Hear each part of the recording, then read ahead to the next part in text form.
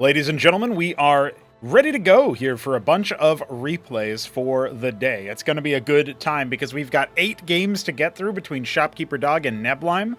I don't know if I'll actually cast all 8. We'll see how we're feeling after maybe the first half, but looking pretty solid, looking pretty good. I like that lineup.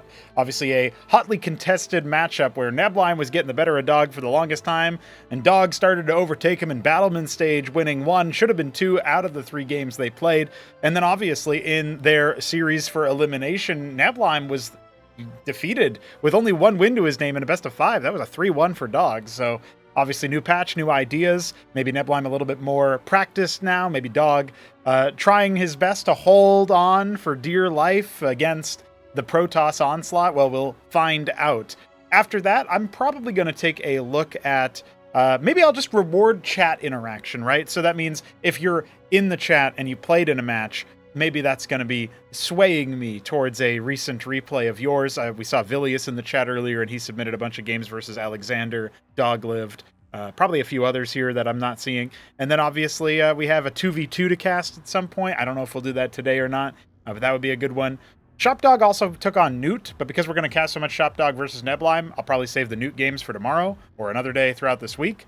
Anyway, hope everybody is having a good time, and oh yeah, look at that. I see Sausage, I see Alexander in the chat. Obviously earlier we saw Biddy B, Shambler, and Maniac Mika, and Luciferius. So welcome everybody. Hope everybody's having a good time. Just as a reminder for these streams, we are sitting here pretty, trying to make sure that this kind of thing can happen all the time. Oh look, Jujik is in the chat as well. A shout out to Jujik, who donated, as well as Alexander. Obviously, you guys are carrying the stream right now, but if anybody wants to send in even just a couple bucks towards the daily goal of $50, the Streamlabs link is in the chat, and of course in the description and in the Twitch panel. So, if you're interested in supporting the stream, you're getting something out of it, feel free to toss a couple bucks my way. All right, lads, I think that's pretty much all we have. Here we go. Neblime in the top left, and Shopkeeper Dog in the bottom right. This is Quasar Quartet, a map by Biddy B. It's a 4-spawn map, and it's an older map that has been refurbished. Oh, we have Sausage observing as well, looks like. And, of course, Neblime in the top left. He is our maroon Protoss. Shopdog in the bottom right is our yellow Terran, and he is actually opening Stockade? All right. That's interesting. Gateway open here for Neblime, so there's no surprises coming regarding Lattice. I know Shopdog was talking a lot about how Lattice openers force Fulcrum to, you know, be in an awkward state in the early stages of the game. I wonder if the Mavericks out of the Stockade, that might be an opportunity for the, like, maybe that's something that you use to anti-air defend, but he's actually going double Stockade, so it looks like he wants to commit to that. Another option is that he's going to save his Vespine for things like the quarry and all of that stuff. So yeah, I think I do think that's a pretty big option there for him. We'll see. He definitely likes his treasury stuff, his Talos meta. And there it is, Gateway into Lattice. So I think this is an opener that Neblime has felt somewhat comfortable with lately, and apparently it's been giving some trouble to Dog. They both scout bottom left first, and it looks like they will end up finding each other second. No surprises there. The Maverick already on the ramp. We'll take a look at the map's layout a little bit more in a moment, but first of all, I just want to say, Shopdog versus Neblime, 8 games. Get a life, nerds. This is about me. Alexander very much is a big man. He's out here trying to swagger around, fighting people like Vilius. And losing to people like Godwheat. Unbelievable. Unbelievable. Scribe summarily executed, but the Mason actually is going to walk in here, and the Lattice was canceled because Bio was scouted, Grand Library put down. We know that this is all about Shopdog going up against Storm. That's what we're going to see here. Now, this is post-Cyprian changes, by the way. Pretty much all of the balance updates are in. There might be 1 or 2 Zerg updates missing, not relevant to this matchup. The Cyprian is out. It has a little bit more HP, a little bit more movement speed, and 1 extra point of damage, and it is a unit that attacks with 2 attacks, so that's 2 extra points of damage, actually. And should end up generally being a little bit easier. It's also one of those things that when you are thinking about the unit's training time, that also got buffed. It got minorly improved in so many different aspects. And it looks like Shopdog is going to be going for that treasury, like we talked about. His Mason's too early otherwise. So there it is. New treasury model will be on display nice and early in this series. We got the Cyprians, we got the Hurricanes. You know, all we're really missing is a new Maverick model here. and I guess a new Mason model, and a new Stockade model, and a new Ministry model. But, let's just focus on the Maverick first. You know what I mean? This Hierophant is going to go ahead and scout ahead. The Drakiden returning, and we do indeed have the Cantavis first, holding for some kind of bio push. I think when you scout the treasury here with this Hierophant, though, it's kind of obvious to Neblime that he shouldn't be expecting some big move out, because Dog is setting up for some kind of, well, I'm guessing there's going to be a quarry here, but some kind of macro transition. And there it is. There's the quarry. That's going to spend down a lot of the Vespene. Anchor on the way towards the front choke, and a Maverick is loose. Looks like that guy actually didn't intend to be sent out, but that's all right. Neblime will take the free kill. The fate of all frauds. Oh, just coward. That's fine, too. Looks like some Ecclesiasts are going to come out. Yeah, Amaranth Ecclesiast with the Storm backup. It's really difficult, actually, for Bio to deal with that, except for if the Harakans can get good connections. So we'll see about that one as two Cyprians enter the anchor. Quarry will finish up pretty soon. Another treasury has already started to mass-produce Taloses. Now, keep in mind, Shopdog is going to be behind, militarily speaking, for some time because of the fact that he's going for mass Talos. And it looks like he's just going to supplement that with Mavericks. This is sort of like mainstay in the early stages of the game. Stave off any big assaults, but Neblime already kind of walled himself into a corner, right? If you think about him going Gate, canceling Lattice, and then Grand Library, and then second Gate, all before Nexus, against what he thought might have been some kind of heavy bio push. This is probably just because Shopdog doesn't usually play bio. So when you see bio, you might think it's a cheese versus Protoss or something like that, some kind of early attack timing, not necessarily a cheese, but you know how it goes. It's one of those things that you have to wonder about, right? So we've got a Covenant add-on coming up as well. This looks like it'll actually be either Eidolon or Savant or some combination thereof for the fact that the Covenant is already coming online. And we are going to end up getting the Taloses harvesting the Geysers.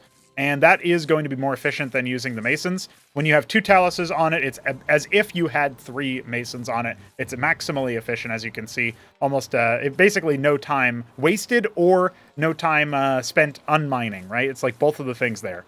So almost perfectly efficient. I think there's like, it might be like the second worker is 99% efficient instead of 100 or something like that. But you guys get the idea.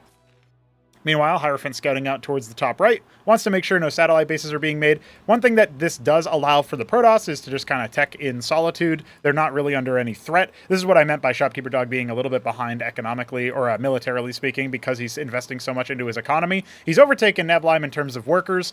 It would take a little bit longer under normal circumstances, though, because obviously Neblime did delay his expansion so much. But now we've got Atreus coming. The Unitary Union, Tier 3, is going to be on the way. And if Neblime wants to sort of spike up towards a very fast, Tier 4 structure like an Ancestral Archives, he can do so. Or if he wants to take a fast third base and just explode production, he can also do that. We'll see which vector he chooses for. Because I think versus Bio, you can get away with a bit more on like the Mass Gateway or Mass Grand Library strategies. I wouldn't hate to see 6-7 rogue galleries pumping Vagrants either versus something like this, because that mid-range is where a lot of the fight is going to be. You don't have to worry about phalanxes splattering everything. I guess if there's enough Cyprians and Savants, you have to worry about the penetration, but that's where you get something on the front line to try to block that. The Hierophant is totally boxed in. Not a sufficient reaction time there from Neblime, which is a bit uncharacteristic. And Natalis just flies over here to start constructing treasury. So on location, you will be able to make the all-important Talos now. That's sort of, I think, basically the Mason count. Let's count Masons, right? So we've got 9 there, 27 Masons, 28 Masons total, it looks like. And then I'm sure that we're fast approaching a point, because that's going to be, so he's got 10 Talos right now, Shopkeeper Dog does, but pretty soon he's going to have more Talos than he has Masons, which is just to go to show you like how fast things swung as soon as the quarry change was in.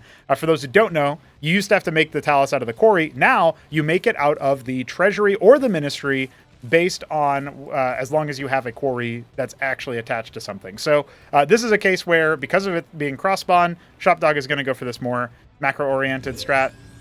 Makes a lot of sense to me. I think he probably would have tried it even if this wasn't cross-spawn, just to see if he could be a bit more defensive in a close spawn situation. Does look like to me that with Shopdog moving around and checking for all of these bases, does he not know where his opponent is? He definitely scouted his opponent earlier. That's when he saw the Grand Library. So he's just making sure there's no base there. I feel like he could have probably scouted with one of his many Taloses. Starting to add Eidolons. That's another add-on rule, right? Is that as soon as you have one Covenant, you can go ahead and make Eidolons out of every stockade, Savants out of every stockade that you want. There is no detection with this army. We have no Star Pad. We have no Shaman because we have no Vestry add-on. So the Witness will be hanging around with impunity unless there's some tricky micro move that Chopdog does. And there is going to be a third base here for Nebulheim. Again, a little bit behind the pace of the Terran. Nebulheim has chosen to go for tech more so than anything else. And he is going to have 2 Unars. So he can try to focus down really high priority targets. The Storms are obviously going to be very helpful versus some of these lower health units, especially the Savants that are rooted in place. But unfortunately, a lot of the front line that Nebulheim took so long to actually build up is already dwarfed. And we're already seeing a big float from the minerals. I do think, again, this is a situation where as Nebulheim, you probably want to just explode gateways or grand libraries. Try to spend down your mineral bank on things like Zealots, Amaranths. You just need something that will soak up some of the attention of the Terran army.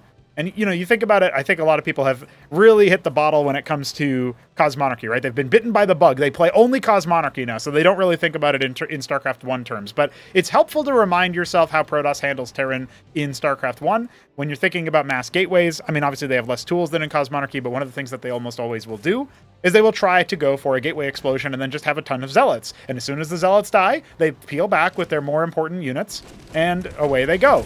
Well, if you don't have the Zealots in the first place, you kind of don't have as much room to do things like Storm, to position your Striders and your Unars and other things like that. It does feel like a situation where, when I look at it, I think to myself, yeah, there's a lot of room here for you to just go ahead and drop down a ton of production. Instead, it looks like 1 unitary union, 1 prostration stage, and 1 expansion, spending down his money on everything else that he can when it comes to the units that he's making, adding another Cantavis, the Witness continuing to dog this army, and figuring out where Shopdog is actually moving around. We did see that it was spotted, that 6 o'clock was taken by Nebulheim earlier. I mean, it was taken by Dog, but it's spotted by Nebulheim. So that's a position that he's aware of. He's probably not aware of 9 o'clock yet, or 3 o'clock yet. Hopefully he doesn't think that this is a 3-base versus 3-base situation. He's taking his 4th, but they're doing that at around the same time, and there's already workers ready to saturate as soon as Shopdog notices. Probably thinking about that Atlas, which is already under construction, and we do have a star pad for that detection. Finally realizing that, yeah, I am going to go ahead and need some kind of response to that. Now, you can see in the production tab, 6 workers are being produced at a time here for Shopdog. He's making a ton of treasuries. He's producing a ton of Talos. That's all well and good. But what about army strength, right? So this treasury is going to go ahead and have to be canceled, I believe. I guess maybe he can swing the Talos in earlier. Yeah, all right. Nebulheim wasn't focusing on it exactly, so that's fine. But this is going to allow Nebulheim to take a more forward position on the map. I would not be surprised if we can see another explosive army fight where the Storms make a humongous difference. Because one thing that is true about Shopdog's army is that, yeah, he's got Mavericks if he wants to stem them or whatever, but he's not really keeping them a separate path. Like, I kind of like this pocket of Anseal Hurakan because it's well, it's a little bit funny looking, but it's also a position that lets you do stuff like migrate around and try to hit some of those high priority targets like the Cantavis. But he's not splitting up his Mavericks to try to stem down those guys. And unfortunately for Nebulheim, he's not even using his Cantavis. He did not get 2 Storms off out of those 2 Cantavis. So there's this one here. Yeah, that's an immediate GG because Nebulheim had one condition for stalling off the army and maybe even just finishing the job immediately. And Shopdog just absolutely exploded in terms of economy. Obviously had a reasonable army, but I don't even really think that army was intended to kill Nebulheim. Obviously, it can be scary, but that's not really what it was meant to do. Nebulheim just did not have enough things. So, a very kind of hands-down victory there for the Terran. Not exactly something I expected to see, because obviously we're talking about a situation where Bio is beating back Protoss, but Nebulheim will adjust. He's a pretty crafty Protoss player, so let's see what happens once we go into the next game.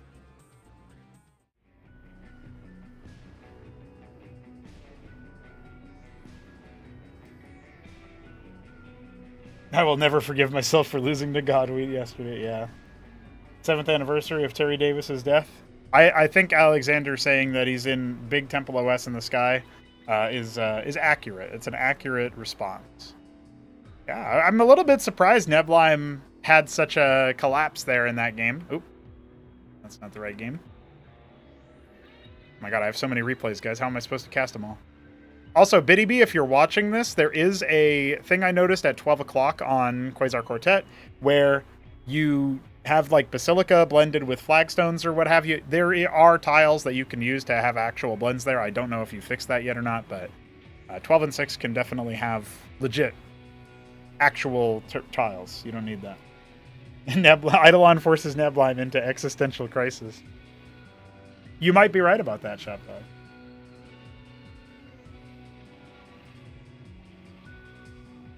Yeah, Terran Bio is definitely something I'm a big fan of. I love seeing Bio. Now, I do think there's a question about, like, is mech unviable now? And I really don't think the answer to that is yes. But if you're trying to do this treasury style, I think you need a cheaper army that still works on a defensive measure.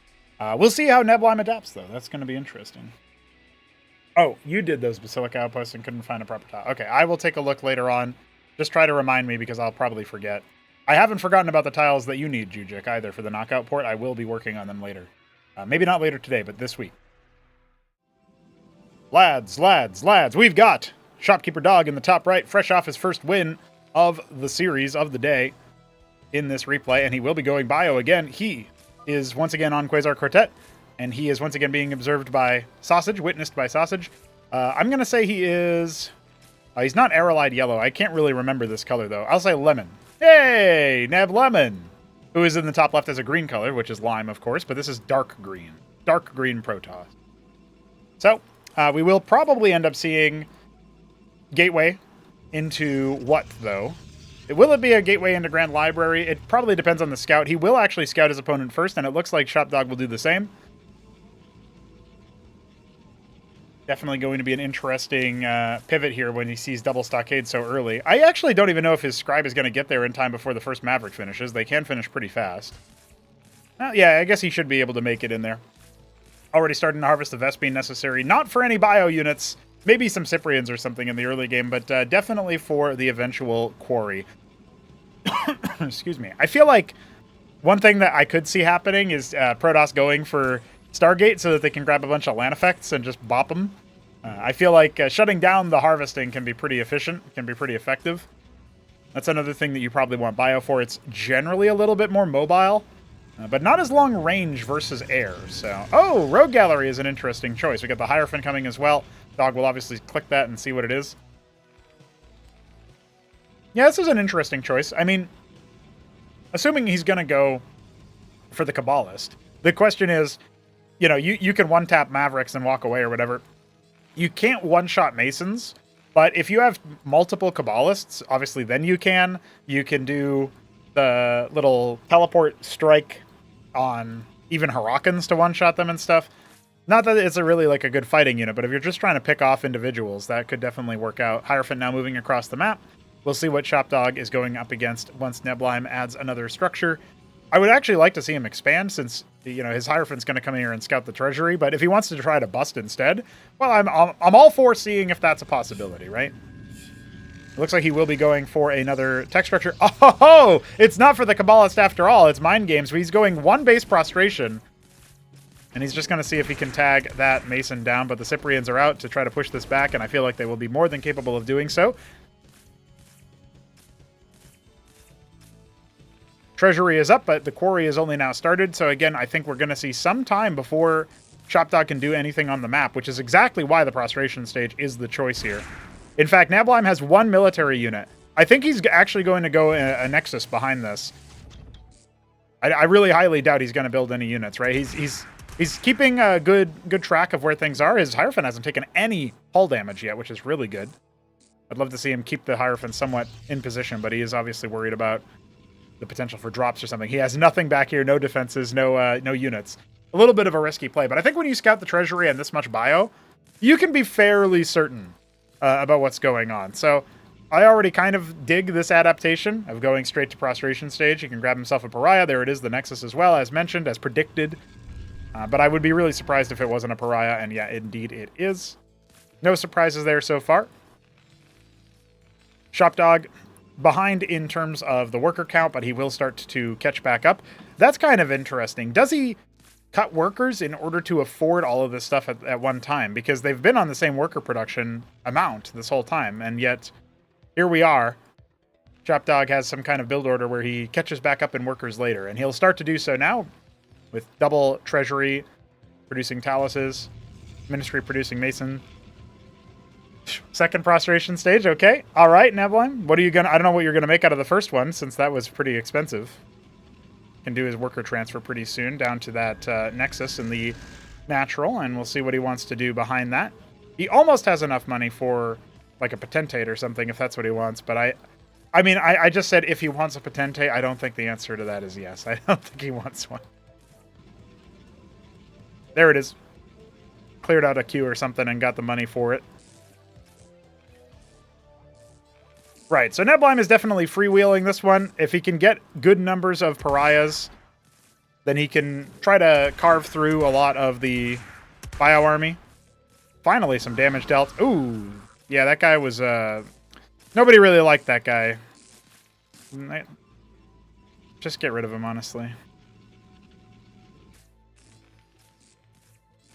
Worker count starting to catch up here for Shopdog. It's actually taking a little bit longer thanks to that secondary Nexus coming online. And now we do legit just have mass pariah being assembled here. No third base in sight. The Hierophant now going to go ahead and confirm nothing at the 3 o'clock position, which is kind of prescient because I'm sure soon Dog will be thinking about sending a Talos over there for a treasury. And the Hierophant can maybe stop that or at the very least scout that as it's coming up. Notably, we have Savants coming out, so if this was straight into Eidolon, I'd rate the Pariahs a lot more. But the Savants can and will take care of the Pariahs in long engagements once they deploy. And we don't have Storm this time around to punish or disincentivize that deployment, right? Instead, we went Rogue Gallery instead of the Grand Library, so the Protoss does feel like it's maybe a little bit flimsy. Obviously, you compare the military counts here in the top right. We got 23 military units for Shopdog, 4 for Neblime, and it's 3 Pariahs and a Hierophant, which is just canvassing the whole bottom. Treasury being installed at the 3 o'clock location. 4th Pariah finishes.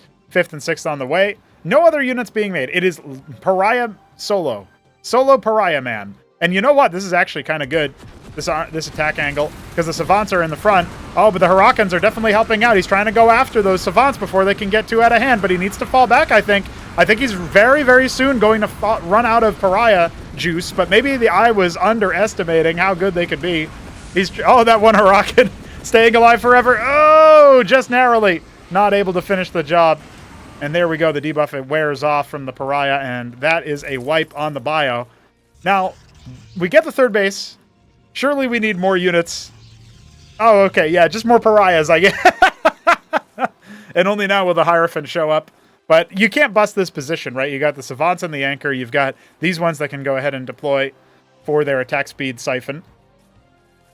When they deploy, they steal attack speed, which lets them fire faster and prevents individual units from firing as fast. That's why I was saying the Pariahs need to get the hell out of there, because there were 2 Savants in the back. But he did pounce on the 2 in the front, which is very, very good. Looks like he's trying to get at that Talos, which is actually going to allow both of them to escape, which is unfortunate. So, easy enough it looks like to get that treasury out of dodge. But shuts down the third base before it can really get set up, and that's good for Neblime's economy. He's actually ahead by 2 workers still. I don't know how he's done that with so many more worker queues for Shopdog. So many Savants being made, 6 Savants at a time out of his 7 stockades, and he's got a star pad on the way for Anseal, no doubt. Okay, so Neblime has reset the bio army as it was moving out, which is obviously very good, and maybe a little bit of an unforced error situation, considering the bio didn't necessarily need to move out at that time, but Shopdog was totally in the dark as to what he had to deal with. Now he's making Savant Huracan, basically. There are a couple of Mavericks mixed in as well, but this is mostly Savant Huracan, which I think is pretty good versus Pariahs, unless they get that kind of, you know, fortuitous timing on the surround and stuff. I actually, and thinking about it a little bit more, I think if you have a different configuration of the position of the armies that clashed in the middle, I think those 4 Pariahs can't just, like, walk right into the enemy the way that these 6 Pariahs are earmarked to. And there's way more Pariahs now. This is going to be a slaughter. Seriously, do not underestimate how fast those attacks can stack up. And with so many more Savants out as well, it's really difficult for the Pariahs to do much of anything, because they immediately get fully debuffed. So, yeah, sure, this Talos is going to get bopped. The treasury will get heckled a little bit. The army has to move on the way down. It looks like Shopdog wants to secure that base. This gives a little bit of time for Neblime to mass up some more units, but we've already seen the Savants outscale the Pariahs. Normally you get Pariahs versus Terran. They go mech, and Pariahs are pretty good versus mech. But Savants? You do not want to keep making Pariahs for that. So there goes the Hierophant. The Brave Warrior finally felled. The one unit besides this Vagrant that isn't a Pariah. It's truly incredible. Pylon will draw some more fire. Yeah, these Harakans can get bopped a little bit by the pariahs, so that's good.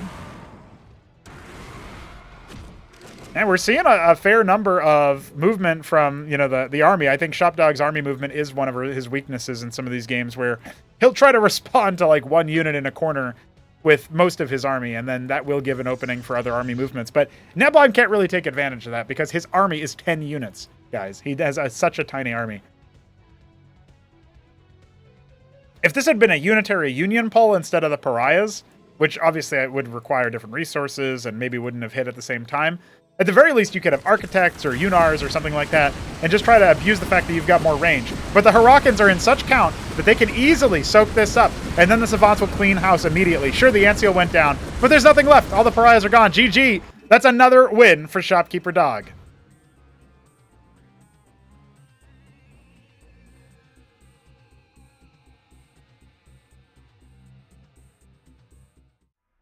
Some wild scenes here where Neblime is not quite figuring out how to beat this bio composition just yet. But you gotta give him another shot. You gotta give him... In fact, we have 8 replays, remember? So we might be here for a while. We'll find out together if he's ever going to be able to finish the job. Oh, and I just realized I haven't been Twitch Gambaing this whole time. So that was the warm-up, guys. I hope that you're ready to Twitch Gamba. We'll go ahead and set that up now. You guys have seen the first 2 games. Do you have faith that Neblime can go ahead and finish the job? Or do you think, like, can he deal with the fact that he is being bodied by Shopkeeper Dog? Or is this just going to be a Dog 8-0 victory? Dog has to win? Yeah, I can believe that. You lose a lot early patch to secure the buffs for later. Yep, I can see that one. I can see that one. All right, guys. We are going straight into Game 3 in this series. The Gamba is up on Twitch. You can vote with your channel points. And soon I'll come up with something else that you can use your channel points on. Suggestions welcome on that front. All right.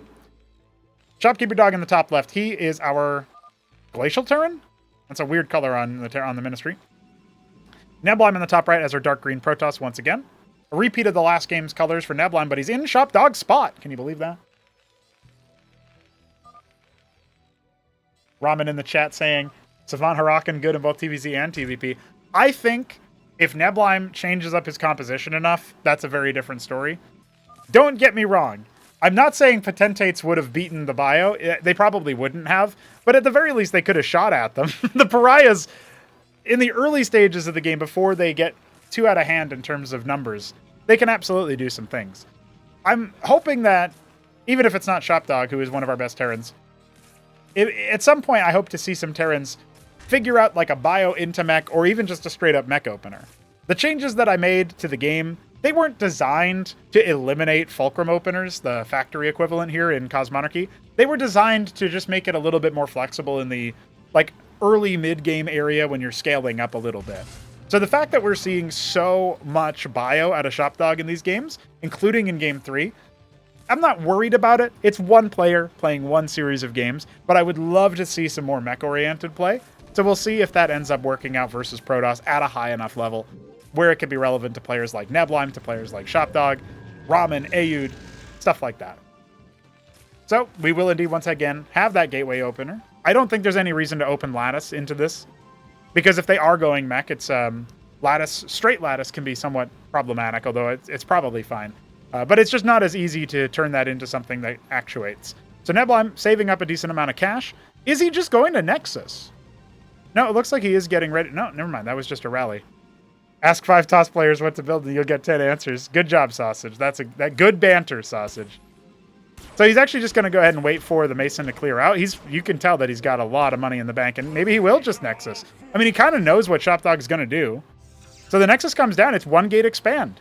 We saw this out of Kasuga as a way to respond to Jakulanski's Zerg. And I guess there's a chance that he will have a hard time holding. This is why I'm bad at P. I lose and I go. Any advice? Yeah. I could predict that one.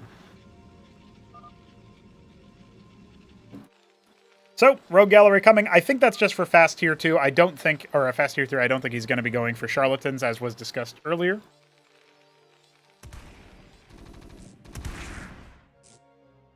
One of the things that I definitely want to see a little bit more of over time is not just the mech play out of Terran like I was talking about earlier, but I would love to see more like hardcore Grand Library stuff. Like, for whatever reason, Neblim seems to want to skip out on tier 2. Like, he went 1 Grand Library in game 1. His Cantavis seemed to be the best performing thing that he had, and then he went Vibrance or Unar or stuff like that, right? I feel like the main thing that I would want to see out of him is just more Cantavis. But he wants to double down on this Prostration stage rush. This time with a little bit more eco to support it, right? He's getting his Nexus fast. Definitely a lot faster than Shopdog has had to deal with before. And the Taluses are already on the way, but at this point we actually have more, slightly more worker production for Neblim for just a little bit longer. And he was already a little bit more ahead on workers, because I do think that Shopdog's build cuts workers, or maybe he just doesn't build them quite as fast as Neblim does, but either way, it's an opportunity.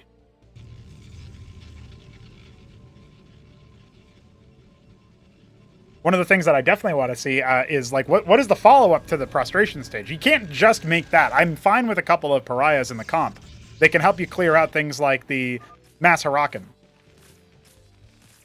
Charlatan Amaranth Architect. That's an interesting set. I could definitely see Charlatan Architect working out really well. The Amaranths are a pretty big deal for even, like, Savants to deal with. Hurakan Savant. They have that shield steal. Obviously, the Savants can reduce their overall efficacy. I thought it was kind of cute that Dog went a little bit of Eidolon in game 1, but a lot of Savants in game 2. He just went straight Savant. He saw that you're just making Pariahs, I'll just make Savants. That's fine. We can mono-comp this out. I think I win. So that's kind of interesting. We do have the second Prostration stage on the way, by the way. So Neblim has an idea that he's going for. Same thing as game 2. Except a little bit more economical, as we said earlier. The Nexus is much faster. I feel like Grand Library is definitely a good move that should be explored more because of the Cantavis. And I think Herald also helps out with engagements in general. It's one of those units that feels like an engagement engine. You put something that you don't care about losing in front of the Herald, it dies, or you even kill it yourself. The Herald then makes that unit give the movement speed vengeance boost that you normally have to let an Ecclesias die, or a Vassal die, or a Servitor die in order to get. So it's a very, very good tool for engaging armies. And versus Bio, you need to be able to engage. Like, Mech gives you options to engage as the Protoss player. Bio is a little bit more even. And it matters, of course, your angle of attack up versus both compositions. But sometimes versus Bio, it matters a lot more. Now, this time it's going to be a lot more Eidolon heavy from Shopdog. He's skipping Savants entirely, which I don't really dislike. I think it makes sense to try out a couple of different styles. Sausage was in the chat in this game saying, like, hey, man, you just got to test all this stuff because some things are a lot different. And fair enough, that's true. But I also think that managing the growth of the Taluses is probably a big deal here for Neblim. I mean, Shopkeeper Dog is trying out the Talus style. I'm sure we're going to get some players that still want to just make a Ministry. It's just a little bit more safe. It's a little bit more sturdy. I can see opportunities for really early game, like sharp abuse tactics here, like Mass Gate or something into the Bio. I mean, you think about what always abused Bio in the past, it was just Mass Dracodon. Maybe you don't need tier 2 at all. But Shopkeeper Dog is going to be going up against a Unitary Union added Protoss. So is that going to be Unars again? I think that's better versus Mech because it's like, it will overkill a lot of Bio units. But Assylians don't suck in the mid-range as long as they can obviously stay alive long enough, but I feel like they're pretty good.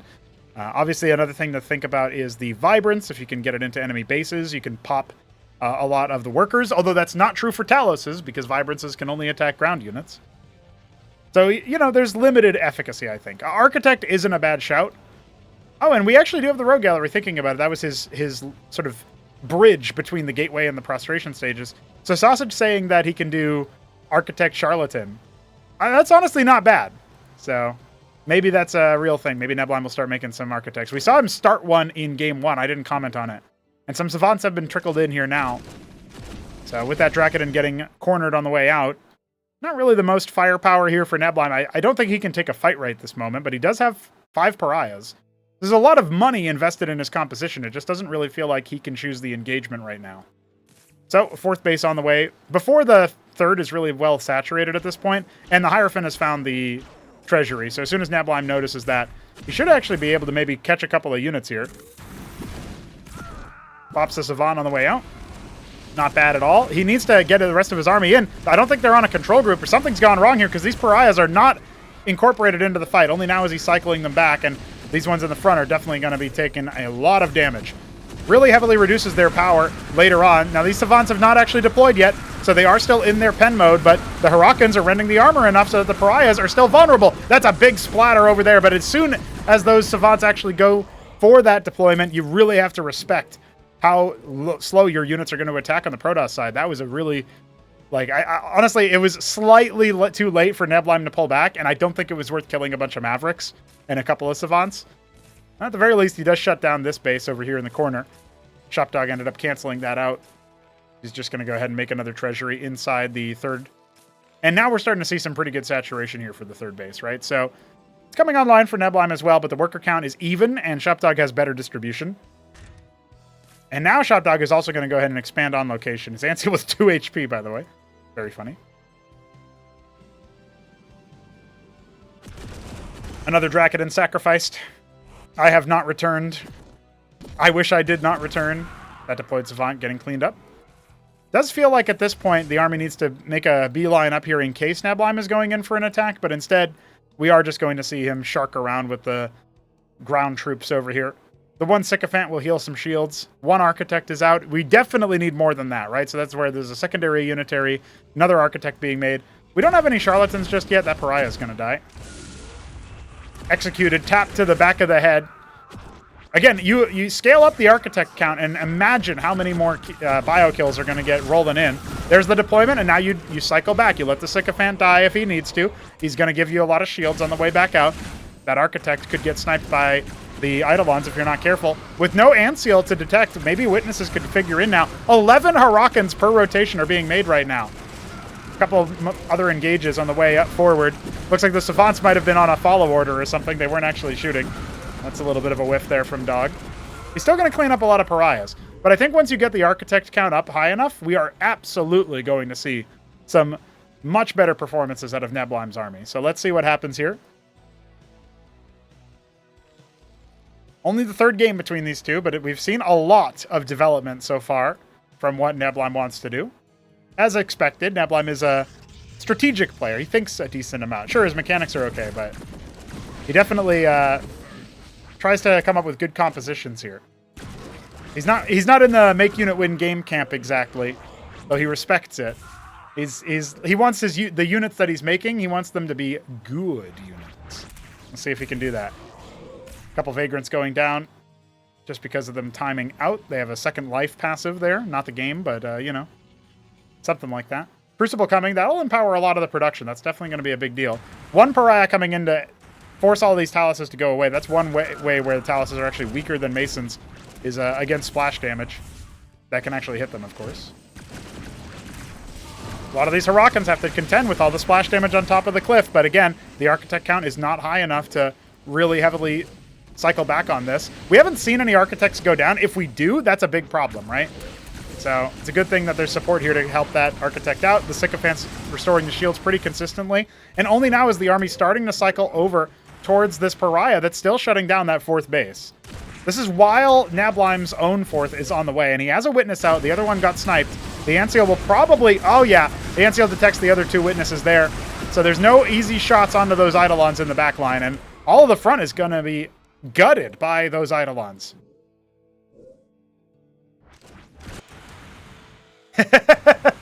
He's finally realized that he can fight those individual targets. He needs to evacuate. If the Architects can't escape, then that's a big problem. The Pariahs will give their lives. As long as the Architects come in, actually, this could be a really big fight for Neblime. A bit of a sleeper move. But it looks like those Eidolons will start to recloak. All the other units are taken care of. So there's 11 Eidolons, 17 Hurricanes, 18, 19. We got a couple more Hurricanes coming. This has actually been a really good management here for Neblime. He's kept all of those Architects alive, and Shopdog hasn't really found the openings to pounce on them. Definitely subdued a little bit by that Pariah in the bottom left. And that's where most of Neblime's army is going. This I'm a little bit worried about. He doesn't have any map control in the middle of the map. Army went down to clear that out. That was one of the reasons why he could even do that engagement. Shopdog overextending with a portion of his army. And now the Witness in the middle of the map spots out that there's a big army coming. So with 5 Eidolons. Oh, no, I mean 5 Architects, rather. This is a big problem. One of the Architects already going down. The melee not able to decloak those Eidolons in time. And the Huracan's obviously soaking up a lot of that pressure. A couple of ranged units will come in to heckle the base. That makes a lot of sense. And now he can use them as a distraction to see if he can't evacuate. Another Architect is up and running. Cillian as well. Oh, man, this is so dangerous with those Eidolons up and still at large. I don't think the Eidolon count isn't so outrageous, but it definitely feels like that Witness needed to be with the army. And somehow threading the needle on the Antseal. It's not an easy task. Ironically, the Antseal might be a legit cause for Potentates, because they can shoot air, and they can do so from a good range. But this Architect cleanup is really, really bad for Nebline. He's got a couple more units moving out and over here trying to intercept some of these reinforcements. This army's going to move into 9 o'clock. It's just showing a little bit of chaos, and maybe he can heckle the workers at the natural, but the Talus's fleet towards that bottom left, and this army has no targets. Oh, it's heartbreaking. You can see the style is here. The idea is here. It's definitely harder than it might look. Oh my god, this army is still here. Shopdog has not actually finished it off. Wild. Meanwhile, Masons are fighting. No, don't let them fight you. The Eidolon's sniping with impunity. Reinforcements coming on in. There's an Asilian. There's many more Architects. Oh, these ones are going to get cleaned up on the ramp, though. Without the Sycophant support, they don't really have the shield sustain in the same way. Oh, finally, maybe they can catch the Antseal. Oh my god, it's just ignoring them with impunity. If he can get some actual Witness support here, that would be a very, very different story. But Shopdog is just pounding out Huracans. His Eidolon count has not really been managed. He's up to towards 30, and the Architect count is not comparable. Oh, he's even getting bopped on the other side with him. His front line collapsing. Eidolon's running him down. Finally, we've got a little bit of a counter with the Charlatans, but that is not going to be nearly enough. And that will wipe out basically the entire army for Nebline. He's got a couple more units here and there, but can't even get one last shot off. 2 Architects back at home. He's got some Pariahs. He's trying his best. He's lost Sycophant production, just making Mass Vagrant. Ancestral Archives now on the way, but I think he's a long way away from having an Uptech done out, guys. I don't know about you, but this does not look too easy.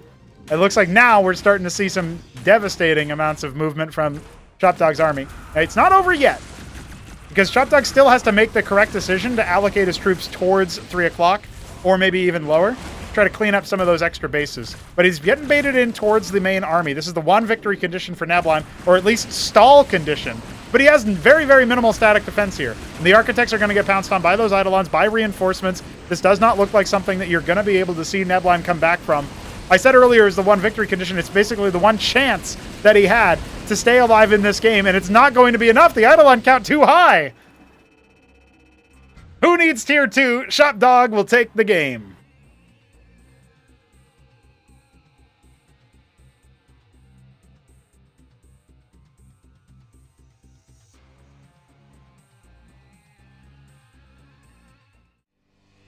All right, all right.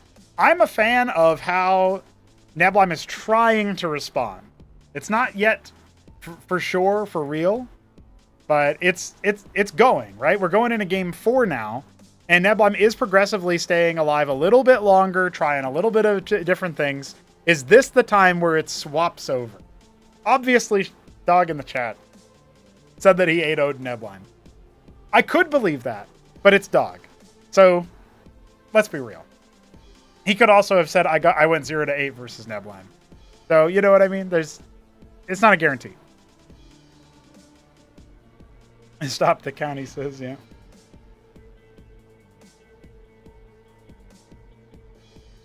Did Atreus get buffed? No, Ramen. People just realized Atreus have a use. I see Arbu's in the chat. What's going on, buddy? Dog is the person who be like. We're all waiting. We're all waiting for the chat message. I didn't win at all. Meanwhile, 8-0.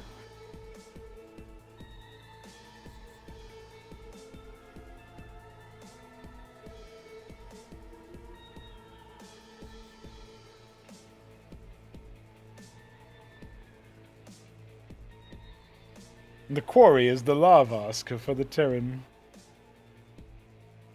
Corey can only work if you can defend the base. Yeah, that's kind of what I was thinking too. Just catching up on chat.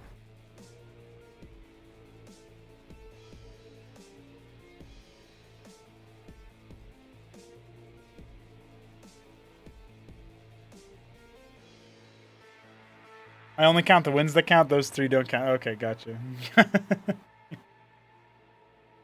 Yeah, I also thought that Acropolis 3 had pretty good Atreus stats, so... pretty good stuff there, pretty good stuff. All right, let's get into our 4th game between these 2 players. Once again on Quasar Quartet. I haven't really commented too much on the map, but I guess we can probably do that in this game. Neblime in the bottom right. He is our neon carrot. Oh, no, it's vivid orange. I was going to say Persian orange, but actually I would have been wrong anyway. Vivid orange Protoss, and Shopdog is the yellow Terran in the top left. I will point out that Neblime, he likes winning. So he is going to try very, very hard to see if he can't figure this one out. Shopdog asking him the classic. Yeah, Neblime could make Grand Library. That's a big indicator for sure, for sure. We'll see how it goes. Just panning over the map, we've got the natural down here. Obviously, you guys have seen that. This is cross spawns just like game 1. So we should be in for a bit of a longer game just based on that. Third base is kind of difficult to defend from the west, but if you're already monitoring the north choke, I think it's a pretty legit option. So nothing too indefensible about it. And then, of course, we have these positions over here, where there's the double gas bases in the Cardinal expansions. I think those are fine. Pretty interesting. It's similar to Blackwater Bastion in the way that it's designed, but obviously the whole center of the map is very different, and there are differences in the expansions. So, very, very different. All right, let's talk a little bit more about this series. But before we even do that, let's remind everybody that, again, I very much appreciate people who are tuning in, checking out Cosmonarchy. It is a good time, especially watching these 2 players, top players, duke it out. I know Neblime has yet to post a dub in the set, but I'm sure that will happen. Maybe not this game. We'll see. We'll see. I'll get the prediction going so you guys can check that one out. And vote yourself with your Twitch channel points. But if you're looking to support the stream, you're looking to support Cosmonarchy, go for the Streamlabs link, streamlabs.com/pronago. It is in the chat. It is in the description box for YouTube and the Twitch panel.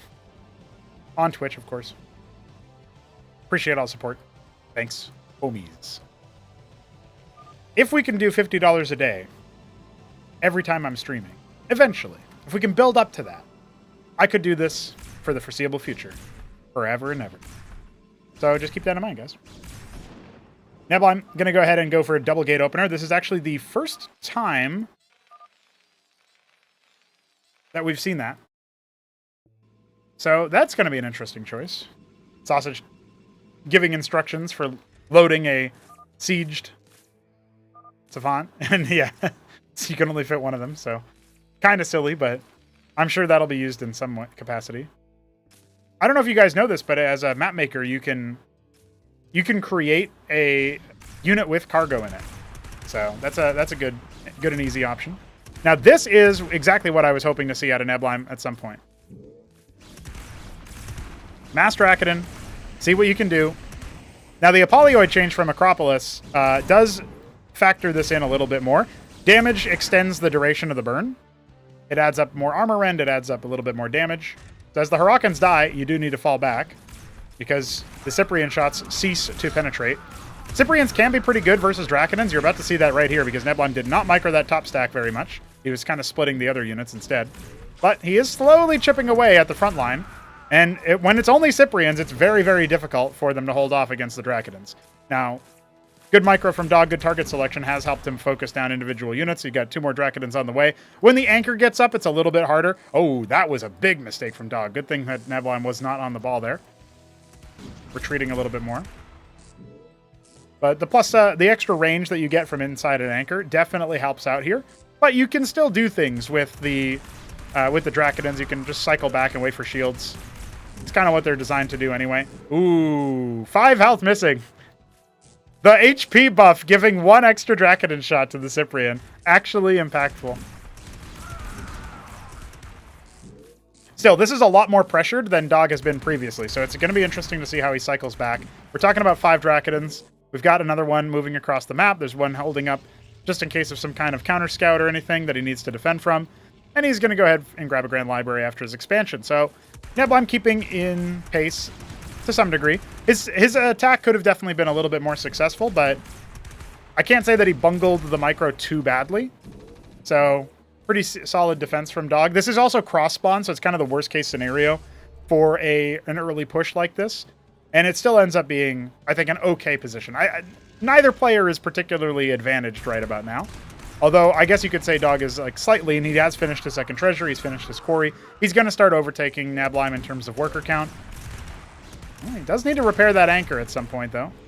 One thing that's a very little known aspect of this, but Talos is repair faster than Masons. So you save money on repairs when you're using a Talos. Obviously, they're also a little bit more efficient as harvesters, so maybe you lose money when you're using Talos for that. Or whatever, maybe one hand washes the other, it ends up being the same thing, but either way, something worth pointing out. Dracodon stack very, very high now.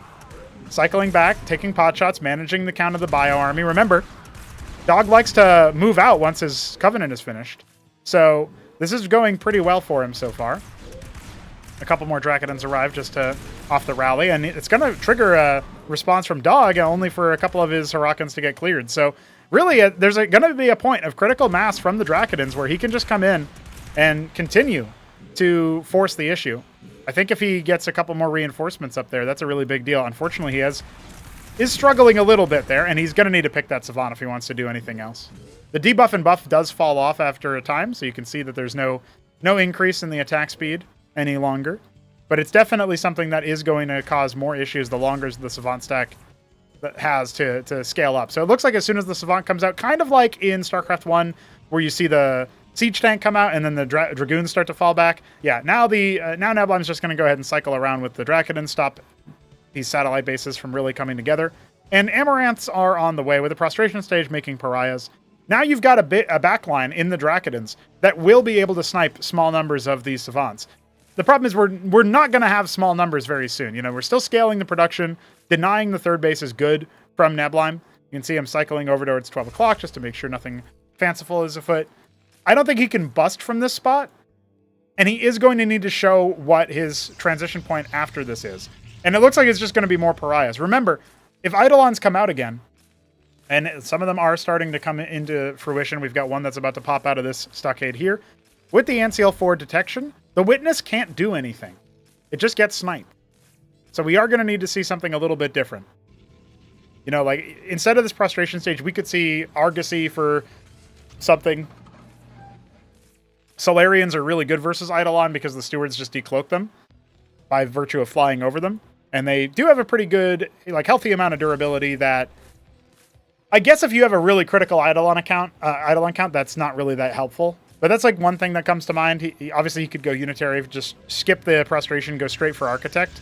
That wouldn't suck either, since we saw how good those were, especially before the Terran army got so explosively out of hand. But I guess maybe Neblim's thinking he has enough of a mid-range fight with the Dracodons that he can take engagements and do things. I'm just not so sure that the answer is yes. Now I'm starting to think that Dog has the advantage again, despite the fact that Neblim has done a lot better in the early game. And I think a big deal is a big reason why is these Prostration stages. The fact that we're still going for Pariah at this point. Neblim clinging to old traditions. Well, he's on patrol for any other satellite bases, but Taluses are starting to rain in over. Nexus nearly finishing up at 3 o'clock, and now we are going to see a little bit of an engagement. The Amaranth coming forward. At some point, Dog might consider just right-clicking that unit to get rid of it, because those frontline units are going to be a big problem. There's the deployment, just in time for the Treasury to come in as well. If he can snipe the Ant Seal, that would definitely help him out, but his embassy isn't even done yet, so Neblim doesn't have a dire need to do that. That's just good to, like, force gas expenditure on units that are not going to be super important for the combat. You can see him cycling forward. He actually hasn't lost any units yet. Just sniping individual Hurricanes. He could go after that Savant, and he will. Does take a little bit more hits than you'd think, and there's a Dracodon going down. But so far, this kind of trade is fine for Neblim. You know that most of his army is in one spot as well. Maybe this is a time where you think about going towards 9 o'clock with some units. And now he'll try to pounce on the Ant Seal. Down it goes. Very good. Leaving clear that Cyprian. Yeah, this is where Shopdog is. You can see his individual army movement is still a little bit whimsical. A little bit, could be a little bit better, to put it one way. Pariahs are starting to threaten. They can only really get the 1 shot or 2 shots maybe before they have to cycle back because of the Savant DPS. And the Eidolon count is also growing at the same time. So this is sort of what I was thinking. If you have like 5 Pariahs, maybe you can do something like that. You can't exactly wrap around here because it does take... It's like Demoloon-esque, where trying to wrap around here is going to take a lot. Again, this base completely undefended. A single Pariah there would definitely work wonders to shut down that base and cut Dog's income. He's floating a little bit, so I'm sure we'll see tier 2 soon or something of the sort, but he's on 4 bases. That's the critical thing, right? And the Nexus is not even close to being done for the 4th base for Nebline. So, again, reasonable army, but definitely needs to stop this kind of base from going up for free. Since his whole army was stationed here the entire time, send 1 or 2 Pariahs, make it significant, but now that he kind of knows, right? Like, Nebline's aware of Dog's weaknesses as a player. He knows that he's going to send most of his units across the map. The only problem right now is that the Savants are gutting his attack speed so massively, and I don't think he's going to be able to do much else as the Hurricanes rejoin. He cleared a lot of Savants. That was very expensive for Dog, but he's not able to shut down the money. The money printer is in full force right about now. Sure, some Hurricanes go down for free, but now the Eidolons are here. You can't fight it anymore. You got to cycle back. Neblime's choice, as he shuts down another base that will force a cancel. Ancestral Archives. Optecton, old reliable. A couple of these Eidolons on the extremities. Definitely cycling a little bit too far forward, but I mean, trade 1 Eidolon for a Pariah. I think he'll be fine with that. Yeah, there is a lot of Terran Bio right now, dwarfing the count of Neblime's forces. And normally, the Protoss has the advantage. They've got the ability to cycle through and get all of what they need. Needs to cycle through it. Yeah, it needs to bop that Ancil. Really, really good for Neblime. Now he can just fall back, and the Witness will continue to decloak things. There's not another Ancil on the way. Dog has so much money. Just kind of dealing with the little heckling that Neblime is doing. All these little army movements all the time. Better APM for Neblime. 2,000 minerals for Dog. We're starting to see his weaknesses getting more and more exposed the more games we see. We'll see if it's enough for Neblime to actually climb together with a victory, because I'd still say he's behind in this position. The worker count's pretty good for both players. Problem right now is, of course, that 4th base only just got saturated when it's been running for a much longer time for Dog. So he's got way more effective units. Still, he ends up queuing a couple of additional structures, adding more stockades, adding more bio, of course. 12 o'clock is also going to be heckled. I think it will stay alive because Neblime has not actually right-clicked it. Reinforcements heading on over towards 9 o'clock. That will also be stuffed. Nexus in the top right. Natural. Not a bad idea, but unfortunately for Neblime, Dog's army is in position. And we see a lot of units being made right now. Crucible to empower things. First up Tecton, about halfway complete. It should be able to get out of there. Good pathing, good base planning. Something that a lot of Protoss players struggle with. Neblime making sure that everybody knows he's not one of them. They're expensive, but engrams would probably be the best choice versus this composition. Try to thin the herd of the Hurricanes.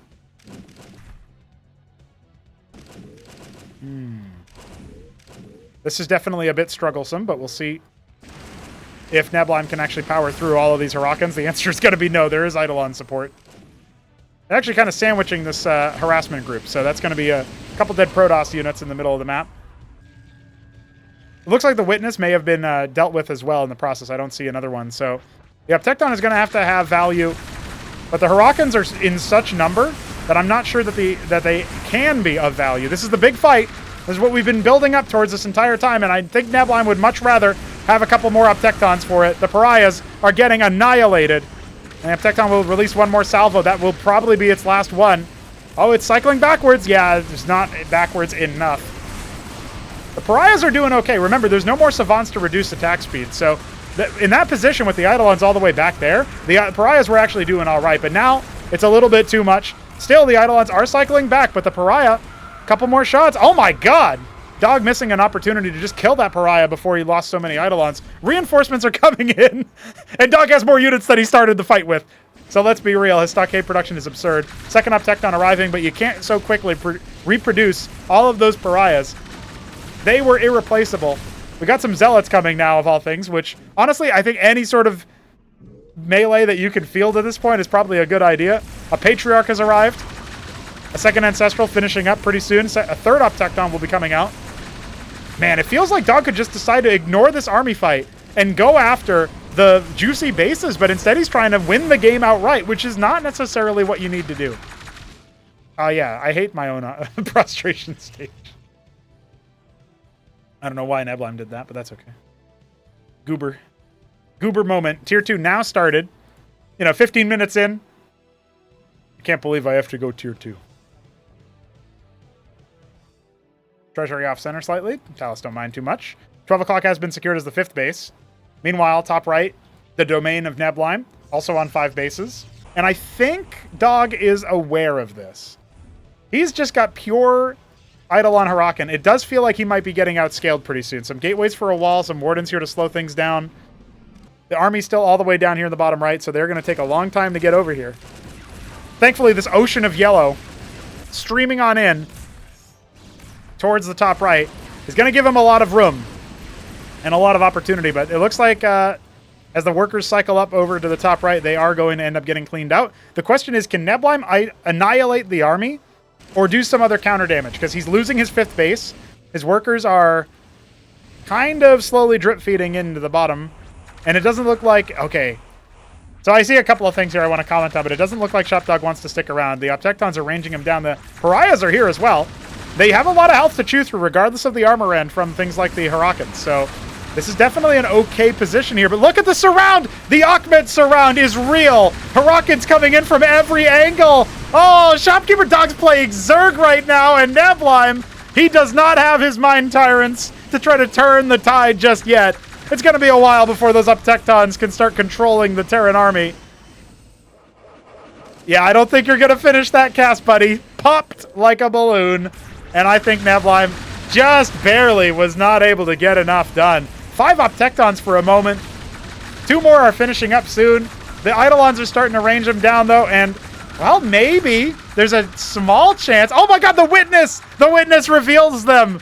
And just like that, the Bio army crumbles. Man, I really thought, and credit to these 2 Draconans, killing so many Masons, so many Taluses, and denying the 6th base this entire time. Top right has been sort of established, but that's not exactly a running base. 6 o'clock being taken by Nebline. More Mind Tyrants on the way. That is cutting into Pariah production. He needs to cycle these Uptectons up to save these ones, it feels like. We still don't have detection for Shopdog. He's transitioning into captaincies. He's adding a Tinkerer's Tower. He wants to get access to those ever-important Strigas and Sirens. If he gets some Strigas out, he will absolutely have a better chance at dealing with things like the Uptectons. Worker transfers spotted towards 6 o'clock. That might clue Dog into where we're going. This is a banger. We're going places, guys. Nexus established at 6 o'clock in just a moment. I love that only now Nebline is thinking, I should probably get some more Vespine. That's so wild. 2 Draconans will finally be dealt with, allowing a treasury to land at the bottom left natural.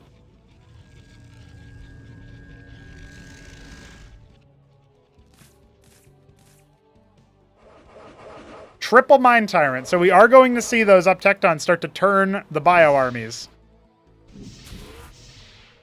Oh no, he casted it on a Draconan. That's not what you wanted. That's alright. He can be a champion too.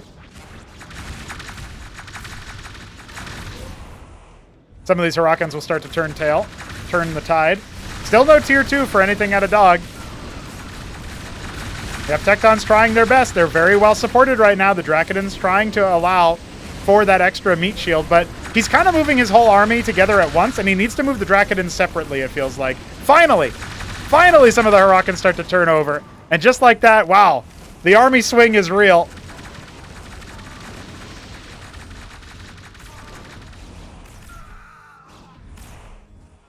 Strigas are only now on the field. They're pretty fast moving. They take a while to go down, but the Uptectons are definitely going to make melee a hard ask. Top right and third being taken by Dog. Coexistence is possible, at least for a moment. You can see him cycling over to the other side. Oh, the Mine Tyrants are kind of loose off to the side. If the Eidolons can pick them, that's a much easier fight. We don't have any air units coming for Dog. His bank is enormous. He could be cycling up to so much more. And Neblim's not being very attentive to his Mine Tyrants. Let's be real right now.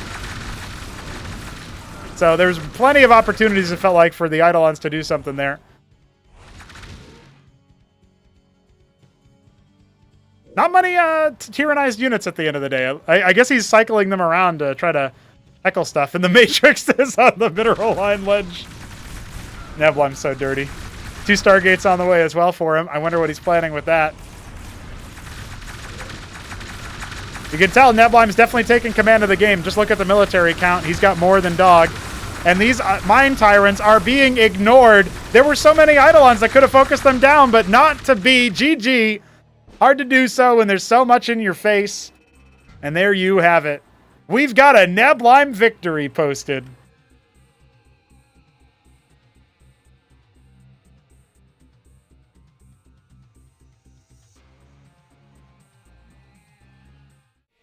All right, it took longer than we thought in the series. But just like that,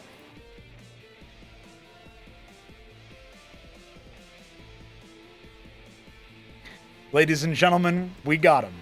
Neblime has landed. He is on the board. Wow, that was only game 4. We got 4 more replays to go, but I'm told that they're a little bit faster ones.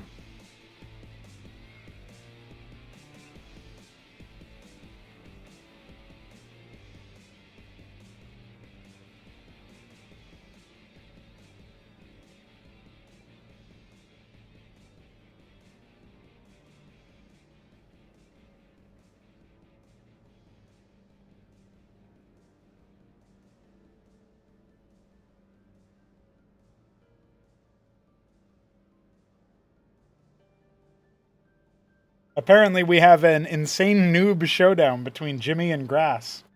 So I'll have to do that a little bit.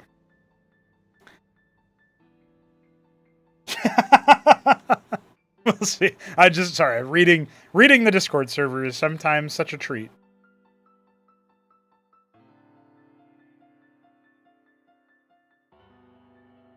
Are you thinking about Sirens, Arbuz? Pulling them away? Yeah. Figured. Alright, yeah, let me catch up on chat before we get into the next game. That was a long one, guys. Hope you guys are enjoying some of these bangers. Crazy Acantor game was awesome. Ramen, were you talking about, I don't even know which one you're talking about. I'm still thinking about Acropolis 2, your showdown versus Neblime on Demolune. That was really good. Cyprian damage buff was definitely helpful early. 75 mineral, 0 gas sip. All right.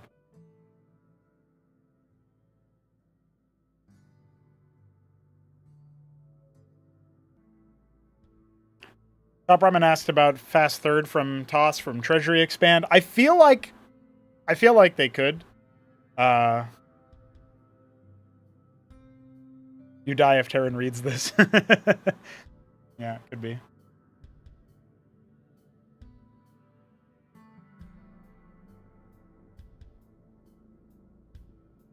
Shopdog also makes a point that, like, kind of the purpose of the fast treasuries are to give you an easier time securing a third base. And if you don't have access to that because you've been, like, stymied elsewhere on the map, then you're going to be in a tougher spot. So we'll see. We'll see. I don't even know if Dog is going to continue doing the same thing. But yeah, that Omega surround in the middle of there was pretty good. Vilius asking about Strigas. They're pretty good. They're very tanky, and they apply the armor rend and burn damage that the Huracan does, but they do much better DPS, and they do splash as well. Okay. I think I'm all caught up. You can never hit up Tecton with Siren. Probably true. You need something to deal with the Tyrant. I think that's really the biggest thing. The Uptectons are whatever. But also, Shopdog did go so heavily into a tier 1 comp that Neblime was struggling to deal with. And sure, it was tier 1.5 with the Eidolon Savant stuff. But Neblime was struggling to deal with it, and he decided, I'll go tier 4 to deal with tier 1. You know what I mean? Like, he should have won at that point.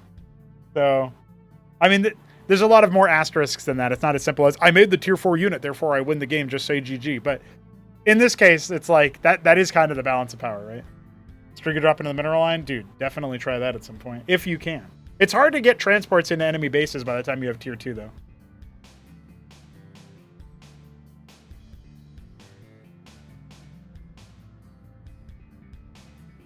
At least from what I've seen. I could be wrong about that. All right. Now that we're all caught up in chat, donate. Let's get into our next game. Game 5 between Neblime and Shopkeeper Dog. We got Dog in the top left as our Periwinkle Terran. Neblime as our... This is probably not Ultramarine, but I'm going to say Ultramarine. It is Ultramarine. Ultramarine Protoss in the bottom left. Well, Arbuz says that Tyrants are hugging up Tectons, and that is true in that last game. That's how Neblime ended up claiming victory. But I will say, he was also very lazy with his Mind Tyrants. They weren't always in the same spot, so the Optectons weren't always even benefiting from the passive. And the Tyrants were also often just running into the enemy army, right? So, you know, they're just added to the same control group, I'm guessing, and then he attacked. Main ramp is huge. Yeah, it's pretty big. I think after this series of games, some adjustments were made to the mineral, like mining formation or something like that. But also, there was like a mineral field blocker added. So that's kind of interesting.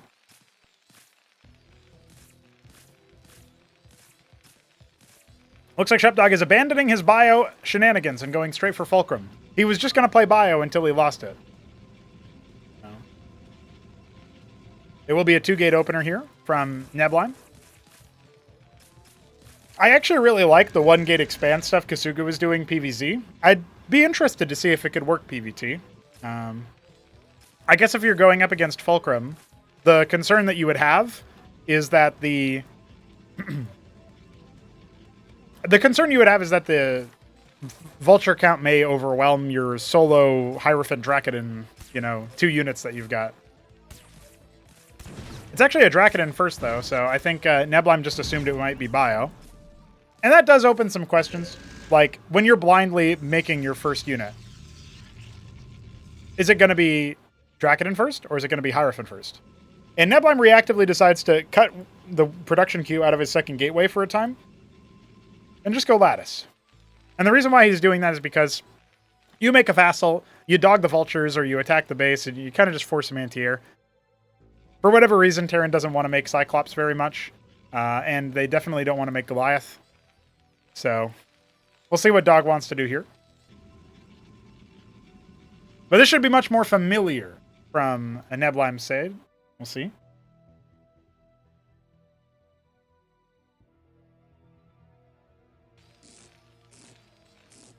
Oh, very fast Palladium. Okay. Skipping the scrapyard for the time being. So it looks like it'll be 4 vultures into basically 2 phalanx timing or something like that, so he can produce as much as he wants to. He's actually going to have a 5th vulture out soon. I wouldn't be surprised if he cuts military production before then. Although he did scout 2-gate. I don't think his Mason was here to see the Lattice. I could be wrong about that. Some good mine laying happening. He's actually just making a couple of vassals. It's not just one for scouting or anything. First mine stun is a go. The vultures are prowling. You gotta watch out for them. Especially if they catch you on a stun before the fight even begins. And there are still mines left in these vultures. Yep, he's actually going to go ahead and cycle through just to see what's going on. Dives forward. Spreads his damage a little bit. And yeah, that was a much less advisable option there. So his vultures are already dead. Making 2 phalanx. Leveraging the power of the Palladium. And it looks like Dog will go for a Ministry. No, it's actually going to be a Treasury. He saves a little bit of money for more units after. He keys up some vultures. The mines are just going to slow this push from Neblime, if it even is a push. And it looks like he's actually... Is he going Barghest with this Rogue Gallery? This is kind of cheeky.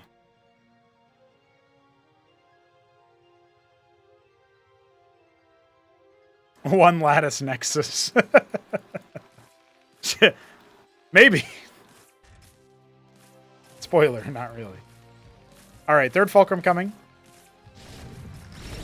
Good mine connections, good phalanx shots. Those are some dead-ass striders. And the one Hierophant that's left alive is also very low, so about half HP. That's not bad. It is a Barghest.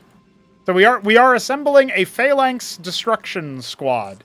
4 Barghests, infinite vassals.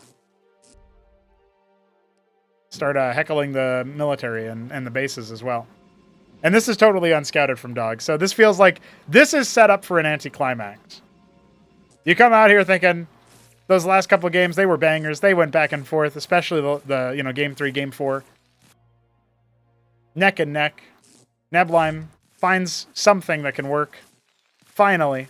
Dog changes his strat up to something that features 0 anti-air, doesn't scout, and then air units are going to fly in and he's dead. He can't make watchdogs underneath this cloud, so he is going to need to lose a lot of workers, maybe a lot of military units like these phalanx, while he builds anti-air reactively, if he doesn't start doing it right now. So, oh, 1 Goliath. 1 Goliath begins. The anti-air will... The air units will be able to beat 1 Goliath. So hopefully he's going to have like 2 or 3. Yep, he's making the second one. Okay, I'm not as worried as now. Like, he'll probably still take damage. But he shouldn't be too far behind. Remember, he's got the Taluses as well, so... Here comes the air cloud, as the first Goliath is about to pop out. Second Goliath will be done soon. Oh, I don't really like that it's so far forward. He's going to try to cycle it back, but he has nothing to repair it with. Taluses are available, but... Yeesh. And he's not making any... Like, he's not making any units out of these Fulcrums reactively. This is where you need, like, a bunch of Cyclops just to splash him down. Instead, the Palladium is going to go down. Talus is scrambling to try to repair. He has no other anti-air, guys. This is what... This is a problem. This is definitely a problem. That's an expensive add-on to lose. Where are the other Taluses? He doesn't have any. Goodbye.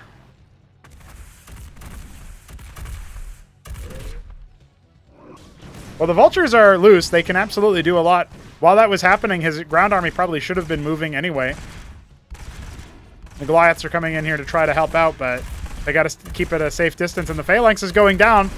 Well, actually, one of them stays alive on very low HP. He's trying to focus down the Goliaths, but doing a good job here is Dog. He's recognizing that the big threat is the vassal count, actually. And now we've got idols being made, which is, I guess, okay. I would actually prefer manifolds here. I guess they're all right versus vultures. Oh, he actually calls G. I don't know if he was... I guess he felt like he couldn't win the fight. I'd go for the fight and then say GG. All right. Too bad. Too bad. Dog, not willing to give it a go. There's definitely things that could have gone better there. I think as soon as the air units show up in your base, you move out with all your vultures and your phalanx. That's the first thing. Sort of a game theoretic thing. But Neblime takes the game. So a little bit more even now. Okay, okay. I did not start the Gamba, as I should have, so we'll fix that for this next game.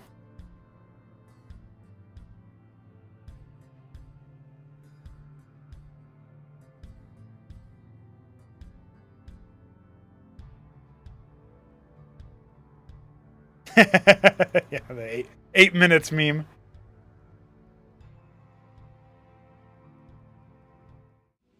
All right, lads. Neblime versus Shopkeeper Dog. Neblime is rocking out here in the top right. He is our orange Protoss. Dog is the yellow Terran in the bottom right.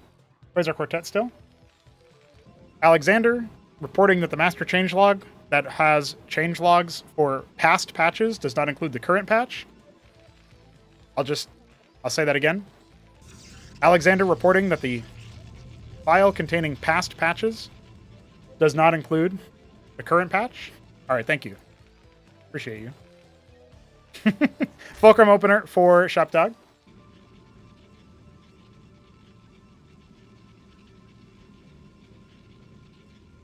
Hey, I wouldn't say you're dumb. I'd just say, what's that old saying for programming circles? Read the fucking manual, RTFM, right?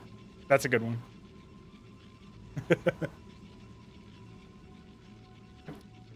So, Neblime now being a little bit more cautious, I think.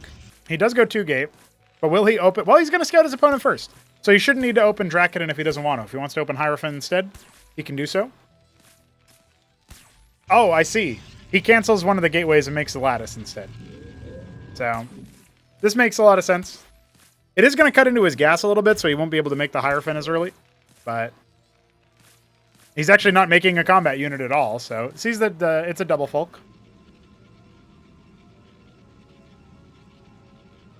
Looks like Dog is... Yeah, okay, he's going to scout fast. This is what you do. Your opponent scouted you really quickly.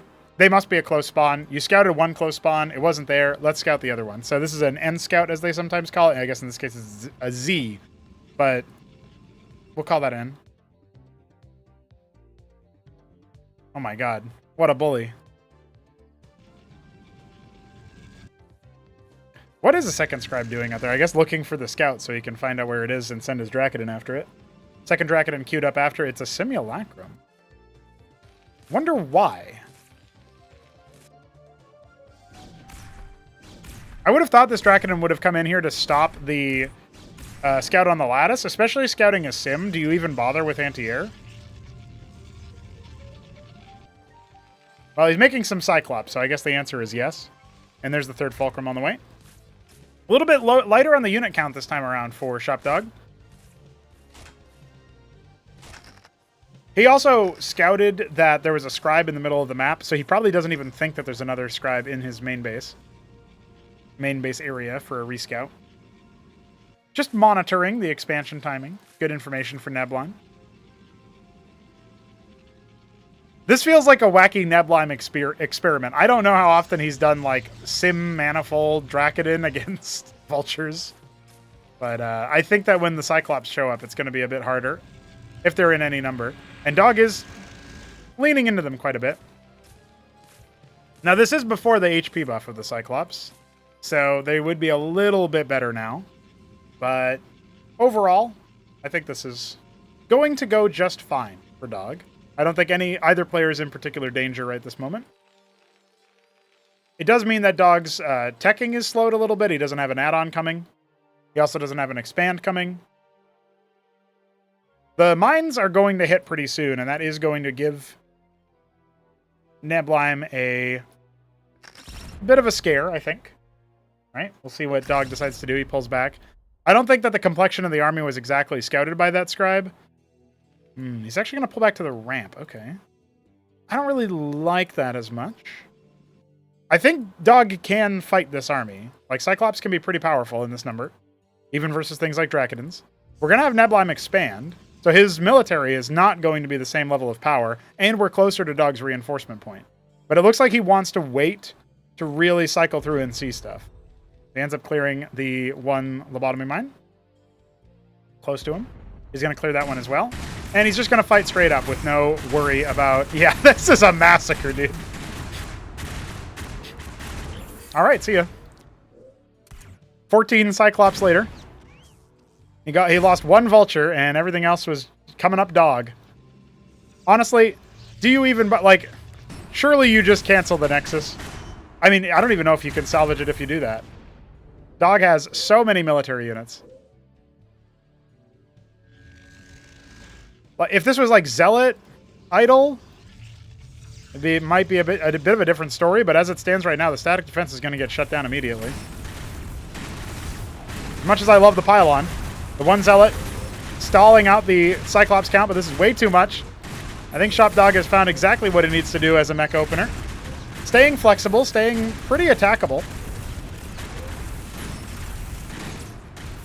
You can see the cycle back, trying to let the splash damage do its work on the enemy, but I don't know if it's going to be quite enough for Nebline. Now, these Cyclops are busy attacking the Nexus instead of the army, so this is helping out a little bit.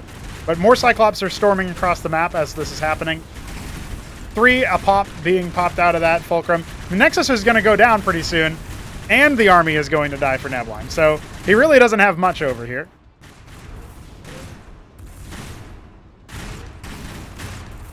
And this is despite a lot of walking into the zone explosions, so... Reinforcements just kind of idling right now. Workers are going to be up next if Nebline isn't careful. Almost lost a lattice. I mean, the damage distribution from Shopdog's units has not been good. Yeah, GG has to be called. We don't even get to see all of those workers get massacred, and Shopdog takes the game. If this were a best of 7, he would have well and truly won by now. But we can tell here That is not it. Somebody got some payout from the Shop Dog prediction. Good job, good job.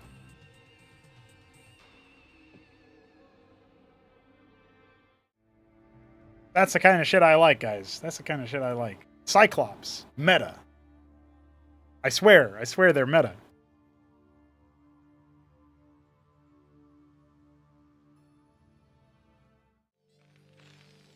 All right, new Gamba up. Neblime in the bottom left is our dark green Protoss. Shop Dog in the top left as our... Oh, man, this is such a hard color. So let's think about it. We know it's not Vivid Orange. It's probably not Persian Orange. I'm going to say Tomato. Oh, it was Coral. I guess Tomato's a little bit deeper than that. The Coral Terran in the top left looks like he will be going for a Fulcrum opening yet again, judging by the Vespine. Oh, shit. Other people got a bet then. Oh, yeah, shout out to the coffee page.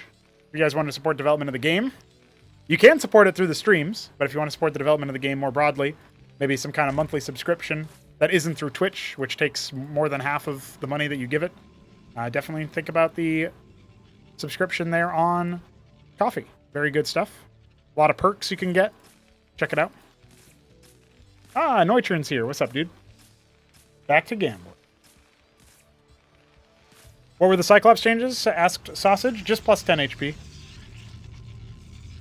Zealot Idol gets eviscerated as well. You need to deal with this. Well, maybe in that number, Arbus. I would believe that once you get to a point where you have like 20 plus Cyclops, that's definitely pretty difficult.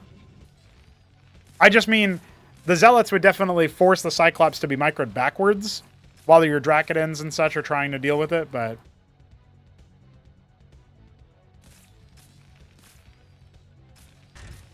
We'll see. I think that kind of build is going to be pretty scary. Definitely going to emphasize scouting a little bit more.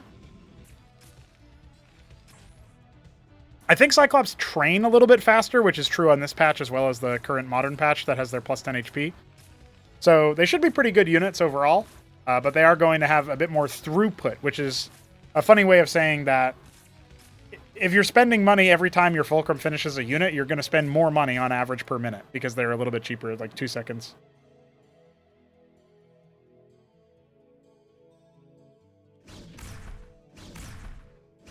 Mason is going to get cleaned up by the Dracoden pretty easily. 2-gate, not yet revealed. Didn't quite get up the ramp, I think. Maybe he saw one. Hard to say.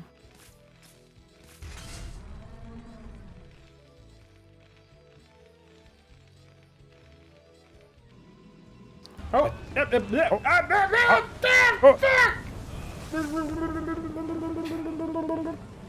Holy shit. 3 times 11 threes. That's almost 12 3s. That is. That's a lot of threes, brother. Thank you for the $33. Sitting out, he's rocking out here buying me, as it says on the stream, G Fuel. I should update that to gamer subs because that's what I get now. But he's out here buying me some caffeine for real. For real, for real. Appreciate you, homie.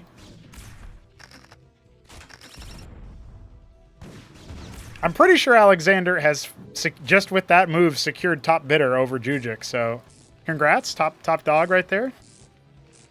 Last week, Jujic sent in 50 and then either 10 or 20. I actually can't remember what his second donation was. I think it was 10. Sorry if I'm getting that wrong, buddy. But Alexander did 66 and then another 9 or something. I guess he was already top biller then. Never mind. But he's cemented his place as top biller. Appreciate you, brother man. Yes, that was the weird sounds I was making. Were not live. Those were pre-recorded weird sounds that I make when people donate that amount of money. Or I think you can pick which one. I should add a lot more probably, but you know how it goes. There should be like, if you donate between $3 and $10, then it should be a certain set of sounds you can pick from, and then the higher you donate, the more ridiculous sounds you can pick, right? So that's pretty solid. That's pretty solid. Just like that, we're more than halfway towards our goal of $50 before the end of the stream. So big ups there. Appreciate you. Now, Shopdog has decided and pushed forward with 6 Vultures. He's got 2 Phalanx pushing on through as well. And we do have 5 Dracodens, 4 Zealots. I think this army is going to be okay, but you got to watch out because the phalanxes are obviously going to make this a problem. There's plenty of mines here to be laid, but Dog probably wants to inch a little bit closer. And I love the forward warden. It's like a little bit of a delay tactic. Is it going to matter? I guess we're about to find out. The Hierophant slowing down one of those. Splash damage. Oh, good targeting. Well, no, I thought it was good targeting, but Dog, you've targeted the warden, which is not going to finish in time to really help out. Now, 2 Goliaths have showed up as well. The phalanxes are going to get cut down here pretty shortly. You can see them going after those very, very important Strider units in the back, and the Zealots are just reigning supreme in the meanwhile. That'll be finishing off the Striders. It's like they're trading down their most important units right now. Big stun, big stun. Suddenly, I think it turns over in favor of Dog, but remember, one of these phalanxes is one Zealot hit away from death, and the other one's going to get cleaned up much quicker than you'd like if you were on the Terran side. Maybe the Vultures can clean up those Zealots, but Dog has to spend his money. Dog has to do other things, adding a 3rd Fulcrum. He went for double treasury with a quarry behind his military push. So comparatively, I'd say Neblan is a little bit ahead. He's up 6 workers, so more than a little bit, and he's going Stargate. That's one of the reasons why he was trying to single out those Goliaths. Is that something Dog reads? Because he's only making Vultures. Doesn't really have the anti-air that I think he's going to need in a moment. Adding a Phalanx to the production queue. A little bit of floated money here. Would love to see a little bit more from him. He's going to have his hands full clearing out these gateway units, though. I understand why he'd be worried. The Gladius shows up and he can start wreaking havoc on the worker line if he wants to. Instead, he's just going to try to go after the Vultures. And GG is called. The Stargate play a little bit too much as Neblan secures another win. We could end up 4 for 4 by the end of this series, guys. That's a legitimate possibility. $33 for Pro doing a Crow impression. I will say I did a pretty nice Crow impression back in the day. Congrats to whoever voted Neblime in the prediction. You just won money. And by money, I mean Twitch points.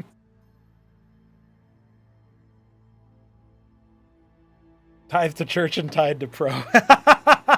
Yeah, the Cosmonarchy tax. I love that. That's very good.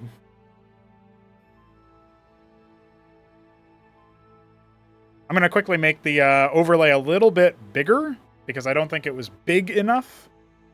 I thought it would be a bit bigger, but they took away the easy tools to preview those for some reason. I haven't been able to find it yet. All right, we've got one more game to cast between these two players, and then we move on. I mean, Alexander donated to me, you know? I need to cast his games versus Vilius now. That's what the tithe is for. I feel like you could do a funny pun. But it's probably only funny to me because I used to mispronounce tithe as teeth. And I feel like you could do like a funny like chapter of a book or map in a campaign and it's called Tithing Pains. You know what I mean? like a baby. Alrighty. Let's do it. Last game between Neblime and Shopkeeper Dog coming at you. Game 8 between Shopkeeper Dog and Neblime. Dog is in the bottom right as our Alice Blue Terran, and Neblime in the top left. Now rocking yellow like a lemon. He is our Protoss player. One game to decide them all. Will Shop Dog end this 5-3, or will Neblime score a tie game? One thing that's definitely obvious to me is that scouting is a really big, important thing. And if you're not scouting, you're probably just kind of gambling a little bit. And, you know, you can gamble on twitch.tv/Pronogo and vote on who you think is going to win this game. You've got like 10 seconds to do so as I'm speaking this, so you're probably going to miss it. But big ups there. I do think overall that the way that the gamble goes so far is like you probably want a safe-ish build that is maybe weak to one or two things that are highly specific and unlikely, but pretty good versus others and has like a same gamble chance to just outright give you a huge advantage. So there's a couple of things that come to mind there. As people get much better as the meta kind of settles and people get much better at scouting, that's definitely going to be a thing of the past, but it'll be interesting to see. Gate Lattice. The other thing, too, is that I think people are going to have to play Gate Lattice versus Bio openers that Dog was doing at the beginning of this series and see how they can transition out of there. Like, do they make idols? Do they just kind of abandon the Lattice pretty early on once they scout its Bio? Those kinds of things. Because 4 spawn maps, 3 spawn maps, they're not going anywhere. You're going to see those kinds of things in tournaments and stuff. So, obviously, you got a scout that depreciates some of the minerals that you've got. You need to scout just to see what your opponent's doing, but also where they are, so it takes longer. And oftentimes you won't get your worker back, just like what happened there. So you do have meaningfully less units. But in the same way, if you decide to go 2-gate or 1-gate expand, and it's not mech, it's bio, how do you respond to that? What do you do there? Unfortunately, Dog is going to lose one of his mines to the scribe. I think you're happy with that scout. You end up getting pretty close to the ramp. I don't think you see the fulcrum count. Vision can be a little bit tricky on ramps, but not as tricky as StarCraft 1 because these are actual like tiles that we've made. That most of the time it's Dark and Fantasy's making these tiles. Me kind of like extending them or whatever so that they tile smoothly or are on different tile types and things like that. But yeah, right about now, it looks like it's going to be a Cyclops build. 3 Folk Cyclops. Wasn't a good opportunity so far for Neblime. Didn't work out super well. I actually really like that Shopdog dove to get a little bit more damage dealt to the Sim. Oh, but unfortunately he's going to get all of his Vultures stunned. That's kind of his like front line for the comp, and also some nice steady damage that he could have had. But now when he splits the Sim, it's going to have progressively less and less health, so it's not really a big deal right now. But he scouts the Cyclops. That's really important. We got a Vassal coming as well. You can kind of fly the Vassal over the Cyclops and create like a delayed paintbrush of damage that deals friendly fire. I will say one of the things I thought about to mediate how powerful Cyclops can be as tools for your enemy was to make the friendly splash that they deal like damage half compared to the main one. I don't really like that kind of rule in general. Like I know in Counter-Strike, for example, team damage is like half as much as it would be otherwise, or a third or whatever it is. But I personally feel like I'd prefer to just make it so that the Cyclops, like, you got to learn how to use the Cyclops properly. You got to micro it. You got to move the units. Got to push the buttons. I think that's better. That's more interesting. So there is a Nexus nearly complete here for Neblime, and he's already starting a distance mine. Treasury going down at the same time for Shopdog. If he loses this army, it's definitely going to be a tough spot for him. He erases the first Sim immediately, but there is a Warden up and a Matrix after that. So this is actually a really, really dire situation. The Vulture not contributing to the DPS. He still clears the Warden. So that's most of the DPS from the static D. And Shopdog coming in with some more Cyclops in the process. So he wants to keep the pressure going. The one Vassal is heckling his Fulcrums. He's going to check that and then deal with that over time. Drakken's trying to make the picks that they can, but I think actually Neblime didn't intend for those Drakken's to move forward, and he's going to lose 2 of them. That's wild. Trying to reset his Warden. He wanted it there for a reason. Now it's going to get heckled again. Sims are starting to spread a little bit more often, but again, they're so wounded, and the Warden is going to get fully killed without a cancel. A lot of lost money. Now, Grand Libraries are being made. You get 1 Amaranth on these guys, it's going to be a while, but it's a Cantavis instead. I remember when Blackjacks were obviously a lot more common. We haven't seen them show up just yet in the meta in these series, but Shopdog did play a couple series against Protoss who went Cantavis, and you know that was obviously a really big deal. Now the workers are going to get pulled here. The Matrix does get collapsed upon. It's a lot of Sims that are actually going to split, and maybe even cause problems for Neblime's retreat as he sets up another Matrix. His Warden will finish soon. Scribe's just body blocking. He's still up in workers, so this is okay for Neblime so far. The Cyclops count is very, very high. There's the Storm. Definitely working out for Neblime to really heavily reduce the HP on those Cyclops. They are so brittle right now. 2 fresh ones coming, but the Idol, there's another Cantavis Storm, and he's trying to dive onto the Cantavis, but it's way less direct damage than you're really hoping for. These are not Vultures. He's actually making 3 Vultures right now, and he still has no Quarry. That's actually a really big deal right now because there's no way to spike up in workers the same way that this Nexus is. So I'd say advantage Neblime right now. You guys might have thought, oh, he's barely holding on, but if he holds, he's in a really good spot, especially that we've got Atreus coming out. Forget about Amaranths. If you just want to take the damage, soak it up, survive it, and put down a lot of DPS towards the enemy. Well, the Quarry is coming. We got some Vultures. Maybe try to lay some mines, maybe bide your time, adding another Treasury. It will be some time before Dog can catch up in workers, that's for sure.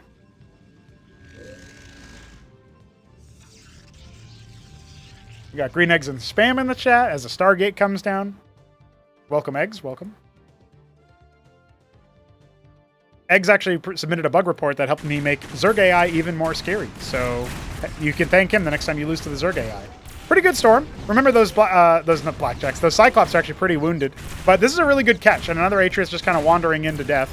It's kind of frontlining, so the Cyclops actually will deal some friendly splash. But that was a much better fight for Dog than maybe what we expected to happen. And thinning the herd like that means that it's going to take longer for that Stargate to affect any sort of big change, big swing in favor of Nebelheim. So I think we're kind of down to a more even space. Or at least we will be soon, because we do have access to more Talos. You still want to make Masons, even though your Ministry can make Talos, by the way, because the Taloses take longer to make than the Masons. And right now you just want to catch back up economically.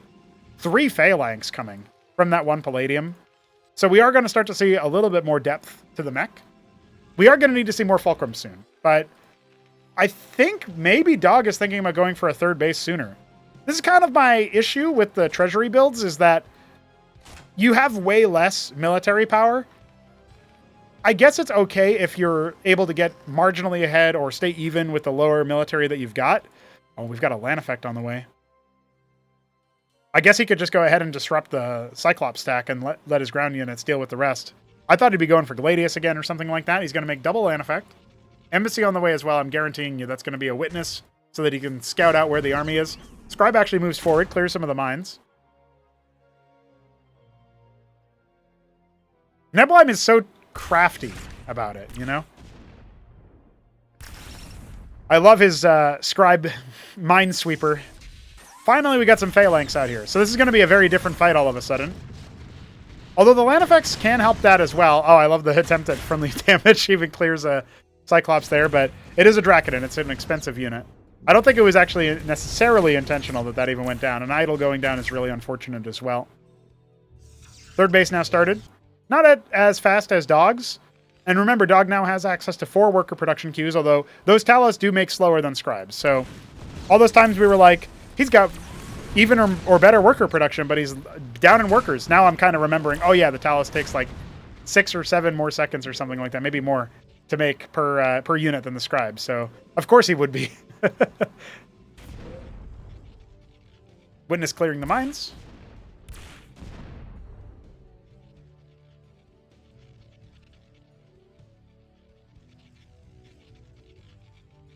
Nexus about halfway complete. More Phalanxes on the way.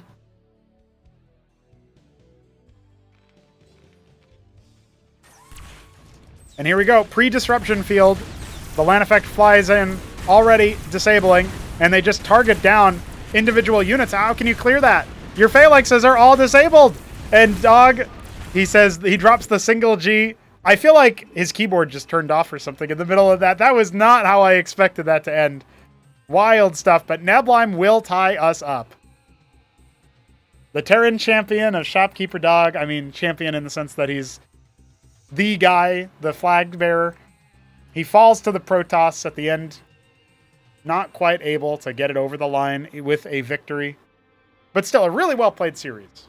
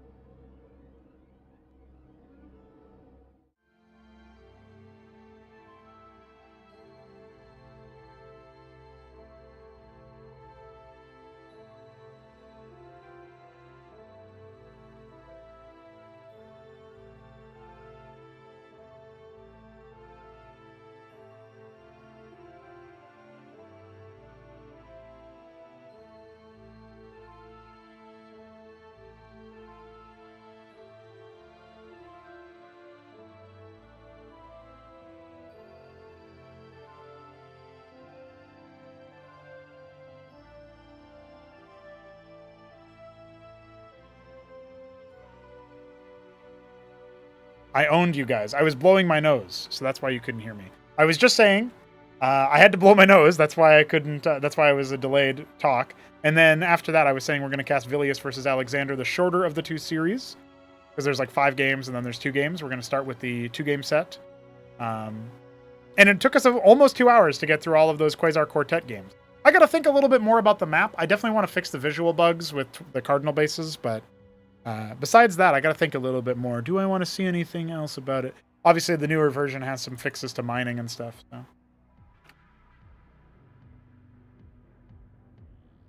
So we just saw some TVP. We're going to see some TVZ now.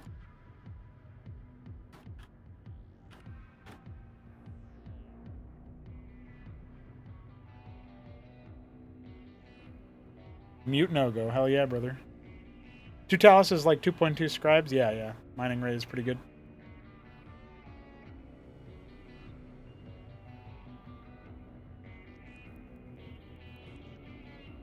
All right, I got to get the prediction going here as well.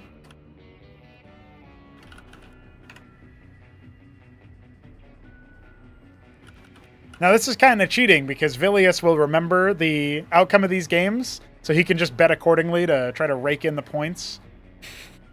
Don't bet on your own games. That's my rule. That's my thought process. If I know who I wins, can I vote? See? Look at this guy. Look at this guy already asking about that.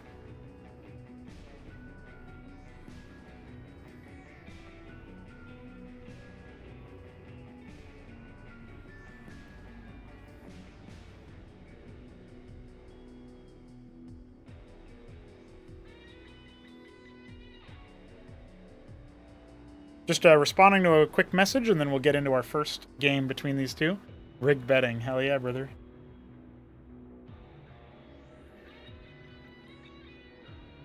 I'm definitely, I'm looking forward to these games. This is going to be a very different vibe because we're going from like the upper class of players to somewhere around class 3, class 4 area. So it's like going from casting like A, S rank stuff, I guess probably A rank stuff, to like C or D, maybe. I don't really know how. Like, I've seen people in F rank have actual build orders, and then they probably just like rage quit a bunch of games to give themselves F rank so they can be smurfing. You know what I mean? In StarCraft 1, StarCraft Remastered ladder.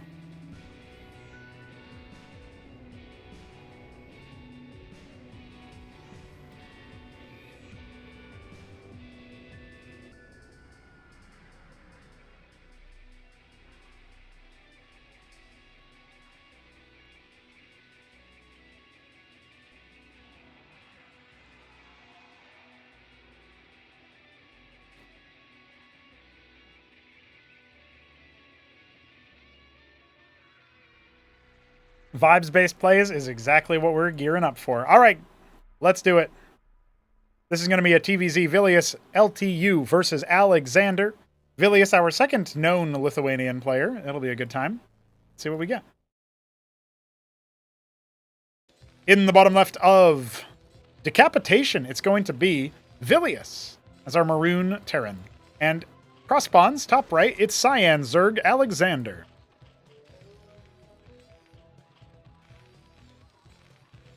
I haven't seen Decapitation in a hot minute, so it's nice to see that. Let's get the Gamba going on Twitch, twitch.tv/Pronago. If you're watching on YouTube, you can also pop in, watch on Twitch, and even just leave the stream muted. Just watch the whole thing on 2 browsers.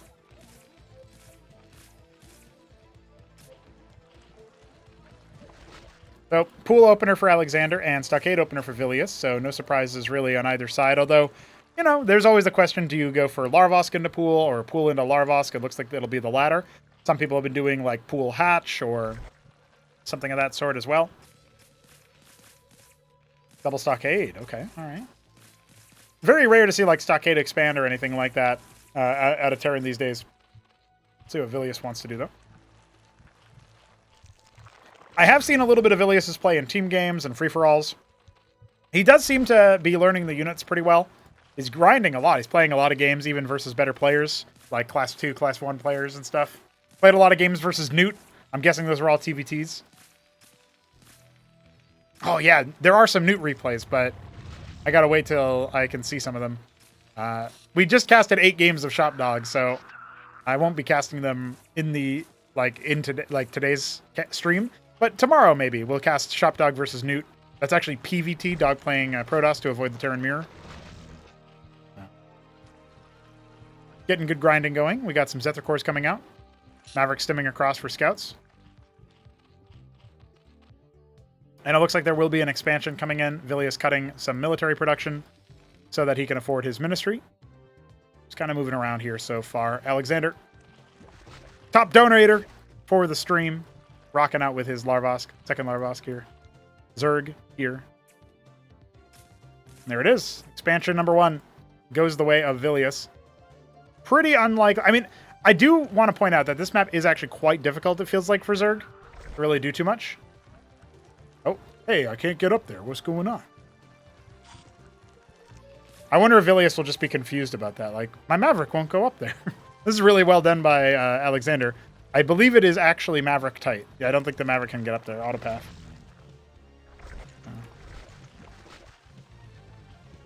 Starpad coming for Vilius. We saw that earlier. Third stockade as well. Oh. Pop. Circuith in the ramp. Makes a lot of sense. Oh, second Zeth makes it in. That's a full scout for Alexander. Maybe a little bit over correcting there with the Mason pull. Don't want to lose too much mining time if you can. What's he going to do out of that Starpad, I wonder? One thing I'm noticing is the worker production, not always the steadiest here. And he's going to go ahead and add a treasury. Where's he adding that? All the way over here. So this is kind of cute because he can always just airlift it over to the third base if he wants to. Looks like there's a quarry add-on going to the main. Okay. But he can keep his worker production going because he's got a ministry. Different style than what we've seen so far. Alexander going for the Zorka Shroud. Wants to get himself some very nice Lakes Zorius army. Maybe go for those tier 1 Ultra Cores. And he's going to set up some anti-drop static defense since he did scout that Starpad. Pretty sensible moves so far. Vilius's army is super small, right? He's got the 1 Maverick. And he's got a couple of bio units out here. And that's about it. But he scouts no expansion. That should be pretty worrisome. Because, like, what? You still haven't expanded? What's going on here? We'll see what he wants to do out of that. Apparently, he saw the wall of Zeths. Interesting. I guess that's probably because, like, this one is on the... Ooh. 3 Crow. Zori Starlith is a mouthful for most, but you should know that all Zerg names have a meaning based on their epithet. Leth is utility, Rokor is He's melee, done it. Lisk is medium ranged, Thalor is artillery, Toss is buff-toss. Thanks, buddy. Appreciate your 3. Fucking $3. Oh, wow. It's a 1 base Ultra Core rush from Alexander. Hey, you know what? $3 gets us that much closer. Now we only need $14 to make our $50 goal. And if somebody donates $12, then we only need $2, but you can only donate $3, a minimum of $3. So we're going to have $51 if somebody donates $12, and then somebody else donates $3. Isn't that wonderful, guys? Don't you just love math? Ah, the Anvil! A man after my own heart. And he's got an Eidolon and a Trojan. My homie. My homie. He's making savants. He's making the Morning Star. Well, at some point he'll make the Morning Star. Now, let me give you guys a crash course on how this works in case you've never seen nukes in Cosmonarchy before. So the Eidolon will take a decent amount of time to actually land the nuclear strike, right? I love the repair to just ignore this for now. The Eidolon will take a decent amount of time to paint the target. However, if you move close to where the Eidolon is, you automatically decloak it. So it's a matter of trying to figure out where the Eidolon is and then killing it. And there's no hold fire button in StarCraft 2. There is a hold fire button, but not in Cosmonarchy. So you got to unload it out of a transport far enough away that it doesn't automatically find a target, right? Now the Morning Star is about to finish. And he still hasn't sent like a Maverick or something to clear that, so that's really funny. But it's about to be done. So what's he going to do with this Eidolon? Where is he going to try to target it? Because if you get too close over here, the Circuit will automatically target, right? So he's got to keep a safe distance, probably painted about here, I would say. Oh, he's already attacked. That's a dead giveaway. Now you know exactly where it is. He's going to go ahead and nuke the Ulgorg Cavern. The Zethicor finally gives up trying to attack the treasury and just runs into death. Now the Zeths are moving out, but he just hasn't even... He's found it! He has found it. Is it going to be close enough? I think... No! He actually hits the nuke! Oh, that's unbelievable! The Ulgorg Cavern. It is irradiated. Now, because the Eidolon is dead, we can't do a renuke. But we actually got the nuke off the first try in this game. Now, all the Zethicors are coming in to try to kill the treasury, which does make a lot of sense. The Ulgorg will stay alive. There's no problem there. And the treasury did not lift off, so that's an unforced error as well. But Vilius going for tier 2. He could definitely add a lot more stockades. I'm going to be honest with you.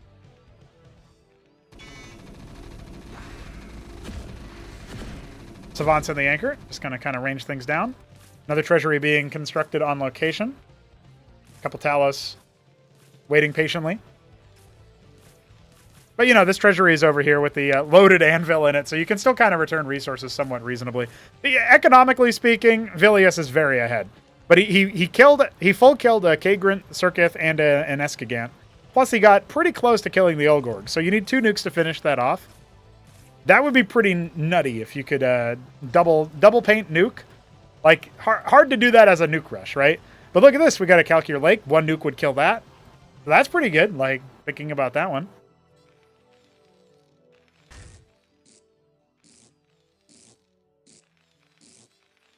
We love to see nuclear strikes. We love to see them. He's adding another anvil. He is doubling down. This man is doubling down on nukes. I mean, thinking about it, right? Like, sure, you can make Ultra Cores if you're Alexander, but you need a lot of money for that. And you don't got a lot of money. Captaincies are coming. There's a lot of money for Vilius, that's for sure. He's made a decent amount of workers. Not like he could have way more workers, but, you know. Grading on a curve, comparing it to Alexander. Oh my god, he's got 6 workers on gas.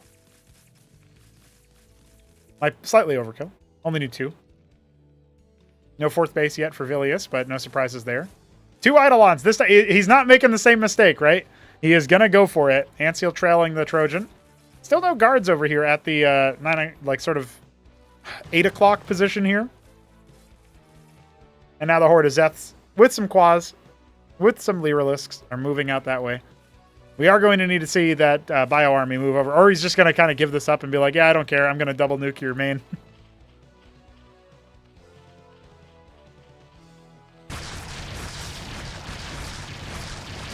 So that's a wrap on that.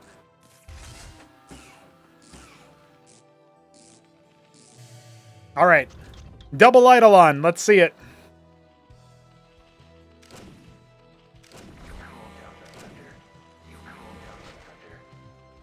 Pretty good spread of nukes, but again, unfortunately, he did show where it was, right? So now we're going to see if the Anseal can keep the first guy alive long enough. It's a good tactic, but it's not going to be enough. No Morning Stars coming on down.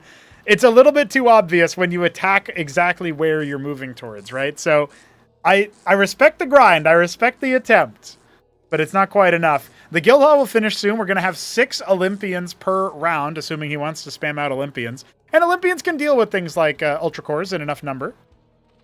Good Lake is count as well.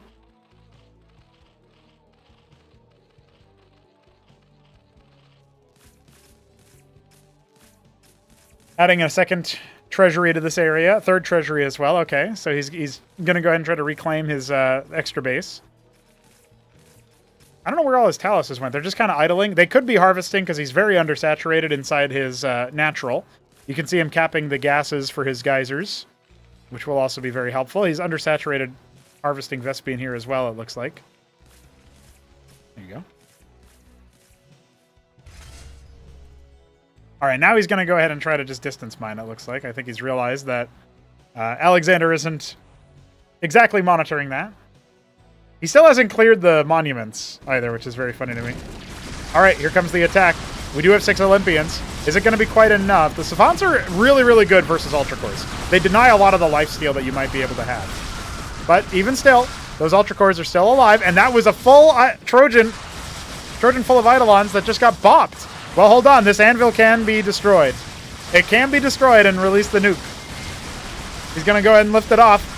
Oh, does he double tap it? Yeah, there we go. It's going to blow up and leave out the explosion. That clears the Ultra Core. That was really impactful. The Olympians were a little bit off of an awkward rally, so there's not so many of them, and only one Autocrat is in production. So much money in the bank. Can Vilius hold? Can he deal with this attack force? That's the question right about now. A defensive nuke, not out of the question, but he doesn't have anything that can actually do it. The Olympians staying alive courtesy of the Ant Seals. Doing their best to try to shield that Superman. And you can see they're just punching those melee Zerg units. Giving them the shellac, the power fist out of Warhammer. And there's the Autocrat trying to go ahead and turn those Lakers. Oh, he didn't finish off one of them. That's an unforced error. Now more Olympians have arrived. Is this actually going to be enough to break him? It doesn't look like it. I think Alexander will finally be pushed back.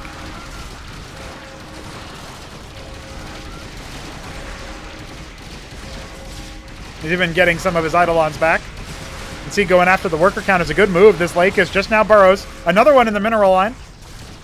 Alexander has the worker lead, has taken a third base, is taking a fourth base at 12 o'clock as soon as we're seeing all of this. All right. Now Vilius has to pick up the pieces. Now Vilius has to see how much he can do with this situation. We've got Bactyls being made, 14 of them, 11 Hydras. Alexander spending down his cash and feeling pretty good about it. I like the cheek of the nukes, but it doesn't really feel like they've been quite enough. He's loading up another Eidolon. He still has an anvil. I guess the other nuke did actually work out, kinda, if you think about it. Cleared one of the Ultra Cores. A couple of other Zerg chaff.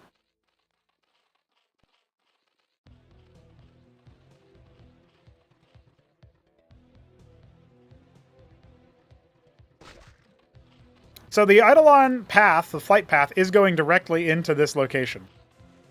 And there's Ovaleths everywhere for detection. Finally, the Monuments of Sin will be busted. We do not have an attack force leaving the base right now. Vilius is... This is another thing that you can pair really well with nuking, is you can use the nuke as like the same way that you could use a drop traditionally. And by that I mean, you can basically go for an attack somewhere to steal your opponent's attention away, and then go ahead and drop. Or rather, then go ahead and nuke. No! No! Whew. Just in the nick of time. He did send a Morning Star out into orbit. Probably crashed into some Protoss ship that was just witnessing this action. And Alexander says nothing of value was lost. Yeah. Zoning nukes. Well, you do that enough times, Green Eggs. He said launching a zone like a Morning Star at nothing. And if you do that enough times, eventually they're like, yeah, you just launched it at nothing, and then it hits their base.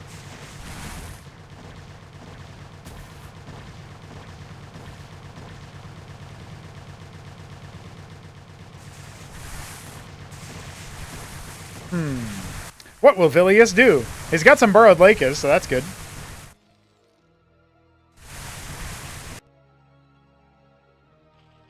If only he could find a spot. I'm pretty sure all of this stuff is unloadable.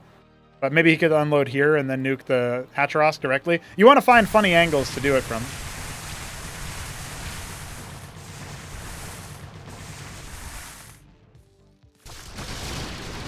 Ooh, the Zephyrcores are getting shellacked by those Lakers. Zorius will help out as well, rending the armor. Oh, will Alexander be able to bust open through this? The Bactylisks are definitely going to help out. It takes them several salvos to clear the Olympians, though. 1,000 damage dealt from one Olympian. What? He's nuking himself. He's got to cancel that. Cancel it. Vilius, no, don't nuke your own lake. Oh, I see. He's just going to use it as radiation so that Alexander can't move forward. I don't think there will be any friendly fire casualties here. What are you going to do about that, buddy? Oh, another Eidolon. Don't, no. Oh, never mind. Yes. Oh, yes. Ah, never mind. If only there was a second ant seal. The value of single shaman, yeah. True. Absolutely true. I can't believe workers defended the hive like that. That's just silly.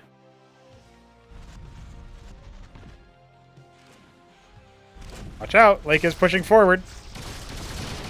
There is detection here, though. Man, the ant seals need to be defending. A defensive nuke would be really nice, but can you actually get the Eidolon to stay alive long enough? There is no detection here. The Bactylisks are so numerous right about now. And the defensive nuke, it feels like it comes down way too late. The Lakers were not burrowed. The ant seal standing forward. Does it give it away? Does it give away where it is? Oh, I don't think it does. He's trying to move forward past it. Now reap the whirlwind. Well, reinforcements won't be able to get in at least. He might not really need them. Where's those Lakers? Borrow those Lakers, Vilius! There's no detection from your enemy. I think this one, he might have memed a little bit too close to the sun with the nukes. And he spent the one in this one as well, so... It just picks the most recent one that you made, I think, so it's unfortunate placement there. Man, I can't believe he didn't use his own Lakers that he stole. That would have definitely helped out. Lifting his Atlas, trying to get it away. The Olympians just punching these Hydras and back. See what they can do to get him back.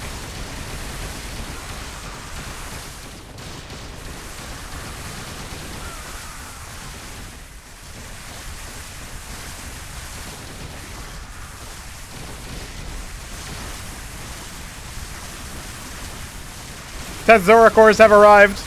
These guys don't die. Madcaps are made in desperation, but they won't be able to get back to the captaincies in time. GG is called, and Alexander takes game 1.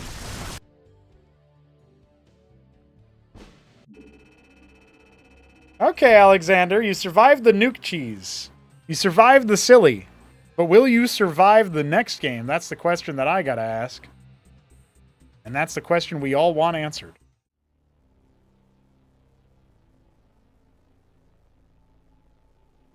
Apparently the first series that these two played against each other was a more wacky one or something, more interesting. We'll find out. We'll find out together, guys.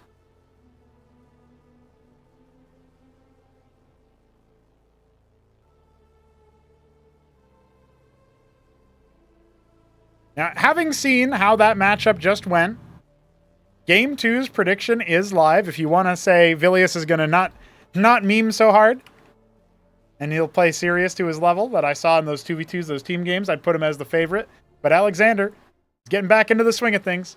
And Alexander is in the top left as our Cosmic Cobalt Zerg. And Vilius in the bottom left as our... Ooh, this one's a tough one. Turquoise. Turquoise Terran. Not so tough after all. All right. Guys, we've had a very, very fun time with the casting portion of today's stream. I think we might even be able to do one more game after this. Depends on how long this one goes, if it's like a shorty. So I'll take a look at the replays that are available.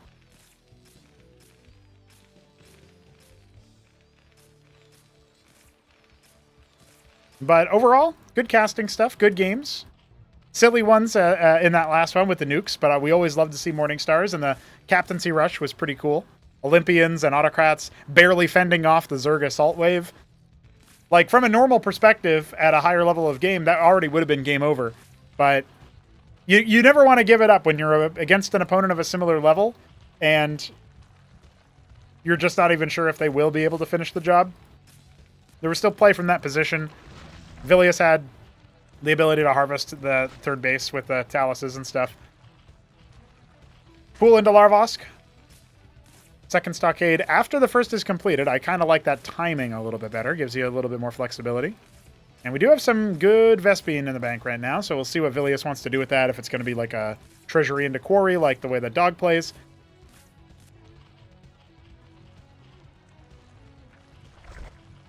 Alexander likes the Kagra creep to the sort of pushing it over towards the ramp. He did that in the last game as well, made a Circuith. Stays on one base a surprising amount of time. It does make you pretty robust versus cheesy stuff like the Nuclear Strike. But at the end of the day,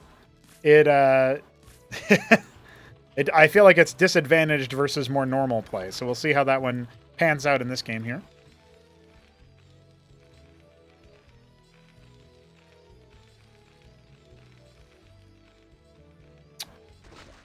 Also, one of the things that I've noticed out of Ilias is he doesn't usually play with Fulcrum stuff, at least not versus Zerg.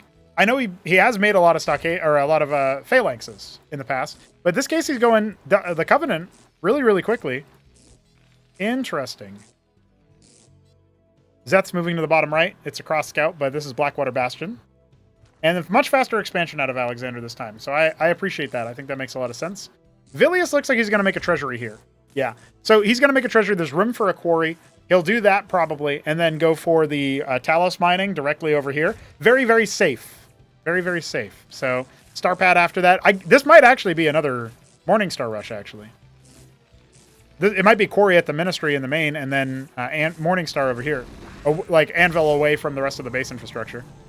And he'll make like one Eidolon or something. The Covenant is a little bit fast, I think, if you're going for the Morningstar rush, the nuke rush, because you need the infrastructure of the Anvil, you need the quarry, you need Taloses, you need to wait for your Starpad as well.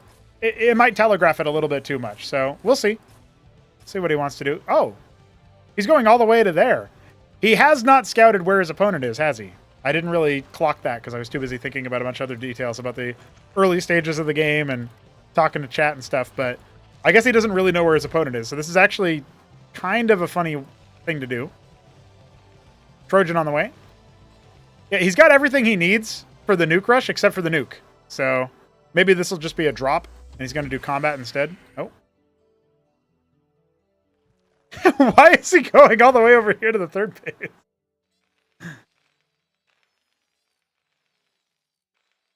Well, that's silly.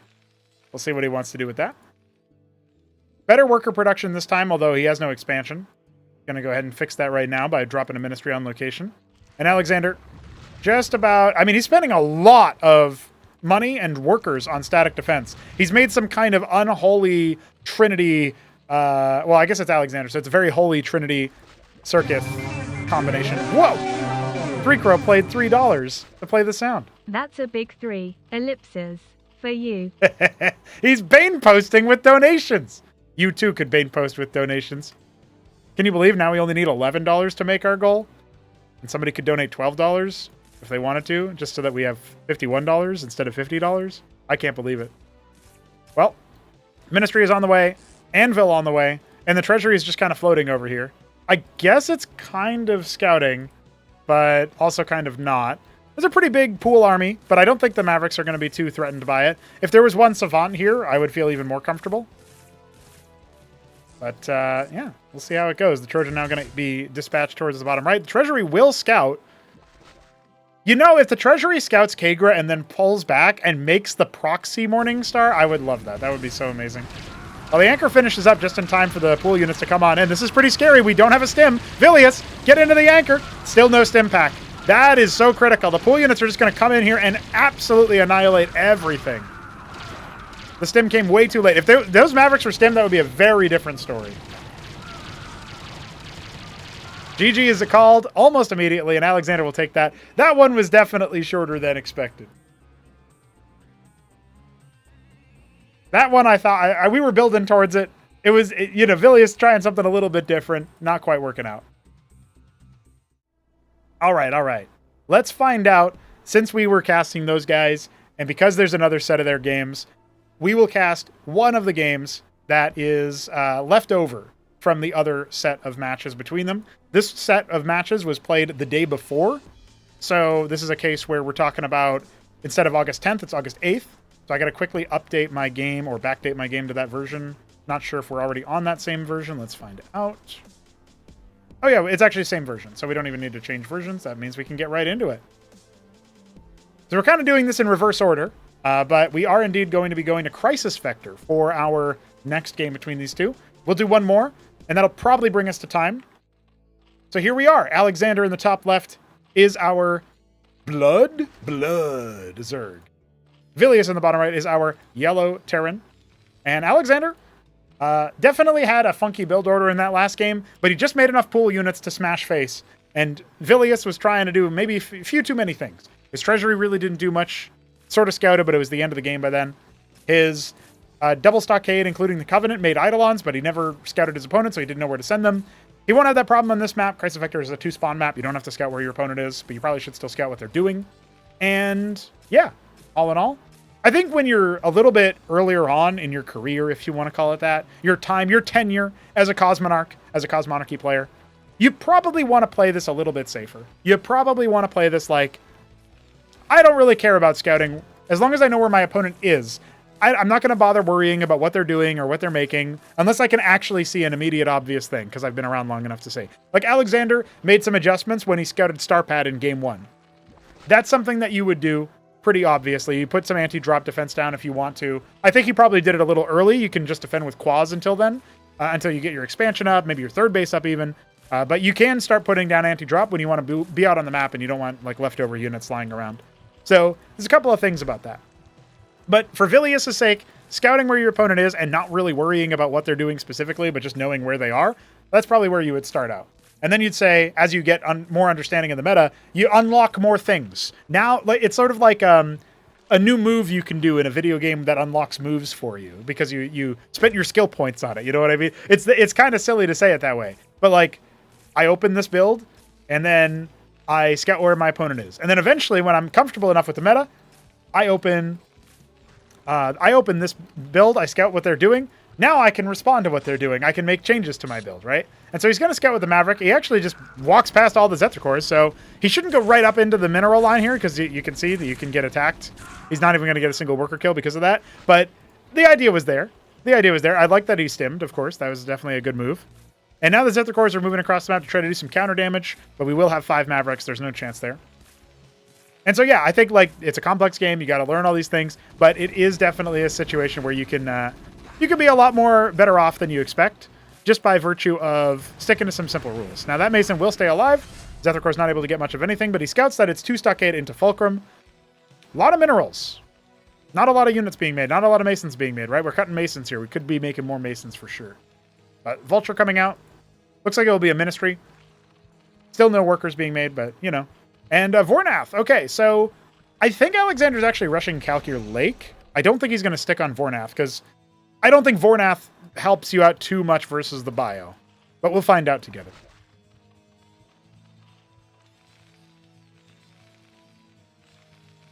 What's going on, Helios Burner? What's going on, P-Sense? Hope you guys are having a good time. So the bio is moving in, encroaching on the natural, just as Alexander is going to go ahead and try to expand. Looks like it gets a little bit of attacks there. And the Vulture comes in to soak up a lot of damage. No mines, unfortunately. But another stem comes out. He's going to try to chase down these Quas. There are more units, but they are a little bit of ways off of hatching. And we've got 4 more Mavericks on the way. So if Vilius can keep his enemy engaged, he can absolutely try to overwhelm. Now, that Droleth does end up escaping with its life. And now I feel like it's probably closing the window there for some damage. But it forces out a lot of military units. So Vilius can get ahead on workers. He has access to his expansion. The Stroleth will eventually evolve into a beautiful butterfly. I mean, Hacharosk. Oh, not on attack move. That's a bit of a mistake. Wanted to be on attack move there to immediately clear anything that he sees. Stim's going to run out pretty soon. You need to fall back as soon as that happens. Probably need to fall back as soon as you kill the Zeths, to be honest. The Quas will cream you with that extra cliff advantage. And now the expansion can come down here for Alexander. Could have been marginally slowed if it had been killed earlier, but Vilius not quite focusing it down there. He's going to go for the Palladium. He doesn't have too many units back at home. I would love to see him make an Anchor. Anchor Cestus. Something like that. You do that combo, you should be pretty safe. Cestus is a static detection structure, sometimes used in cases where you're worried about Lakids, but most notably it does give you the Forecastle passive as an aura to all units. And what that does, very importantly, is that gives you extra armor when facing your attacker. And for buildings, it just gives you extra armor flat. There's no condition to it. So very, very good for base defense, and very, very good for like keeping your bio alive versus things like Zeths and Quas and stuff like that. So even Bactylisks and Hydras, they don't actually have armor pens, so pretty good units. Pretty good structure for that. Vilius has a decent amount of minerals in the bank, so I'd love to see him add more production or maybe another Ministry. His Starpad finishes, adding Phalanx. Yeah, you could probably add like 2 more Fulcrums here. Certainly more Stockades if you want.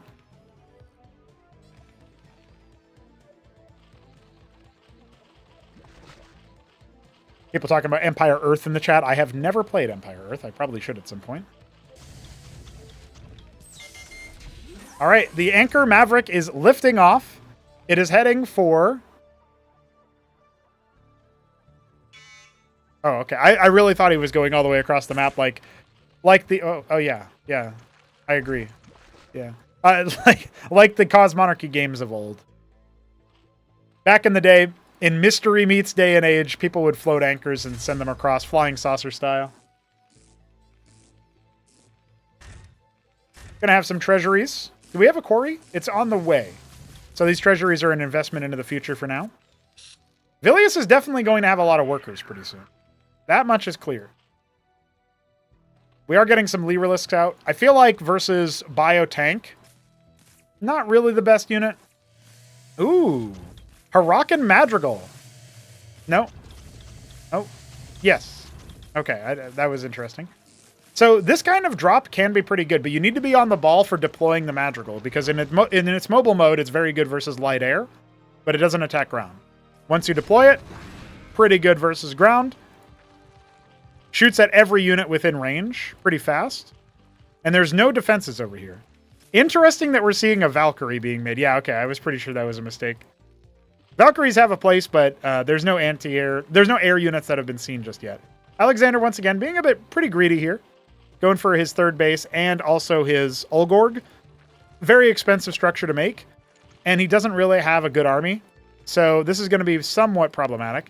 Now, he's not moving out at the same time. So this drop should get cleaned up relatively easily. Especially if Alexander grabs his workers and pulls them over somewhere else.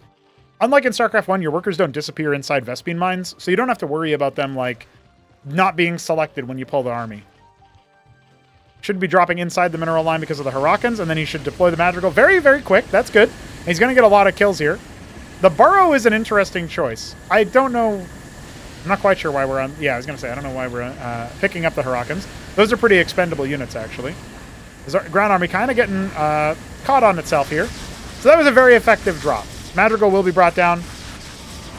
Could have gone after the Escagant, maybe, with all of the Harakans, but he did a lot of worker damage. There's 4 workers left on this mineral field. I know some of them got evacuated, but definitely a pretty good amount of damage, and Vilius can now take the worker lead with his triple Talos and his double Ministry production for Masons as well. You can make 5 workers per rotation if he wants to.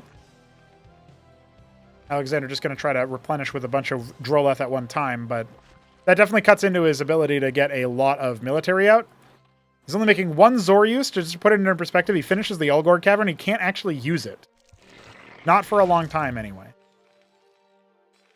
There's a window of opportunity for Vilius to just move across the map and start deploying the Phalanx. You can smash through the Khaz'trith with those artillery units. Making a lot of treasuries. He has made a Valkyrie. Hilarious. Neblime, pay up. No, I'm just kidding. That bet is long since passed.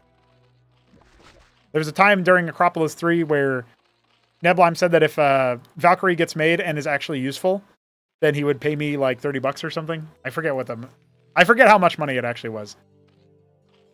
I think technically that did end up happening, but it was a later series. It wasn't the series we talked about, so doesn't count. Vestriadon is interesting. I'd love to see more Fulcrums. Vilius going to go for tier 2 instead. He's got so many minerals.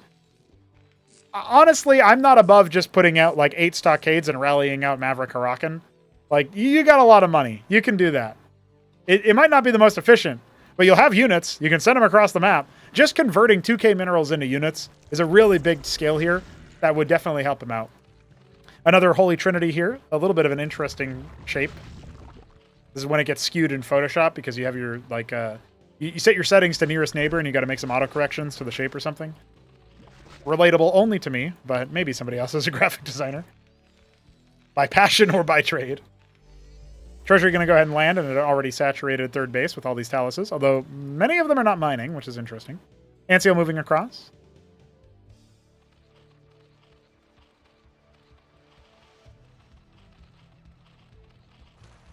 It's funny that Helios Burner earlier in chat said that Zerg would evolve into demons or Geiger xenomorphs. We do have Blood Summon planned as the race after the Escozi, so just saying, you might be right about that.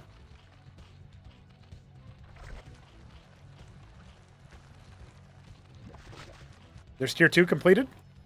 Clerics and Phalanx slowly coming out here. Again, Vilius has so much money. But now that he's at tier 2, maybe he'll put down some extra structures and start using that money. Got a lot of Valkyries just banked. I mean, I guess if you're not going to use it for anything else and you have so much money, sure, why not? But Alexander keeping his money low. The Zethicors find the 2 ground workers to try to kill. And unfortunately, they narrowly miss out on killing it. And there's the reservoirs. Yeah, that's one way to spend down your bank. Only 1 captaincy going down. Definitely need to see more than that. Talos is used to construct buildings faster than Masons. That obviously had to change because it was just a little bit too powerful. And I'm glad that we did decide to change that and remove that particular feature because it allowed Taloses to be a tier 1 thing. And I feel like they're a lot better as a tier 1 thing. You don't have to wait until your Atlas finishes to remember that they exist or anything. Double Shaman coming for Vilius. He's adding more captaincies. Alexander looking for a 4th base here. And Vilius has a slight worker lead. But, yeah, we'll have to see what he wants to do about that. A guild hall on the way. We can tell that he likes his Olympians. Again, his money is big enough. He could add, like, seriously, he could add 10 more captaincies right now. Outrageous amount of captaincies.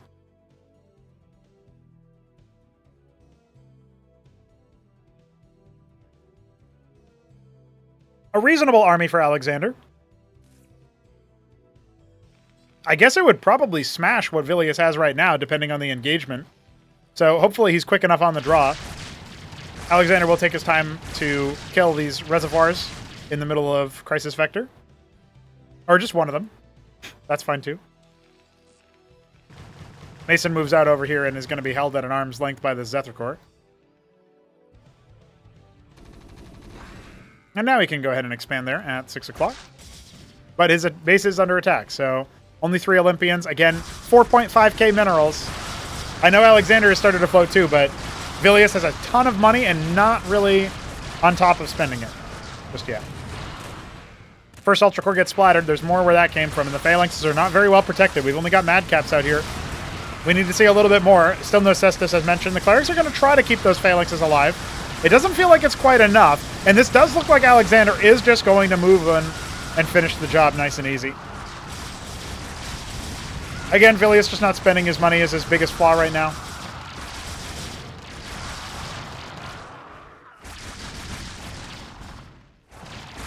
Ironically, it feels like he's a lot better at playing 2v2s and FFAs, where he's not likely to be, you know, having to be fully responsible for everything that's happening in the map. So that's where maybe I overrated his skill a little bit just based on that, because I saw, like, oh yeah, if he's comfy, if he's never really heavily attacked or challenged. Now, he does have 3 autocrats coming. There's a small chance he can try to mount some kind of defense and extend the game. And Alexander doesn't exactly close games very well. He's also floating. He's not making military units to try to follow this up. He thinks he's won. So these are situations where, you know, your opponent might be able to very, very narrowly grind out a bunch of victories. Small, small victories. Taluses are going to arrive up there and see that there's a base there. Taluses do not have an attack, so... Olympians being made. The autocrats are just going to bide their time. And it looks like Vilius will attempt to hold for as long as he can. The Ultra Core is here to try to... Oh, actually, not quite on an attack move there. I don't know what they're... Where are they going? Oh, he's targeted the captaincy by mistake somehow. Yeah, this is kind of what I was fearing when I saw that this game, like, Vilius didn't GG. Okay, like, this is what we're expecting to see. The Reclamation is going to start to pay out dividends. And Alexander is not making any military units, mind you.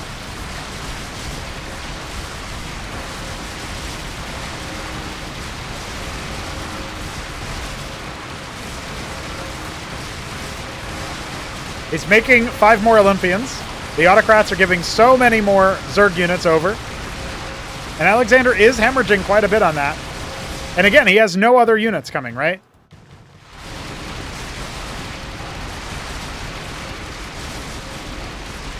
Alright, now he's making 12 Zoryus and the Tethvith Swamp. So he can make some Tetzoricors, probably.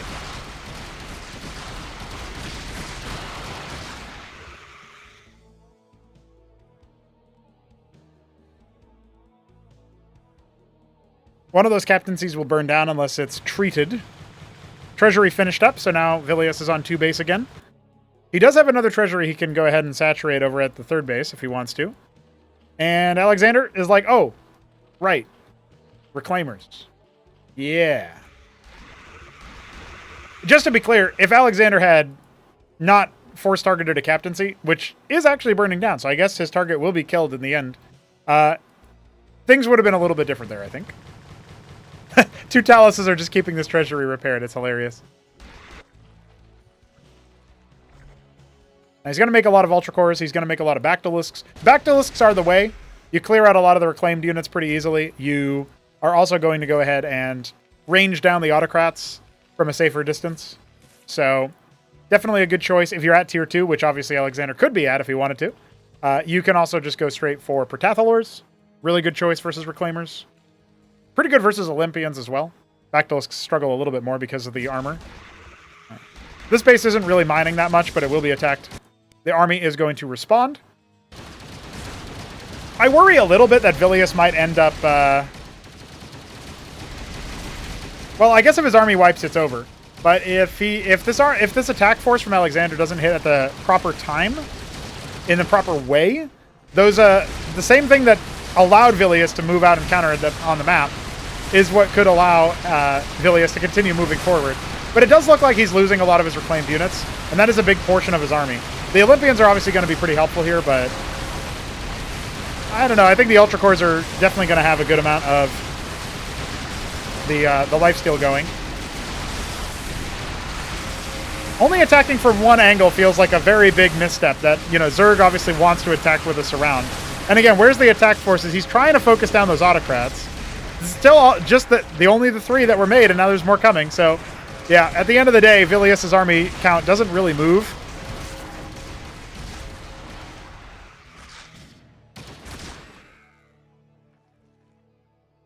Alexander making a lot more Bactylisks. I think he'll be able to hold this, but it does depend on if he can keep the army off of his Bactyls. Not surrounding was a big mistake there. You kind of like you want to fight against Lakes is the same way you want to fight against Autocrats. That's a good pick for the first one. We'll keep those selected just so that we can keep an eye out. We're trying to snowball by taking the enemy's army, but the Hydra count, the Bactylus count, much higher, much better now. Doesn't really need the front line as there's no front line from Vilius. And now his Autocrats are going to start to collapse. Oh, the Hydra count is starting to falter. Oh no, the Bactyls are getting overwhelmed. This is a little bit too much here. That was what you needed to not have happen. More units are here. I think Vilius has done it. Oh, man. And let it be a lesson to always make military units and spend your money. And I bet Vilius can't believe that that's what happened. But he gets on the board off the back of Reclaimers. And Alexander not quite realizing what was going on.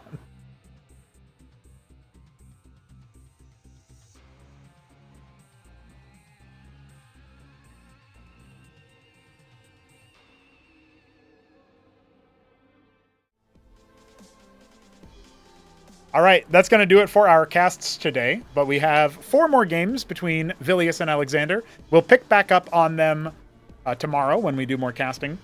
And maybe we'll also do the 2v2 and the Shopkeeper Dog versus Newt games. So you can check those out. Look forward to those going forward. I don't know what I expected, guys, but you guys have been really good about uploading your replays. And so I actually I'm not really making progress in the replay listing here. I have 35 folders for replays. I think last time I might have said I had slightly more, so maybe I am making some progress. But you know, when it takes almost 2 hours to get through one of the folders, we're going to be here a while. So we'll see. We'll see how many games we go. I'm not telling you to not upload replays. Keep uploading replays. Keep doing it whenever you get a good game that you think would be good for a cast.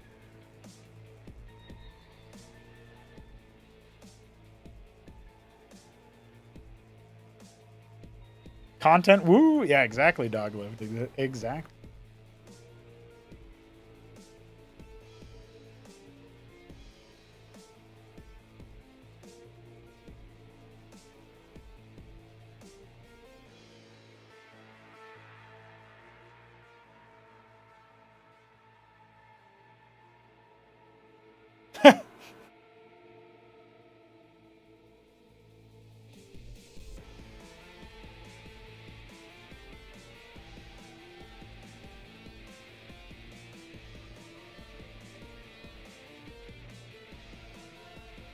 Kasuga has begun to balance one. That's a good one. Yeah, Green Eggs, you it was just a classic reclaimer game, you know what I mean?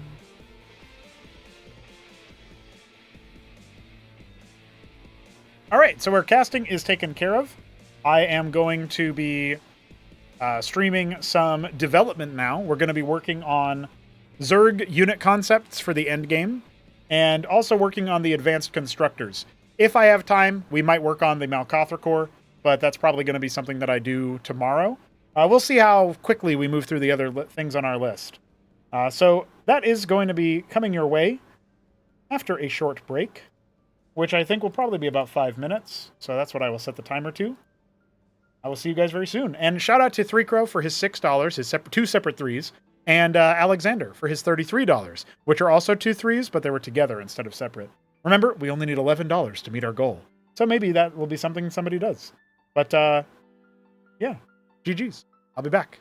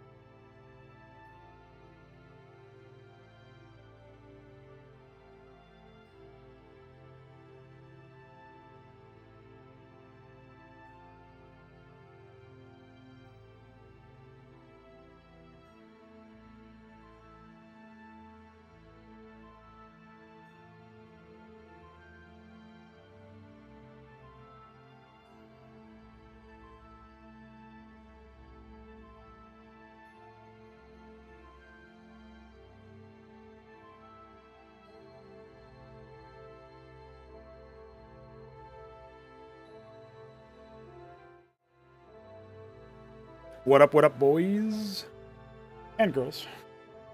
I do not believe Vilius built any Zerg green eggs. Just so you know.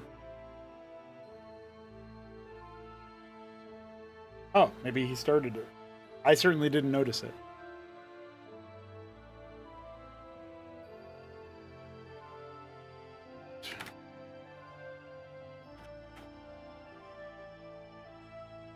Okay, so we'll be back with the replays there. Sometime tomorrow. So, I had just finished updating the website to include the differences, right? Yes, that's a good idea.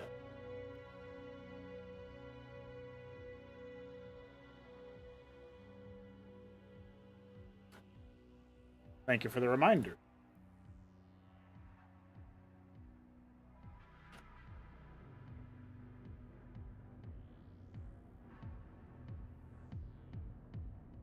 Man, I'm always surprised at how many people are watching the YouTube chat. Thank you, YouTube viewers. And thank you, Twitch viewers. Thank you, all viewers.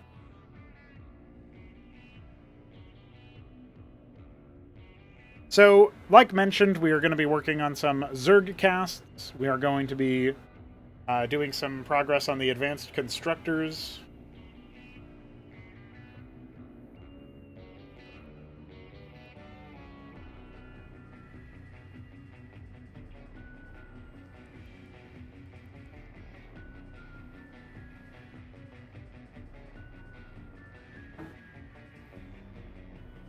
By the way, guys, I will probably be moving the stream a little bit earlier in the day. Today was a little bit earlier than the other days, but I think in the future we might see them as early as 12 noon Eastern time, which is 6 p.m. European time. A little bit more Euro friendly, I suppose, but definitely one of those things that over time you're gonna just get used to seeing like a bunch of changes related to the game and the schedule around that time, which I think is still working out if people like the dev sections in North America, but we'll see. I'm going to be needing my evenings or late afternoons for some other development stuff and other business stuff that I'm doing. So that's the main thing. That's the main reason why. So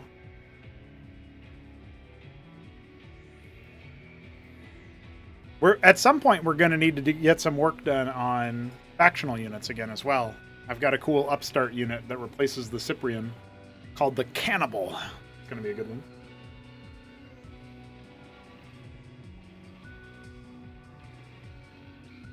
All right, let's take a look at Zerg. So I'm a little bit concerned about the production line for Tier 2 for Zerg. I think specifically the Sovroleth feels... The Sovroleth feels really potent as an option because of the fact that you grab the Tozvril Haunt and you can use the Oxylcesians to make Sovroleths. I know that they're 125 per, but I'm probably going to increase their gas cost to 150, and maybe their build time a little bit. Obviously, the Protathalor makes them as well, and they cost some, but people aren't usually building them out of the Protathalor, so that's kind of whatever. That's probably just like a separate issue in general, but like I guess what we could do is I could see a world where we make the Oxylcesiant and the Kafralosk available at Tier 1, but if you want to make Ultra Cores and Zobrialisks and Zarkaver Cores, I actually have to swap the order of the Gorg and the Ultra Core. I forgot about that. If you want to make some of those units from the Oxyl larva, then you need the Tier 2. And then if you want to make some advanced mutations from here. That's kind of weird. Because all I'm basically saying is you can use Oxel and Kafralosk on Vorv. That's it. It's like Vorv and backed, I guess. Yeah, it wouldn't really work, I guess, thinking about it some more.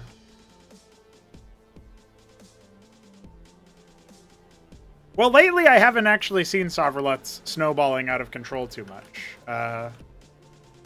The other races do have a lot of AoE to try to contend with them, so I'm not terribly worried about that. Also, here's my replay folder, guys. You can tell there's a lot of replays in here. 85 replays. Can you believe that?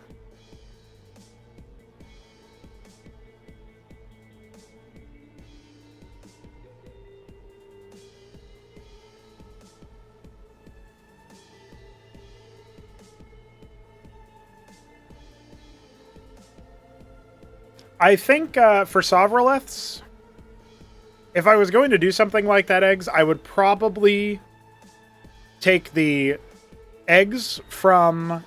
I would probably say that eggs from allies, eggs generated off of allied corpses, gestate much slower, and eggs from enemy corpses gestate faster, something like that. But honestly, I think if I'm going to nerf the mechanic... It says after 2 seconds. I think that's actually out of date. Let's find the Sovroleth. Yeah, it's actually 4 seconds. So I could see a world where, like, their build time is 25. So 4 seconds is pretty fast, honestly. I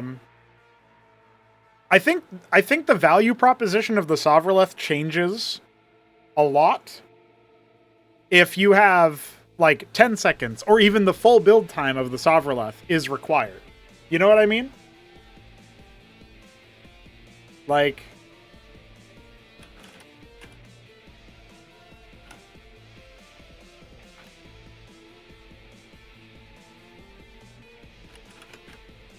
if we say it's half of the build time is the time cost, and that's how long it takes, that's a pretty heavy nerf to the Sovroleth. And then maybe I don't care that they're 125 gas. So, yes, you get them for free by killing a bunch of Zethrakors or whatever. But, yeah. I don't know. There's something about that seems pretty interesting. I don't want to nerf them too hard. They are a really epic and thematic unit for the Zerg. With the Sasirvaleth, it feels like they're actually really, really good. But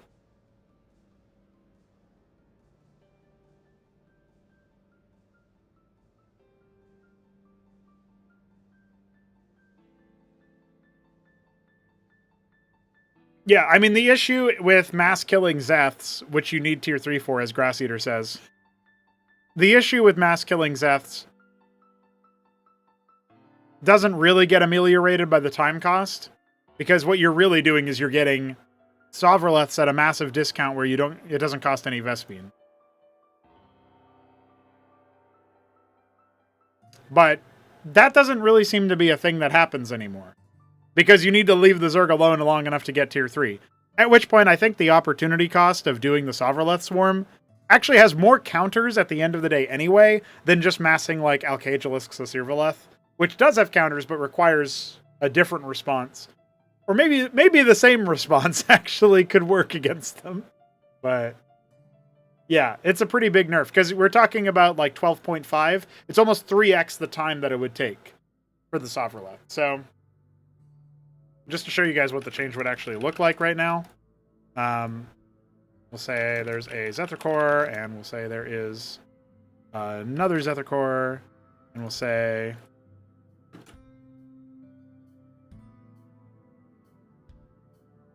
there is a Goliath.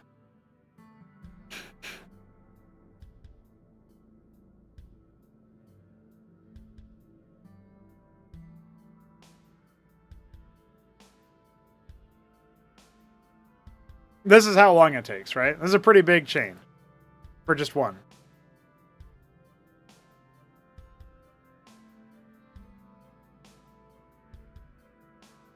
So, you know, that's a pretty serious reduction.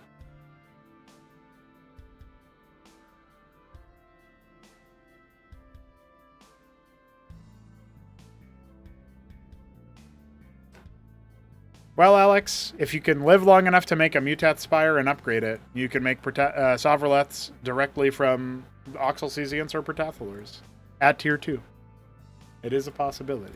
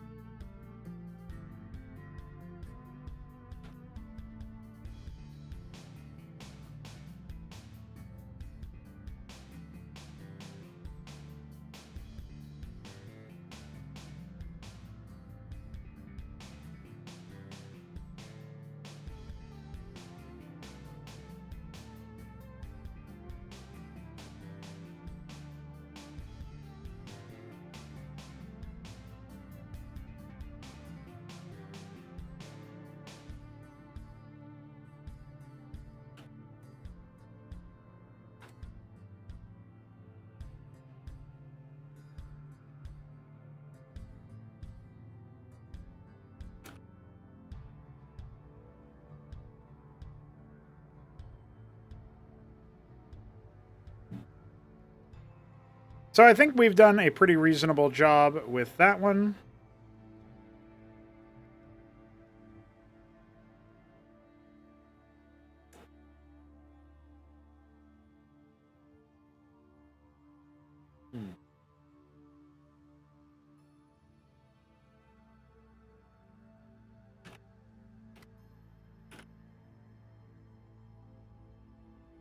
Does this mean that they need a change to something about them?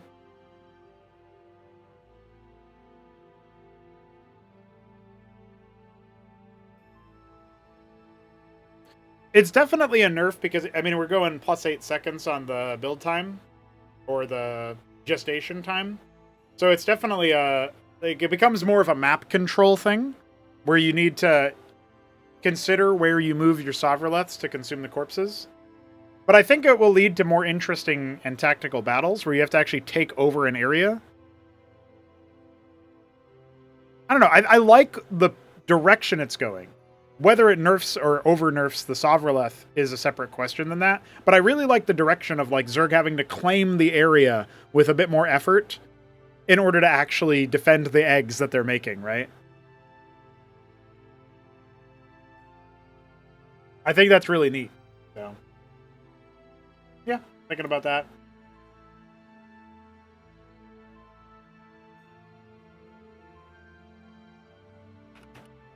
I think it's very thematic that way.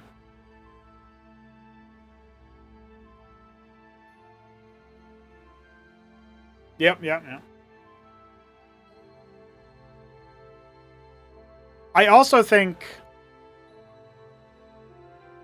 this kind of paves the way to having more units that use the Corpse Cocoon passive. Like, there's a Gezirath. The Gezirath Tendril, I think... Like, we've got the Garvrakor, which apparently has a broken weapon link, so we'll fix that real quick. I didn't rename this. They have the Garvrakor, which is apparently an anti-armor strain.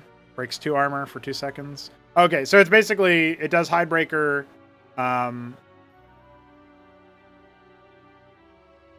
The idea is that it Hidebreakers to a higher degree. That's whatever. I don't think that's really that big of a deal. But my thinking is that their Zethrakor should have Corpse Cocoon. Like, that to me is Gezirath Tendril shit. You know what I mean? So I'll probably do that at some point.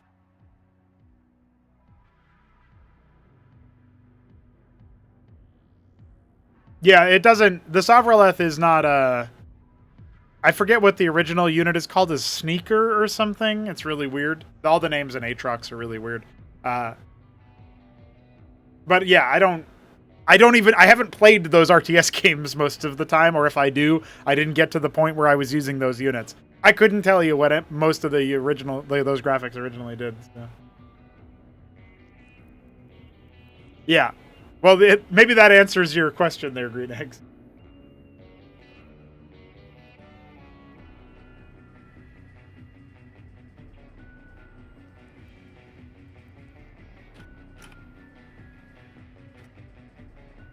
So, if we're going by the rule that we established with the Sovraleth, then their Zethicors might take less time to train, or maybe a little bit more time to train, like maybe they're 18 seconds instead of 15, but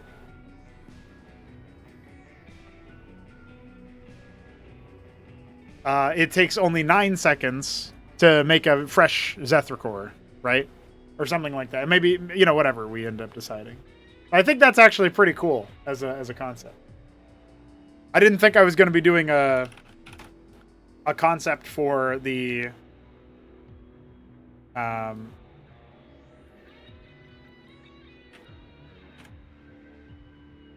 for a factional Zethicor, but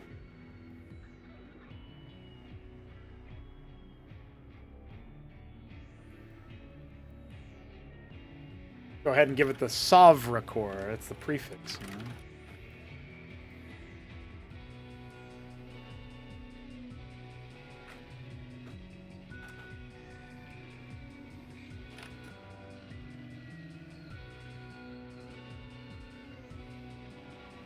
So they probably do like less damage in trade-off.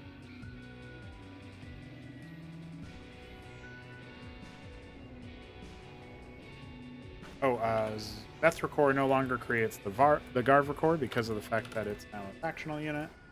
And then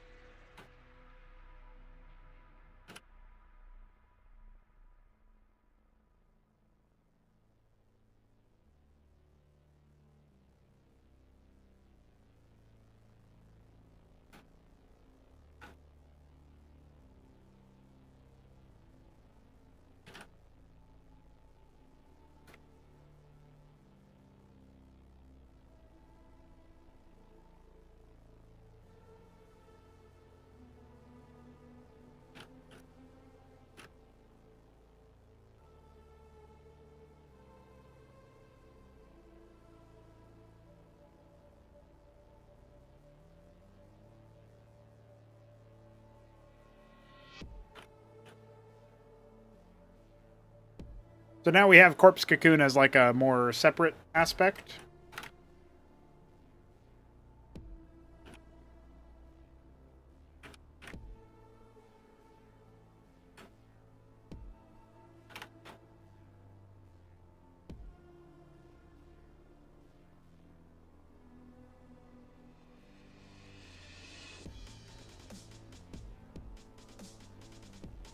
And then we'll just say they have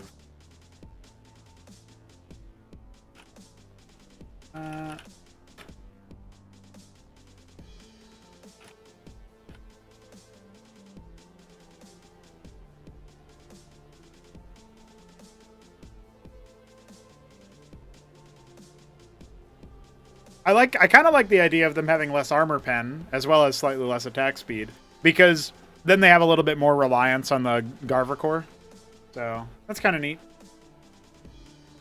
By the way, when a regressed unit dies, it now creates the regressed unit's corpse, which means that when the Garvacor dies, it turns into a Sovracor, which consumes the corpse of the Garvacor to make another Sovracor. So you can see how prolonged battles could really turn into some interesting things. So, I think that's pretty cool. All right. The Garvacor is Hidebreaker 2. It doesn't do the Vorvacor Captivating Claws thing, where it applies Ensnare. But it has a souped-up Hidebreaker, so it breaks up to 2 armor. So, that's pretty good.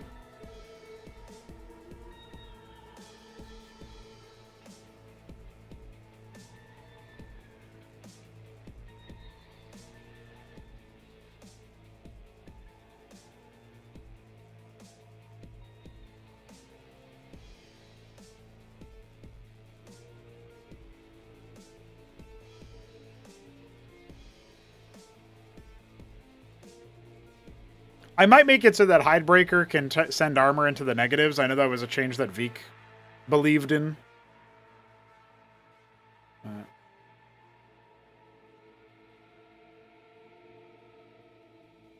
Oh yeah, and then we have to modify the Garv record to say that it comes from the Sov record.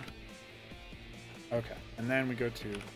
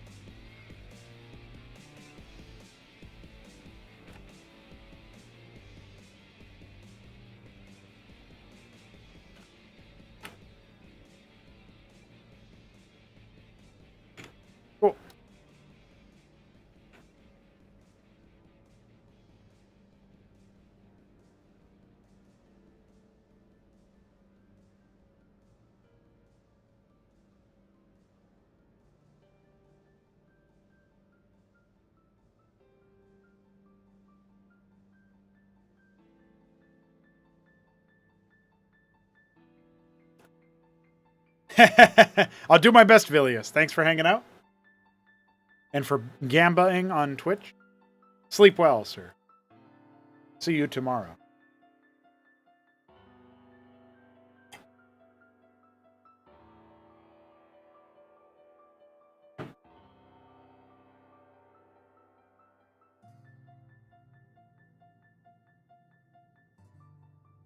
I don't really know. Like, we're probably going to need a custom model for the Zethra before I can really do the Sovra, but we'll see. You can't really recolor the Zethra. It's just mostly team color. So I guess I could probably do some really wacky color shifting. Because there's some brown on it. So I guess I could turn that into like a red.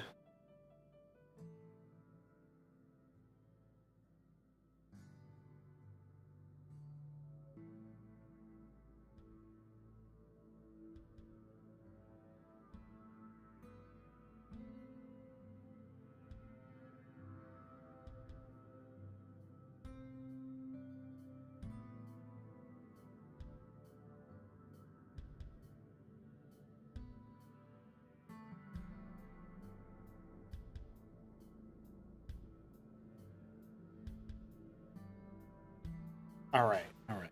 I'm going to go ahead and put some music.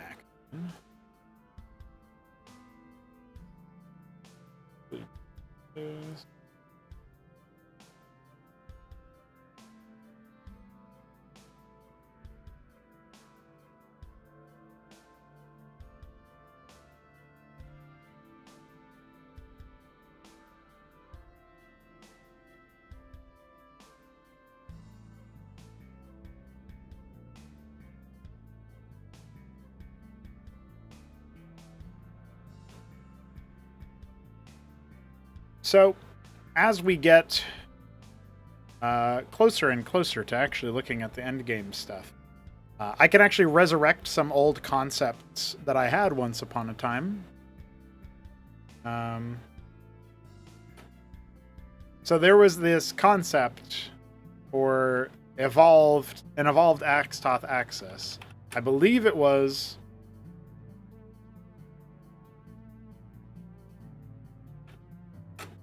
Rozeth Barrow. Ah, yes, the Oztukrakor. Yes, I can reclaim them. I can tyrannize them. I can embrace them.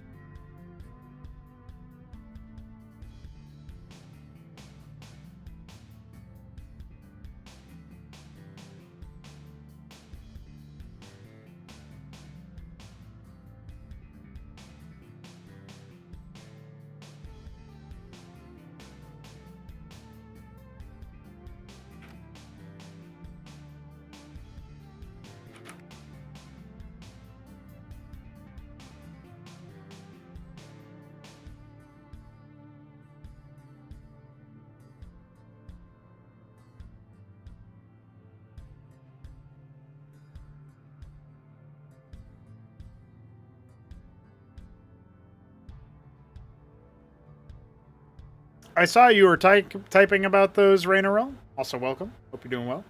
I have to think about, like, we have a whole add-on submenu, right? So in theory, it's a possibility to do that.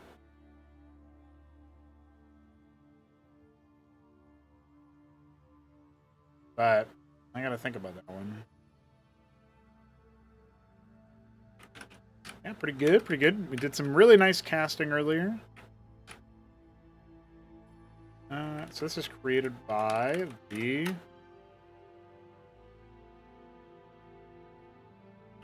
Axis.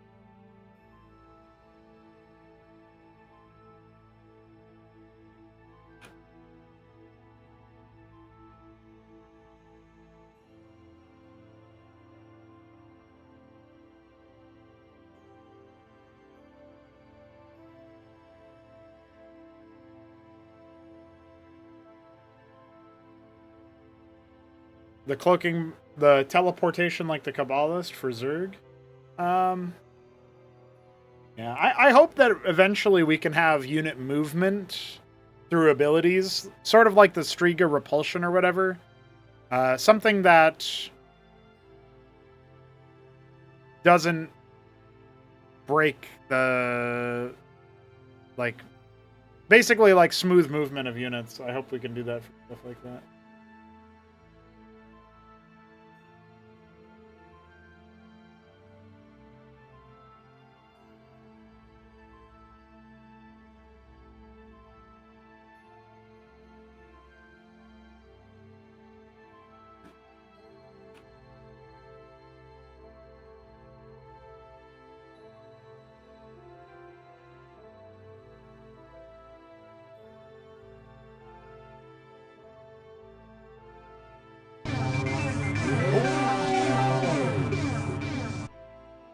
Holy shit, that's 3 Crow. Takes a deep breath. A-R-C-H-O-N-S-A-R-C-H-O-N-S-A-R-C-H-O-N-S-A-R-C-H-O-N-S-A-R-C-H-O-N-S-A-R-C-H-O.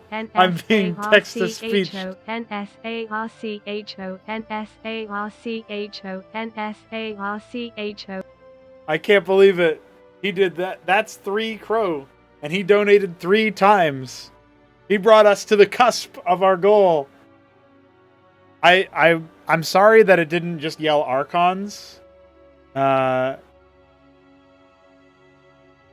I hope that you still got something out of that Artosis text-to-speech.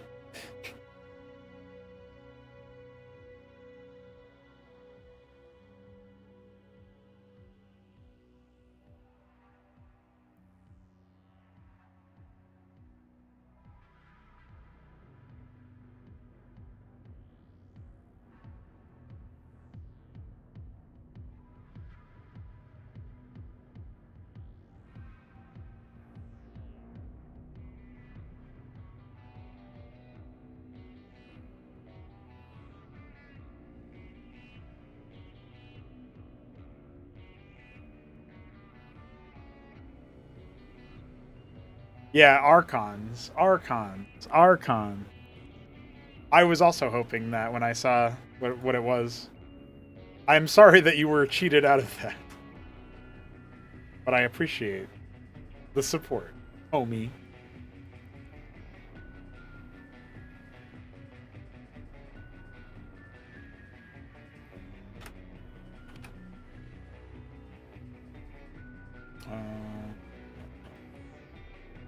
Let's...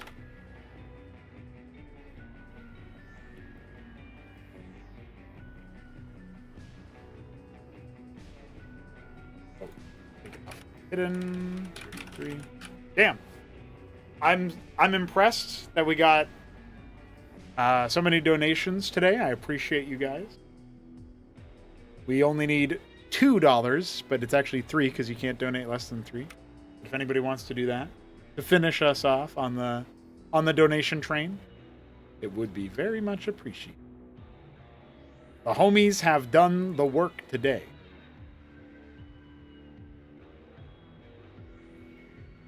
And I guess you can say that I also did the work. Let's go to... This is Ozdukrical. No, this is Begrothal. Let's go. Some 3. Tier 4. Tier 3. Oops. Not on Terran. Belongs here.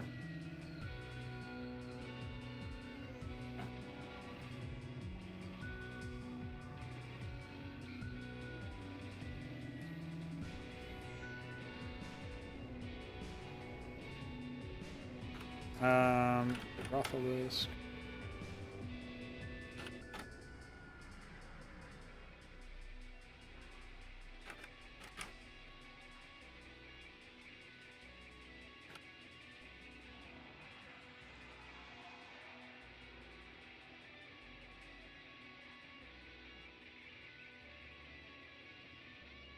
Okay. That'll be interesting. Let's go to the...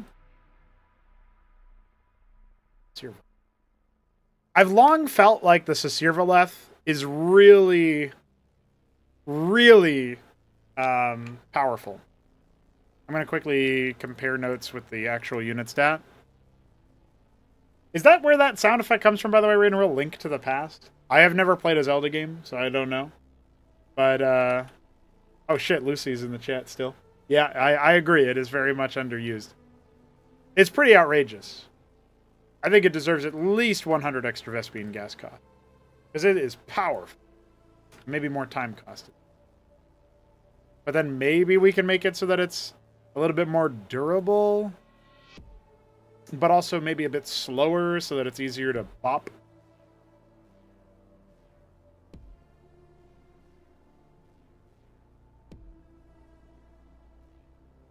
Lightning weapons that, rather than shredding armor, dealt bonus damage equal to the target's armor. Ooh, that's an idea, 3Crow. That's an... Dude, this man just rocks up, donates money, and donates ideas. What a guy.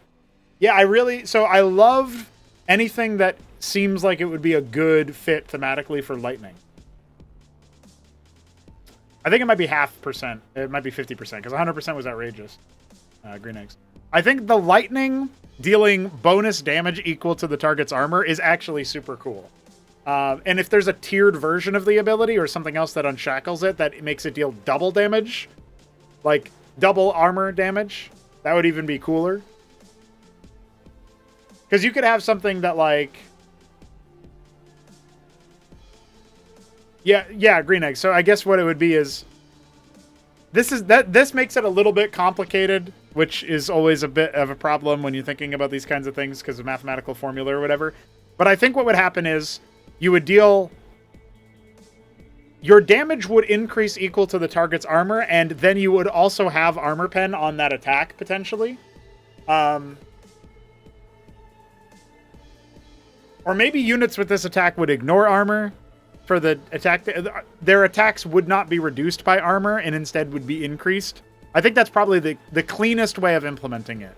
Is it's an attack that ignores armor, but doesn't ignore armor. It actually deals extra damage to armor based on the amount of armor that they have. Maybe this is something that would debuff the target instead of it being a lightning attack. Specifically, it would be a debuff left by lightning attacks, and those lightning attacks would make it so that while this unit is debuffed, its armor is accounted against it instead of for it. It like inverts the armor almost. Maybe it could even be a stackable debuff where it's like the first stack application is rendering its armor useless, but then the second stack actually makes it so that it takes more damage if it has armor. That could be an interesting one.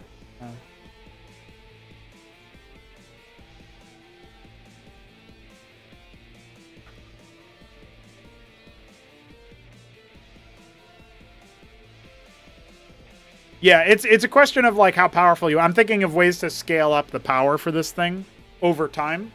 And also thinking of ways where you can have that mechanic work for team games where you have an Ascosi ally. So, like, I'm thinking like a tier 3 unit somewhere or a expensive tier 2 unit or something might have the, like, lightning aura or lightning debuff thing that I just talked about where it does it for all incoming damage. But then you would have... the individual lightning stack would be something else, right?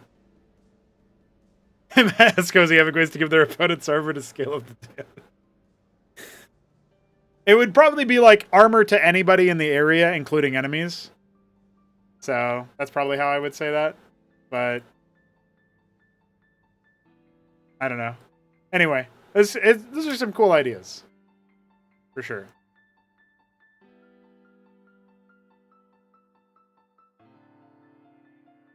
Okay, so... Alright, we made a bunch of adjustments to the Sasirvaleth here. We said it has 200 health now, costs 300 gas, 40 seconds, and moves slower. So... I'm going to here and say Sasirvaleth. Build time is 30-40. Resource costs 100, 200, 100, 300. Movement speed XY. HP 140, 200. Magnetized debuff that consumes corpses. Might be one of those things that can't stack, but as long as you have it running, like every second a corpse is consumed, and for that second you have +1 armor, something like that. That could be interesting. Or maybe it would be +2 armor. I have to work. I'm remembering that Terran has the forecastle thing, and it's +2 conditional armor. +1 armor is probably where we would lie with that, so that the conditional +2 armor isn't like overshadowed and replaced by Escozy, right? Stuff like that.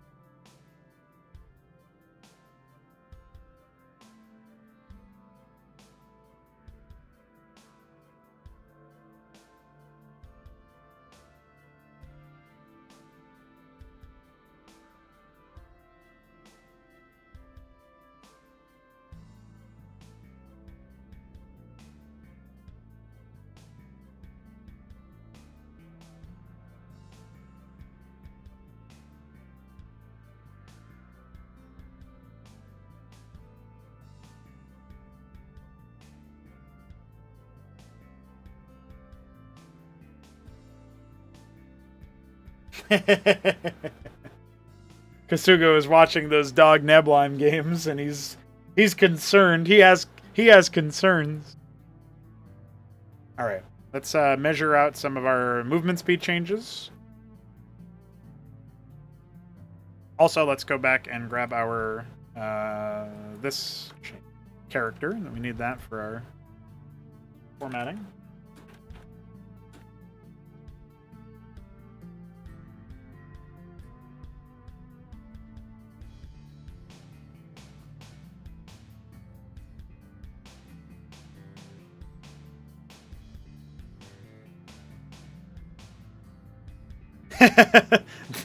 Yeah, well, they'd probably be like scrapped and turned into the armor thing, right? Like their essence extracted for armor. That's cutscene fodder right there. That's like cinematic fodder. You just see Escozy like massacring some Zerg, and another round comes in for the surround. So the scrap mage, right? Whatever you would call it, like scrap mancer, the Pharaohmancer, just goes ahead and rips the fucking corpse like a chunk off of a Zor-Yustaleth that's fallen. Just stitches it to the allies. And they start getting ready. Yeah, listen, dude. I want stuff that's like the Dawn of War 3 opening cutscene, or the cinematic trailer, whatever you want to call that. Not the opening cutscene. I don't even remember the opening cutscene. Game was nothing. Game was nothing. But that cinematic trailer is one of the best ever made. Really, really good. I want shit like that for Cosmonarchy, that's for sure. What's up, Godwheat? You're watching us. Well, did you know that we only need $3 to meet our donation goal today? Did you know, Godwheat? Did you know that? Who could I ask for $3 around here?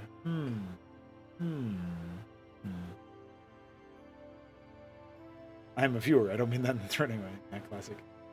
Zerg buildings and attack for a long time. Transport picks up an entire hive and dumps it in the enemy base. Streamlabs.com/pronogo.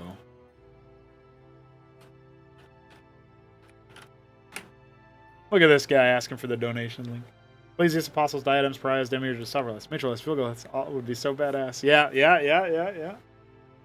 Well, for sure, apostles. Like, having to actually visually show what happens with the time travel agent. Yeah, that would be really ridiculous.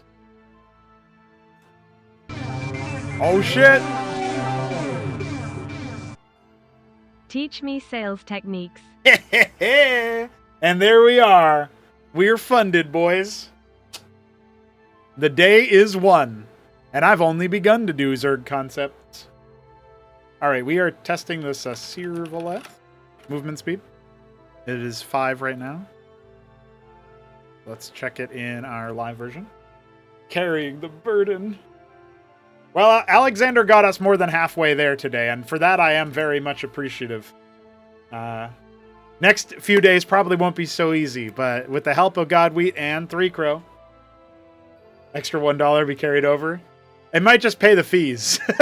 Or pay towards the fees. We'll see. Now he has to guess. You know, you're not wrong, Godwheat. Alexander sent in $33. I immediately said that his series of games versus Vilius would be cast. So, yeah, you're probably correct. Oh yeah, the cutscene from Aatrox, right? Or is that Armageddon? I think it's from Armageddon. I remember seeing that before.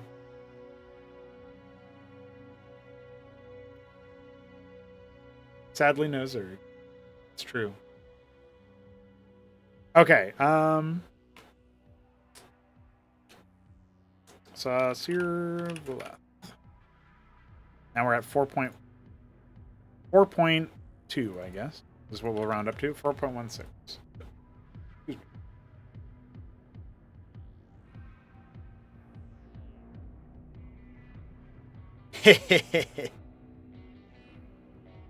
When does your vacation start, Alexander? Hopefully it's a good time.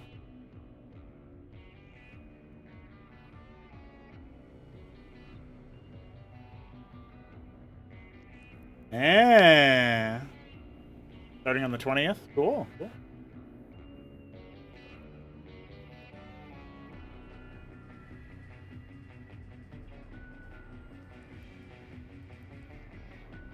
Okay, let's grab something else that's very hype.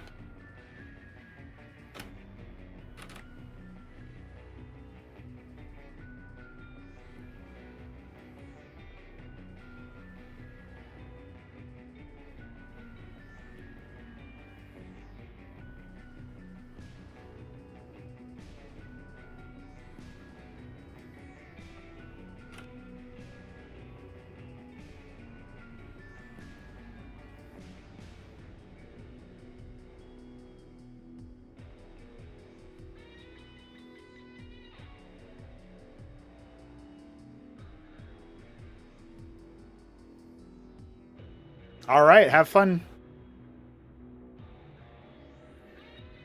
Oh, that's pretty interesting. Yeah, hopefully it's a good time then. All right, I thought it was 250, 500. That's probably got to go up in price later, but.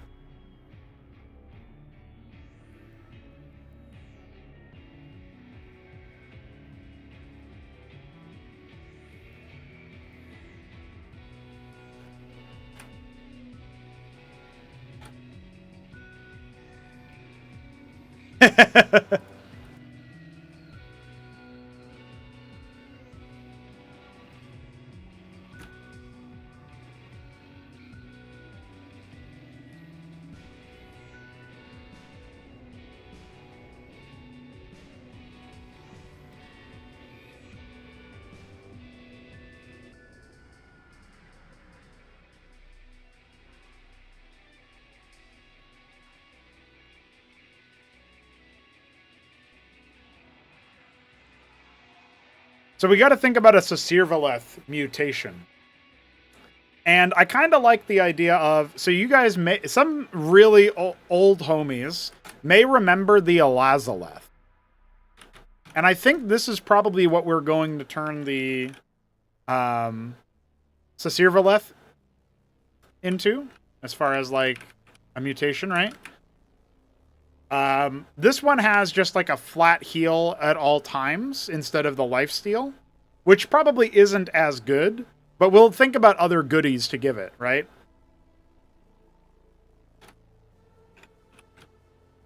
So we're going to say this is made by the Sasirvaleth and the Cocoon, and it requires arrow. So we'll think about other stuff, right? But it's also a detector. All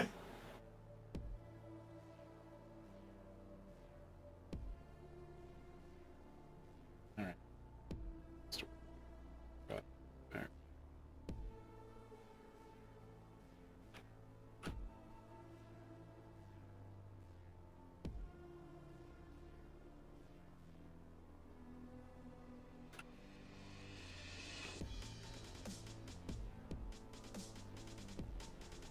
I think we probably take the detector status away from the Sasirvaleth when we make this change, just so there's one extra thing that the Elazaleth does differently.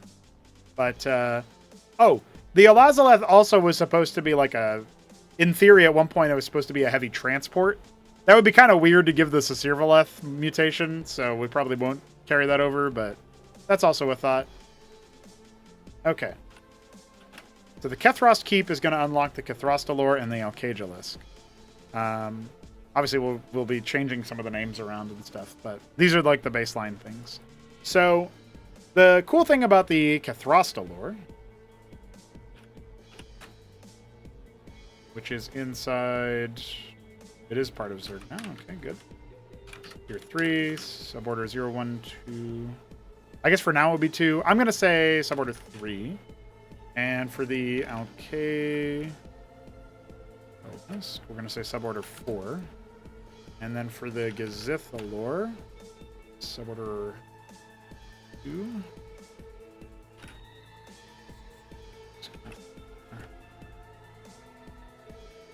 Eventually, we're going to have like a more basic unit that you get out of the grotto. So, like a third unit. So we're going to think about that as well a little bit later on. Let's go to the Kethrostalore again. All right. I need to see what this actually looks like, but I know one thing. It's pretty basic. Oxalar.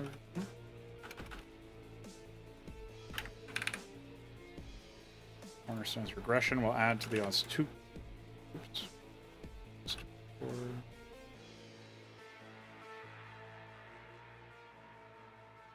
Oh yeah, Nidus Artery. That's a classic. Maybe we'll think about that later.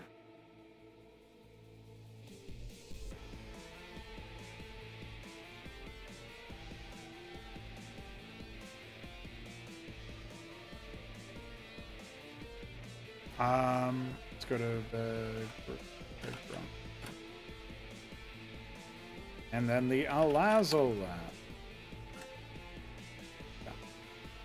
Oh, this needs to be pushed down to Zerg, of course. Oh.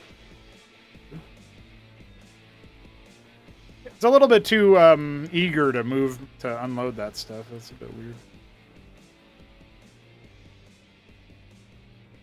A lot of the old unit concepts that I had for tier 4 stuff are basically going to turn into some of these. Oops. Okay, so this is tier 3, category 1, going to 5 suborder. And then the Kethrost Keep is going to be tier 3, suborder 1. But yeah, a lot of these, a lot of the tier 4 concepts for Terran and Protoss are just going to turn into factional units. There's some really cool structure ideas that I had, though, that unfortunately we probably will never get. But it'll be cool. We'll see.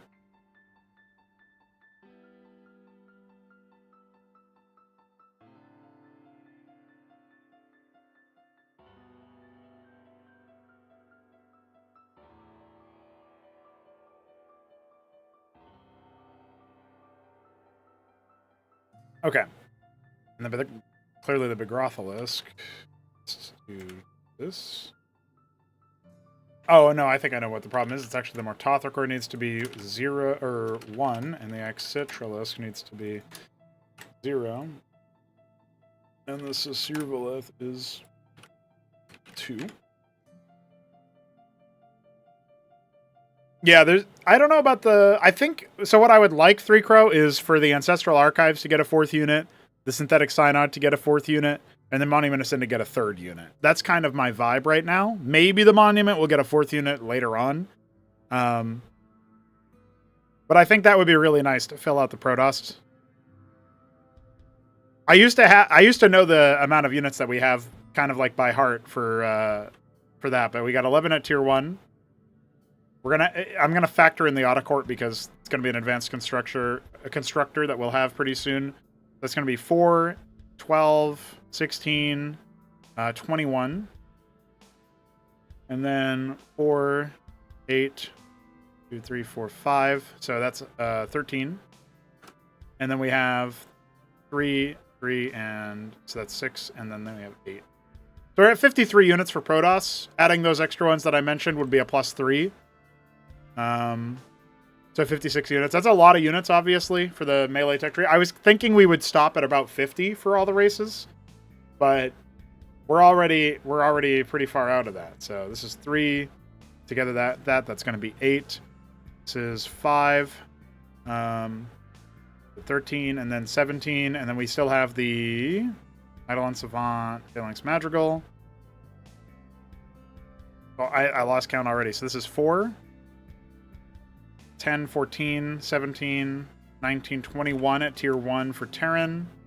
1, 2, 3, 4, 5, 6, 7.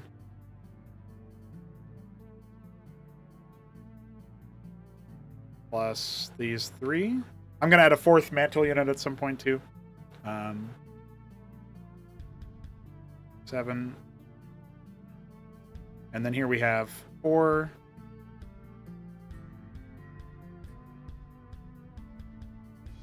Yeah, so 54 for Terran right now. You +1 for 55 is what you get out of the mantle. I don't know if I'll ever give them another unit at some point, but it would probably be an infrastructure unit if I did. So, not sure where that would come from. Maybe there would be a tier 2 or tier 3 variant of the Quarry that gives you access to more units you can train out of the Treasury and Ministry or something like that later on in the game. But it requires an add-on or whatever.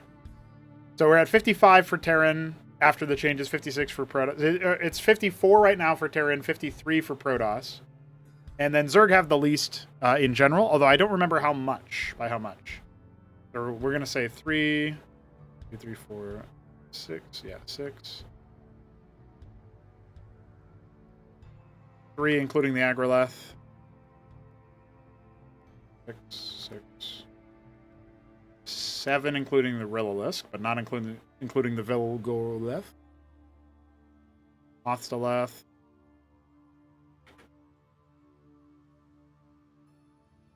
3 and 2. Yeah, so we're at 49. So the next unit that gets added, well, the Agroleth was factored into this count.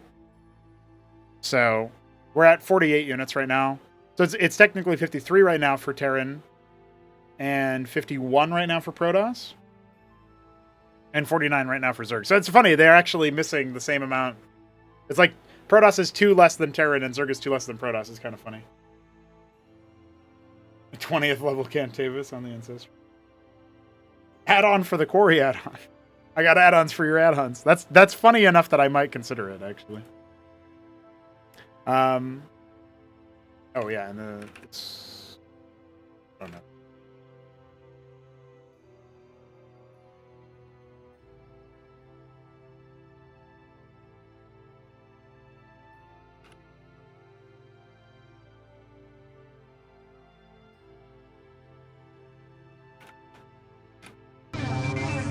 Shit!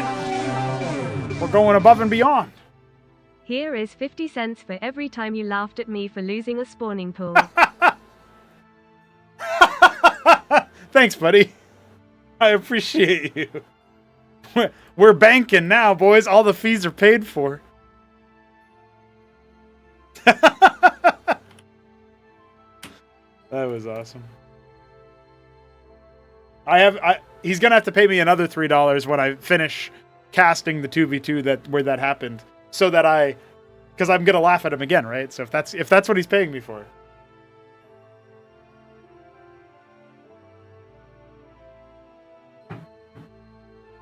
So Rainarel, that was used as a teleportation sound effect in a Flame Knives campaign. Flame Knives is a StarCraft 1 campaign that is absolutely deranged and insane.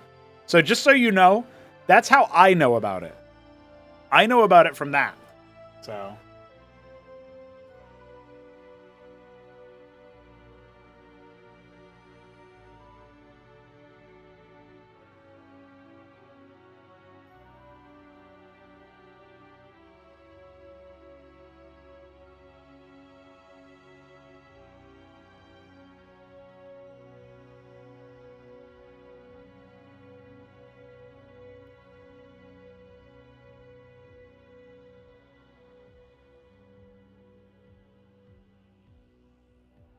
Well, I guess technically we already have that achieved, Green Eggs. Yeah, the Dark Wind Howling? Yeah, exactly. That's 18 times 3. What's up, Milestone? The Orchestra Core is more available now, Green Eggs, so Infestation is already there. So. All right.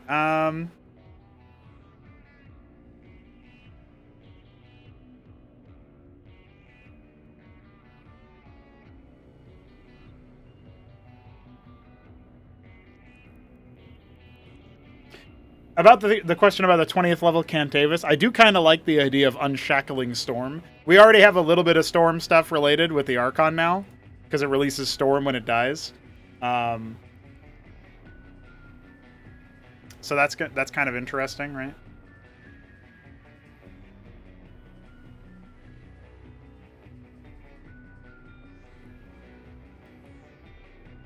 I think the biggest issue with the Matroleth infestation is just that it's kind of jank for activating. So...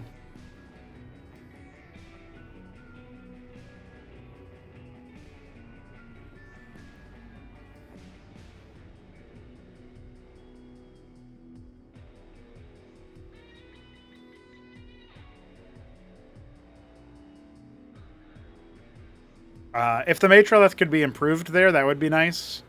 I do think that the...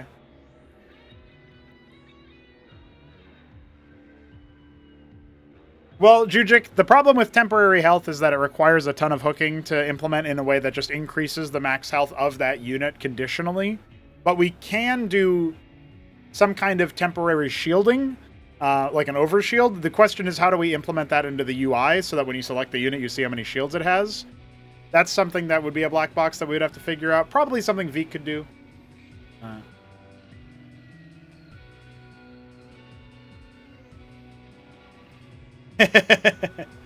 Yeah. If I was going to make, and I've thought about making, and I probably will make, several games like this, where there's like a persistent world, I really like the idea of people wandering around and doing things like the NPCs or whatever, and creatures doing things, interacting stuff. I love in a single player setting or a whatever, like even in a multiplayer setting with this, when there's like some kind of free for all going on, even if there's teams involved. I love stumbling upon a fight somewhere in an RTS because it shows you that the world is bigger and doing things around you. And your mind is going to fill in the blanks in such interesting ways where you're like, oh my God, I wonder what's happening here. And, you know, sometimes you also get that like pit in your stomach when you scout. You were fighting an enemy for like 10 minutes. Then you scout their base with an attack force and they're gone. They've been destroyed by something else. And you're like, oh shit, there's always a bigger fish. So I like that kind of thing. That's really cool. And so something like that, those kinds of interactions, but in other games, in other gameplay genres, are really cool. So, yeah, that's kind of where I'm at there, I would say. Leaning towards that kind of thing. For sure, for sure.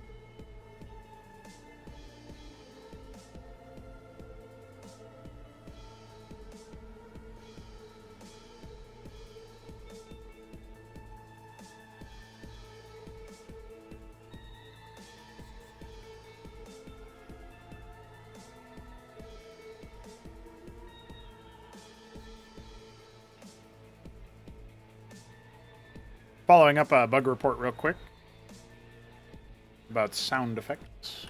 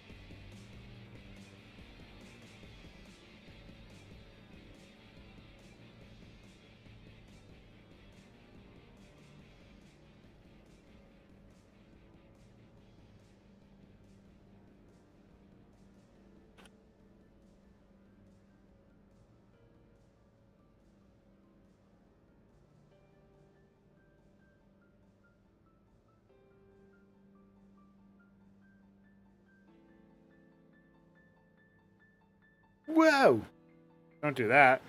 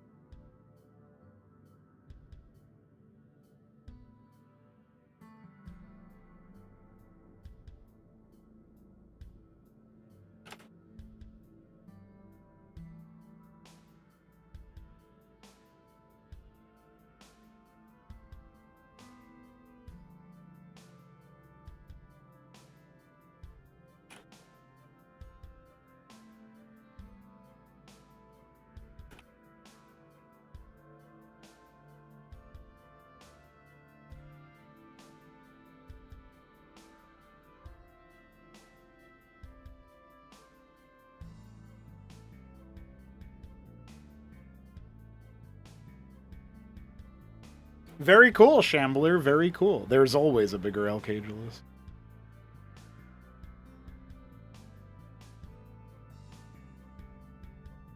The Alcagelus is pretty good, but I don't think that you want the units to be, like, identical to each other in any way, right? Really what you generally want is,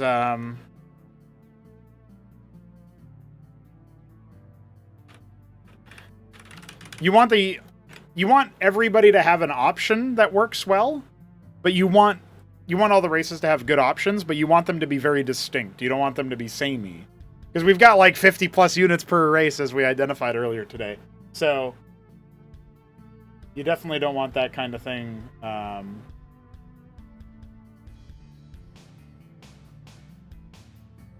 To be something that gets old or whatever, right?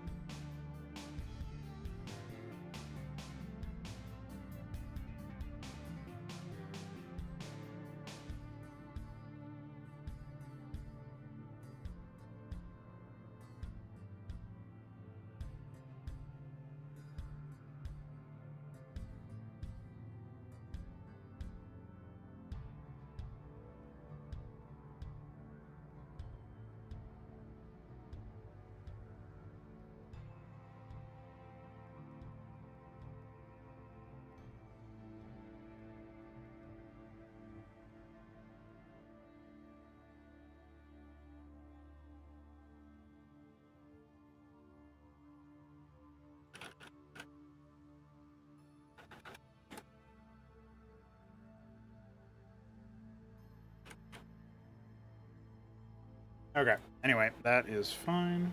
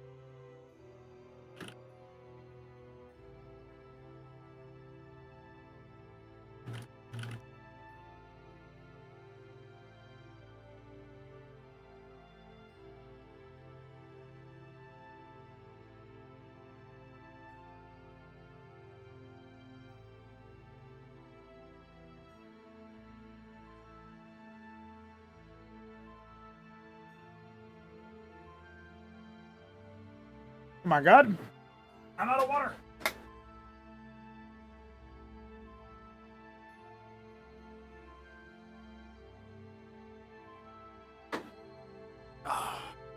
Yeah, for as far as making the goal today, shout out to Alexander, 33 bucks.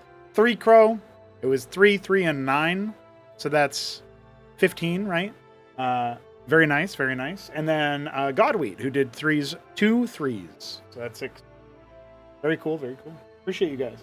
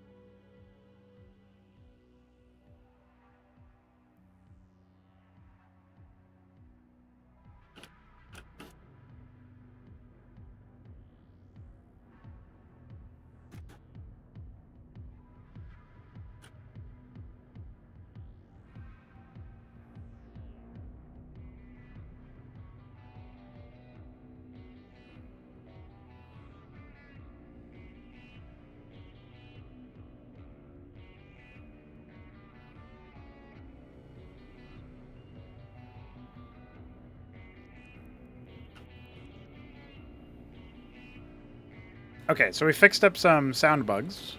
I don't think it'll affect too much, but it'll be interesting. What else do we got to do? We're still working on some concepts here for the end game Zerg. I think these are going to be a nice little bit, but let's actually take a look at the units, right? So, Immortal Regression is funny because this is before regression was a cornerstone or was even thought of. So, like for units, it was there, I think, for structures first. So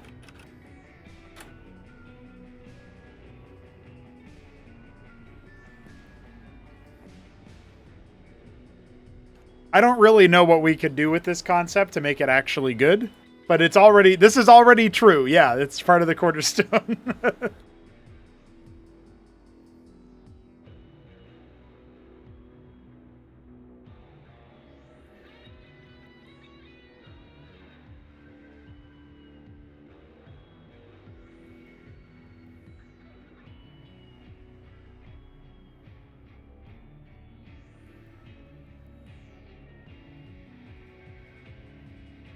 Okay, so we got to update the links for the Excitralisk, so say that it creates...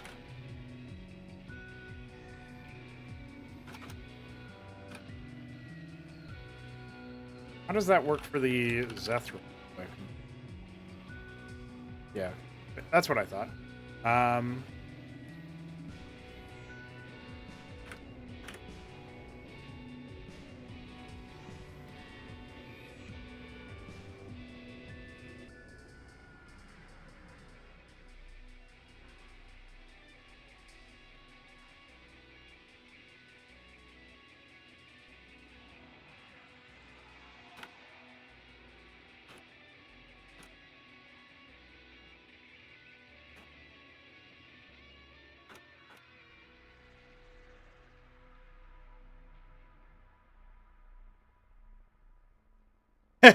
I was also thinking about that too, Helios. The idea that they split into more, because that's like a swarming idea, right?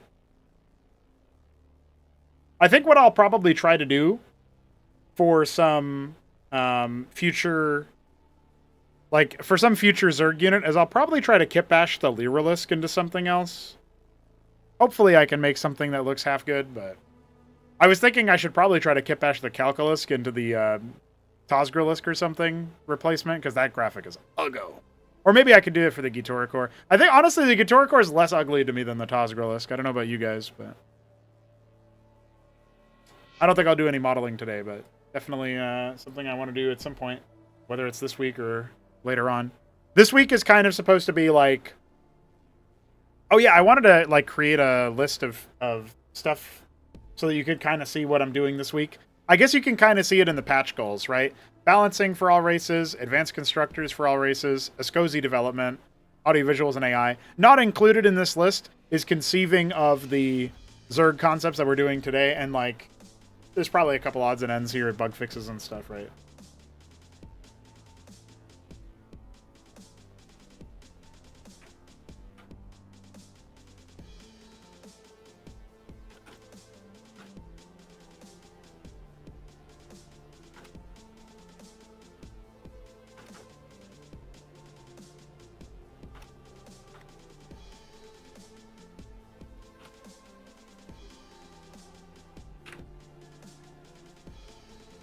We'll see. I guess getting free Excitralisks is pretty thematic, honestly. So...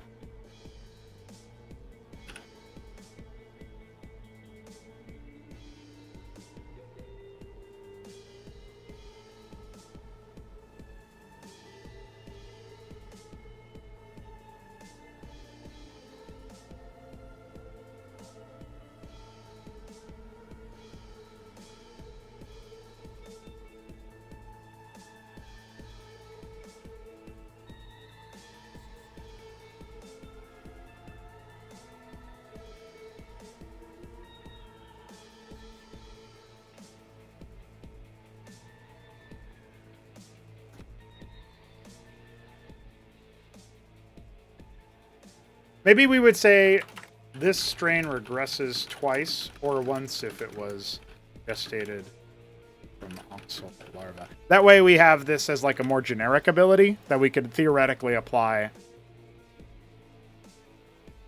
Regresses twice is a little bit vague, but hopefully people figure out that that means that they regress into two separate units. You know what I mean? Oh, yeah, Milestone. I agree. It's definitely not a very photogenic unit.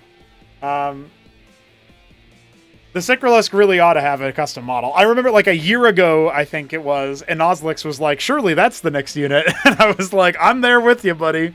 So maybe that's what I go for first from the Lyralisk Kit Bash. It's some kind of dinosaur from Final Odyssey. Same source as the Zoryusthaleth. I think I used Final Odyssey for the Zoryus and the Cycralisk. Was there anything else? I think the Cherbrathalor is from Vital Device. The Avigralisk is from Impact of Power. Kagralisk is from Aatrox or Armageddon. I always confuse the two. Cascathalor is from Armageddon. Oh, the Excitralisk is from Final Odyssey. That was the other unit that I was thinking of. I think we're still using, especially for structures, but in general, I think we're still using a lot of Five Nations assets. Yeah, it's kind of, I can see that. That's actually, the Tozgralisk is from, shit, what's the game with artist Yosef? Priority Survive. Took me a moment. I haven't thought about that game in a long time. Maybe I'd think about it more if I saw more Tozgralisks, but I don't know. That might be one of the only graphics that we're using from Priority Survive. Maybe the only one? They have some graphics that could be used for like Terran stuff, but it's really hard to port them. Because they have their shadow baked in and their muzzle flashes baked in and stuff. You gotta like manually paint them out, and they have their frame sets are pretty detailed. So there's a lot of frames you got to do all the manual work on. It takes a long time. Ironically, should just start kit bashing at that point in a modeling program. Okay. I think that's a pretty neat passive for it. It taps into the Oxal larva thing, right? So go to Excitralisk or Begrothalisk. So we've got that change for this concept for the Begrothalisk. The weaponry, I'm going to see it in action. I'm not really that worried about it. 3 armor is pretty good. Yeah, it's probably fine. We could also consider giving them 2 per egg. Like the Sovrolith is 2 per requisition, even though it comes from the Protathalor or the Oxal, right? We could make it so that there's 2 per rec for the Begrothalisk as well. So the Oztukrokor.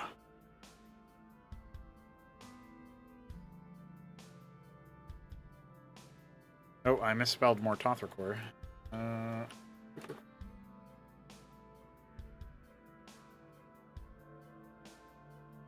Take a look at this guy.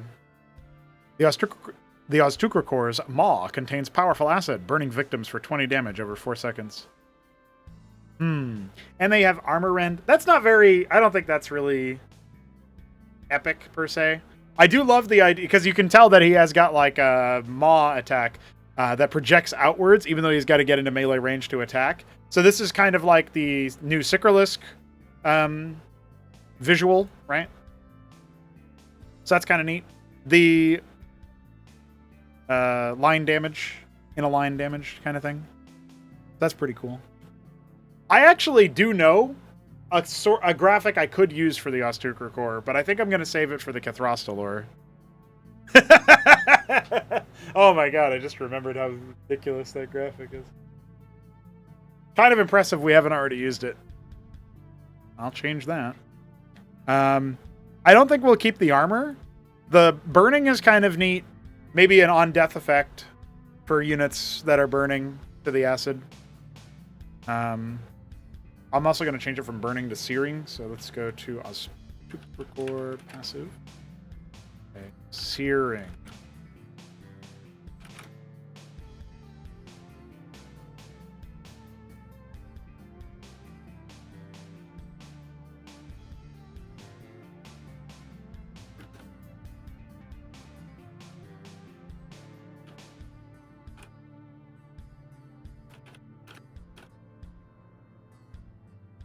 So we'll also say that it applies in the snare. That'll be the corrupting part. That's actually not entirely true, Helios. We're not using the Comsat station, the armory, the academy. I think there's another Terran graphic we're not using, but I can't recall off the dome. For Protoss, we're not using the Citadel of Adun, the Arbiter Tribunal, the Fleet Beacon, the Cybernetics Core, probably a couple others. Is there any others, actually? Templar Archives, yeah.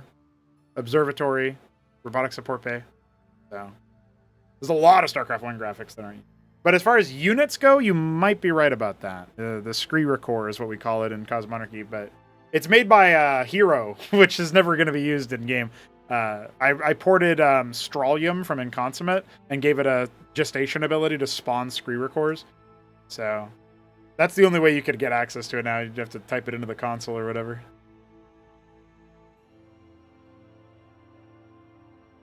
Okay. And we don't know what exactly we're doing with the Alazaleth just yet either, so maybe we take a look at that guy. So we have this concept to answer the Scourge more directly. So we have like the Tekkara core that creates Rillisks. We've got other units that create Rilla cores, including stuff you can grab from the larvae themselves. I was actually debating whether the Rillisk should be moved over here and be made from Oxal larvae. That's kind of interesting to me. I probably, in fact, I think we ought to do that. Even though they can't, even though it's not a thing yet. Let's make it 012. Agrolith comes from the Drolith, or oh, wait, what? Acquires and creates Goswell. Doesn't the Drolith create Goswell? I don't know what I was planning for that. Agrolith is probably going to be a tier 1 thing, actually, so I don't really need to worry about that. 0, 1, 2, 3. Category 0. What's up, Alexander? Just conceiving of some new changes or new units to the Zerg right now. We went ahead and I'm committing to at some point making it so that the Rillisk comes out of Oxal larva. I don't think you'll really use that ever, but maybe, you know. And I was just telling Helios that the plan for the Skrirakor, which is our version of the Scourge, my thought there was that if we were going to add it, it would be a summon similar to the, like, Convalesque or Tekkarakor spawning their brood spawn stuff. It would be another brood spawn variant. Probably for tier 3, because it's like a suicidal thing that blows up. And maybe it would spread like the Vithrilisk Devour debuff, right? The Vithrilisk debuff, Corrosive Pathogen. I think that could be kind of neat, right? If it just Corrosive Touch explodes everywhere, but also is dealing like heavy single target damage. Obviously, that would be something that is anti-capital ship, because of the high damage that it would be able to do. And I don't think it would spawn on top. It would more so be something that is reactively created. When you consume a corpse with the unit, or take damage like Zoryu style. Something like that. So there you go. That's a concept. Yeah. See about that one.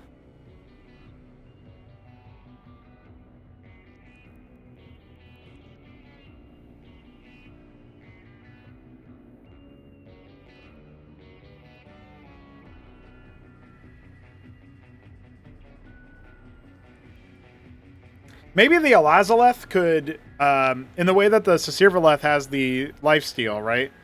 Which is obviously very powerful. Maybe the Alazaleth will get a wider range for their dermal accelerant, but also this will get like an extra detail associated with it, which is that damage, or maybe this will be a separate thing, right? But like, I was thinking that, like, damage dealt to a unit nearby will... Like, this unit could reactively spawn the Skrirakors when units take damage within a certain radius. Or something like that.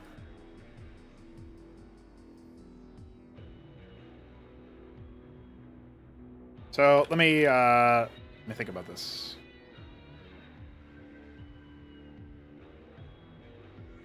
Yeah, I don't know. I think we're going to just retire this passive entirely, and we're going to make a new one.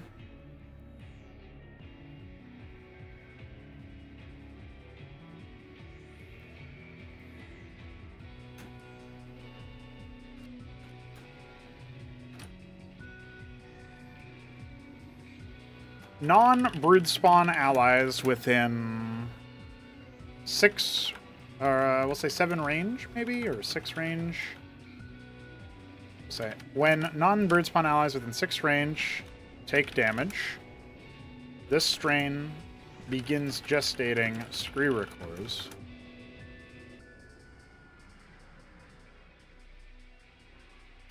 One Skrirakor.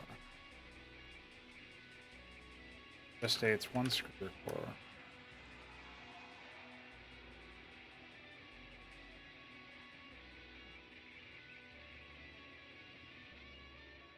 Yeah, I mean, this unit wasn't ever a... This unit hasn't been implemented in a very long time, so...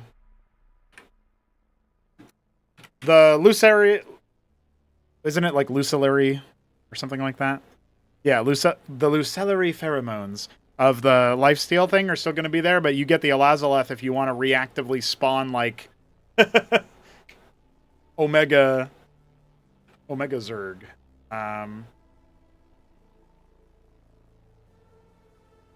Like the Skrirakor, right? But the non-brood spawn allies within 6 range take damage. The strain gestates 1 Skrirakor.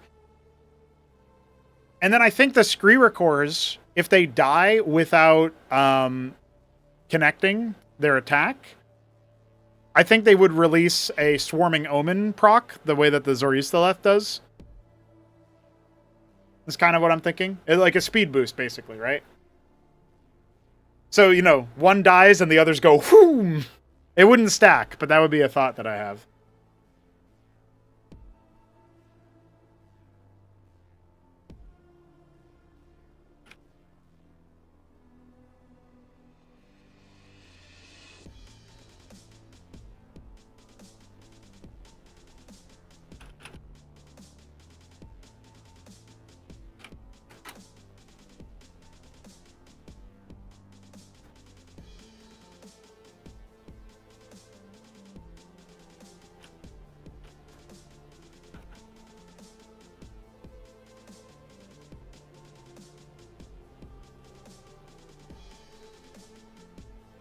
This strain dies without attacking. Its corpse is consumed to create a...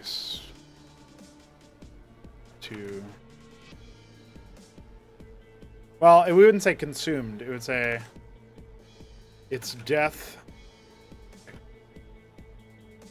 accelerates allied movement speed.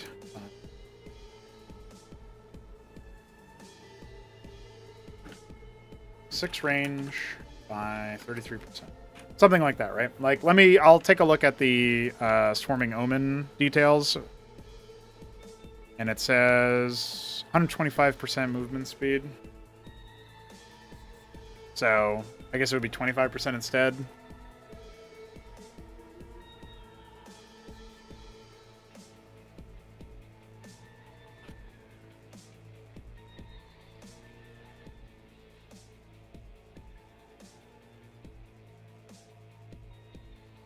Well, the whole concept of Zerg, if you know much about like how Cosmonarchy lore is, which I don't blame you if you don't, but Cosmonarchy lore is like, for Zerg, there's a tendril, which you can kind of analogize to a human body.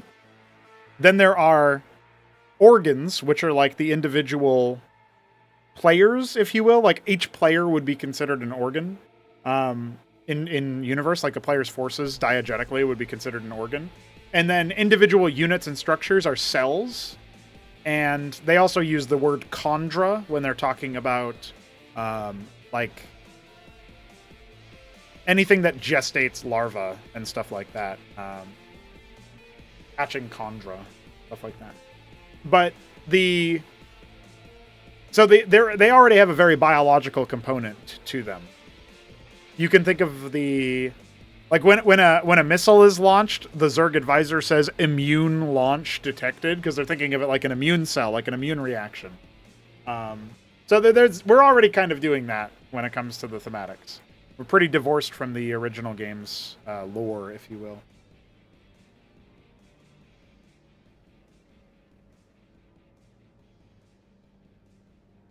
Vital Device is what you're thinking of.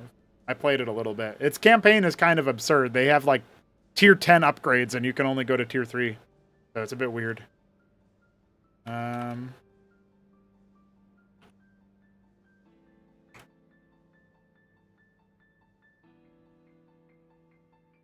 So, Alazaleth, massive.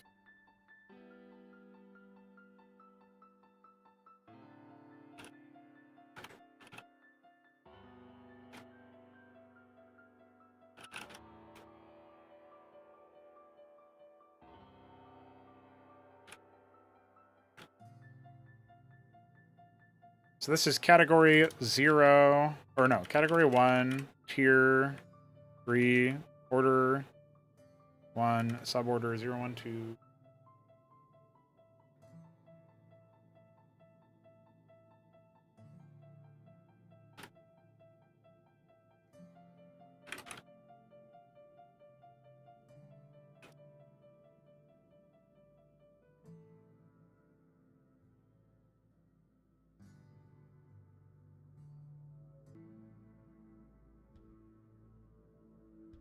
All of the Zerg units down here are for all units. They're not factional.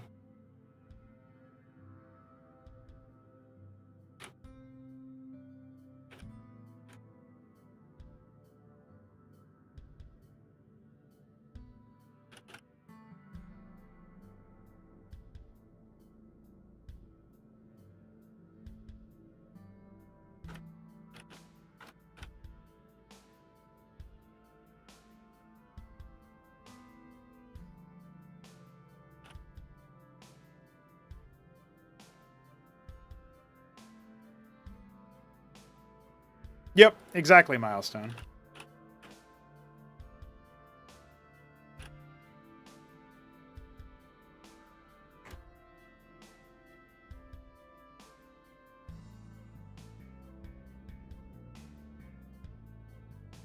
So I guess the Alazaleth might have like a weapon. Oh, the screen. We took over the Screw Recorder unit ID and icon with this, so I totally forgot about that. But the Screw Recorder icon does exist because I re-implemented it as a unit. So now we just need to go to our wireframe and find... Here you go. It's 503. So...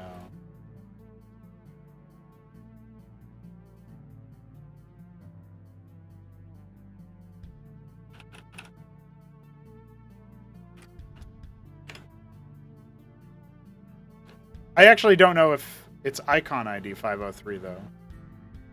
That's going to require a little bit more digging. Because, yeah, it can't be that, actually. Oh, I found... By blind luck, I found it just randomly. Holy shit. Well, that's epic.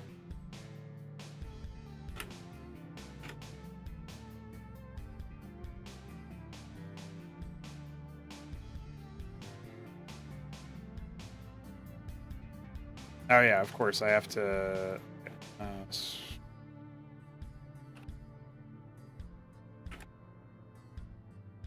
fix it on there as well.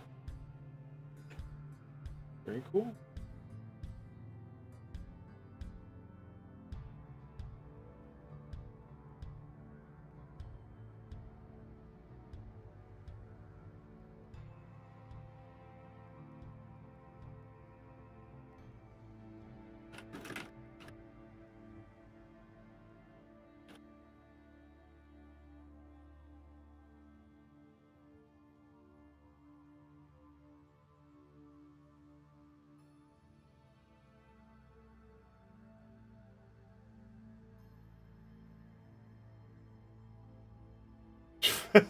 What the fuck?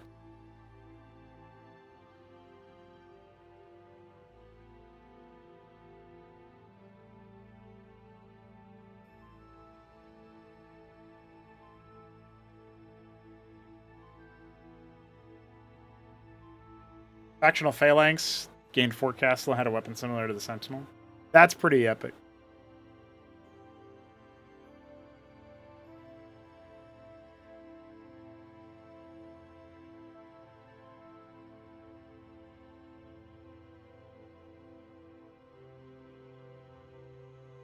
Alright. I think the Elazaleth will need something else associated with it. I think it'll be pretty neat to give it, like, something Ensnare related. But, or I guess Ensnare is going to be from Stuka Core. But something like that, right? I don't know. That could be neat. Alright, let's go to the Screamer Core. It is inside the Zerg folder. And it's category 1, tier 3, suborder 6. I'm not really sure why it's not showing. Did I miss something? Oh, I went back to a cached page. That's why. If I refresh, it'll be here. Screamer Core. Screamer Core passive.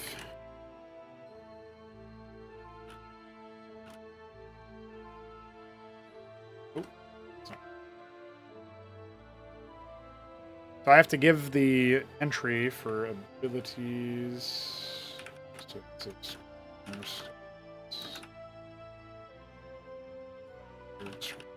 Passive.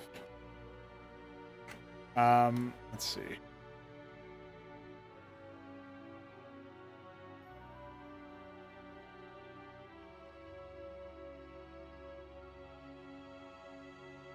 So this is like the passive for the Screamer Core. I also want to make it so that its attacks apply the Corrosive Touch. So we'll see what that wording looks like, because obviously it's a suicide attack, so... Let's go to Screamer Core...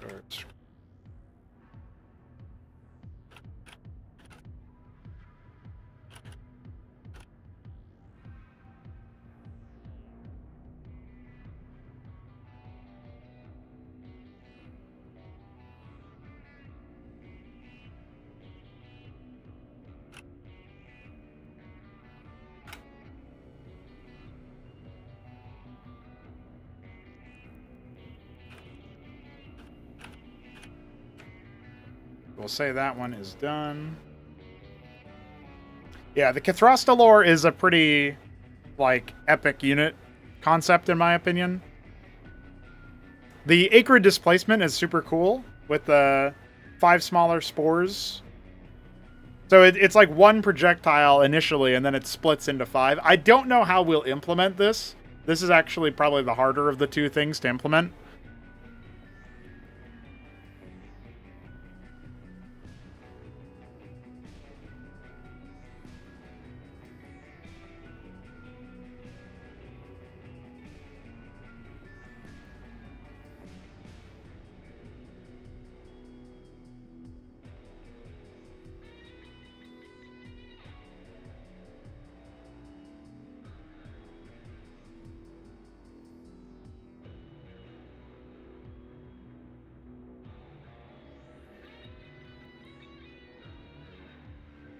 Okay, let's see.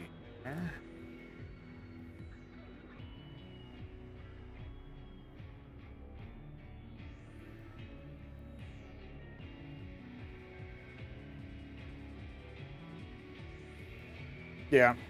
Or maybe it's like, yeah.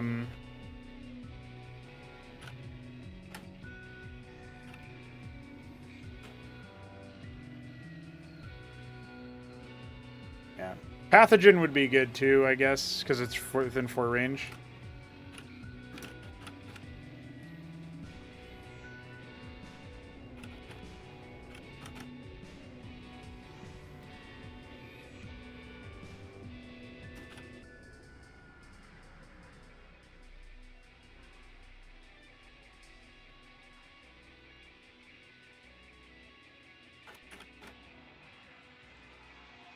Okay.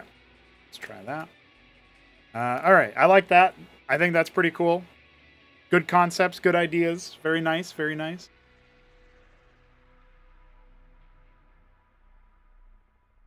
So we have a big gap over here with the control branch where there's no, like, there's nothing right now at all. We know that Zerg are on 49 units with the Agrolith, I believe. If we were to add the 3 units out of the Grozith Barrow and add the Cathrostalore, we have 53. I would like to add 2 more units to the Grotto and keep, like, in totality, so we have 1 unit and its mutation. So that would be another 2. And then if we add another structure, odds are it would be another 6 units, which would put us at 61 Zerg units, which is pretty ridiculous. So that's going to be an interesting one. I don't know about that one. But I will show you guys some of the concepts that I've got.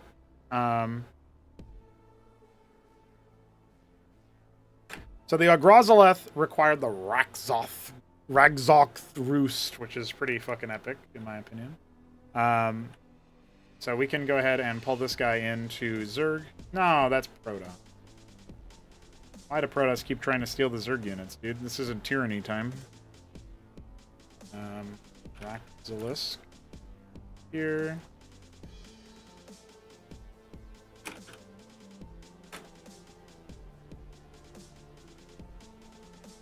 So this does not have a requirement, and it would be created by Droleth. Agrolith? Or no, Gosvaleth. I can't remember. I think Gosvaleth is like the advanced mutation, and Agrolith is the one that has plethorial gestation. Yeah, that's going to be the new version. So, okay. So we've got Agrozoleth and Rakzalisk. So I think this is actually going to be in the inverse order. These would be base strains now. So there'd be those 2. Let's go to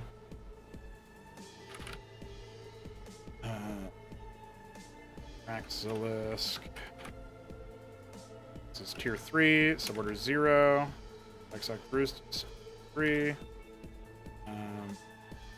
Rozoleth is tier 3, suborder 1. And I think just like that, we should be good to go. Oh, this is created by larva and egg. Oh. I guess these are supposed to be the more advanced strains, at least in some ways. The Althrazalisk is supposed to be something else, but I think we'll keep it as is. I don't think we're really worried about it.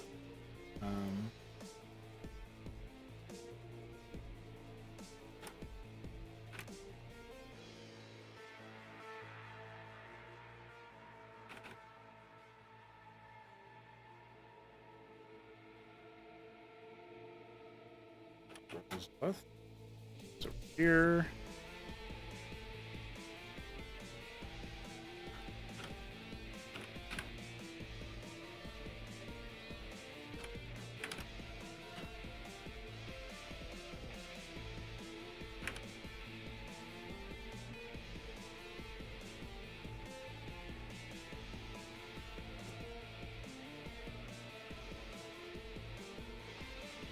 What's up, Ghost? This patch does, in fact, not address the crust. I don't believe there will be a Crusty patch. I know it was on the roadmap, but recent funding has redirected my efforts.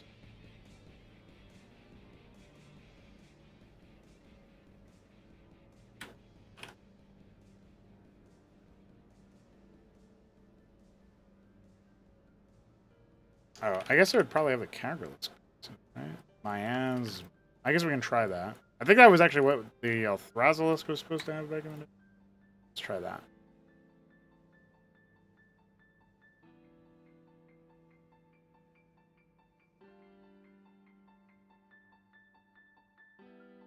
Isn't that the $1 million question, Alexander?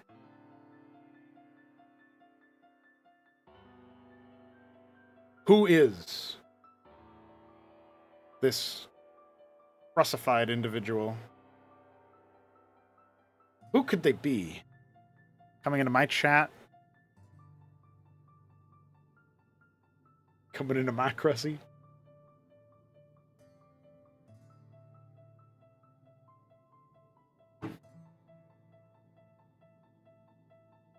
They got their own chat emojis? Chat emotes? Crusty obsessed anon. Unbelievable. Unbelievable banter. You can't just say that about a person, Alexander. There's something about that really good.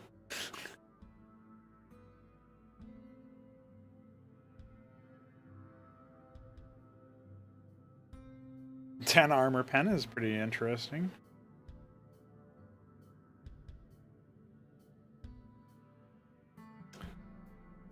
So I guess the biggest deal about the Erupting Deposits passive is that by wording, it's any attack that hits them, which I think is really variable. I don't know.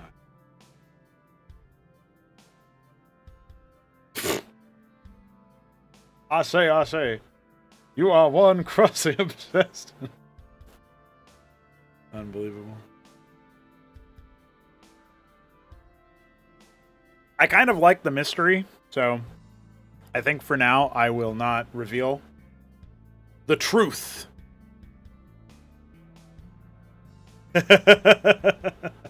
Well, thank you. Well, thank you, Go.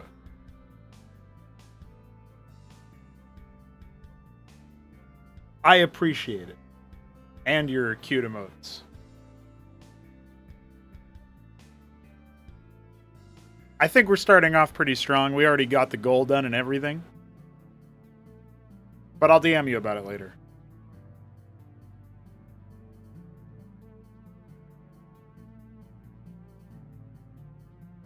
So this probably has to change. I think we'll need to...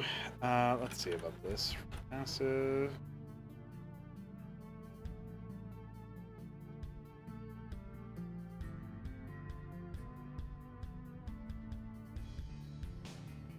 Yeah, this is like absurd DPS, even with 8 damage, so...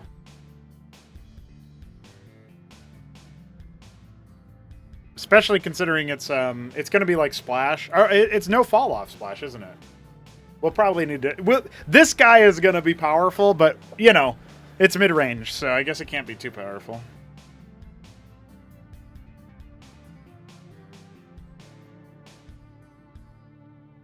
All right, so we'll think about that.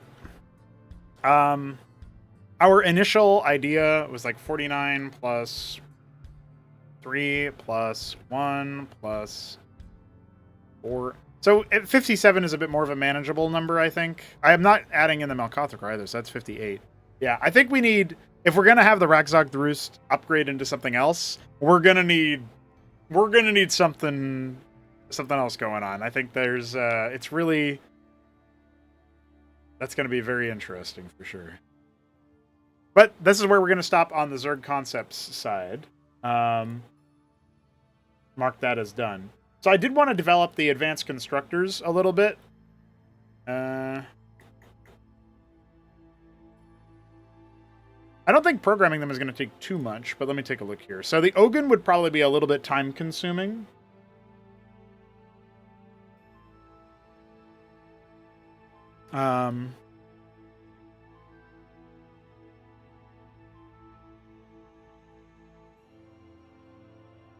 Because of the fact that they have the deployment.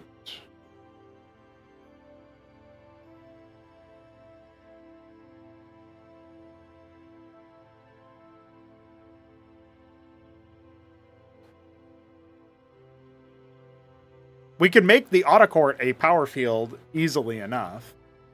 It would not harvest, so that's a big thing. So we have to think about like a graphic that would work for something like that. Maybe I'll have a quick scan of the 5 nations assets that are currently available. Oh yeah, we can install this at some point. Void Star Tech! Oh my god. Alright, well, I'm going to go ahead and pop that over there for my usage later. Yeah, so... Yeah, I think the Autocourt would be pretty easy to implement on short notice, since I don't have that much time before I want to go ahead and call the stream done. Maybe another 15-20 minutes or so. So if we go to...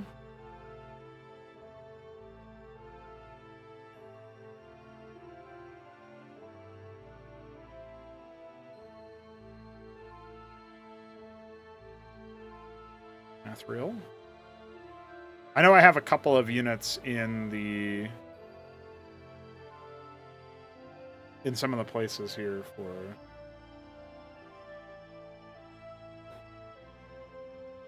Oh, I guess I could use the old Clarion graphic. That could work. I can't remember.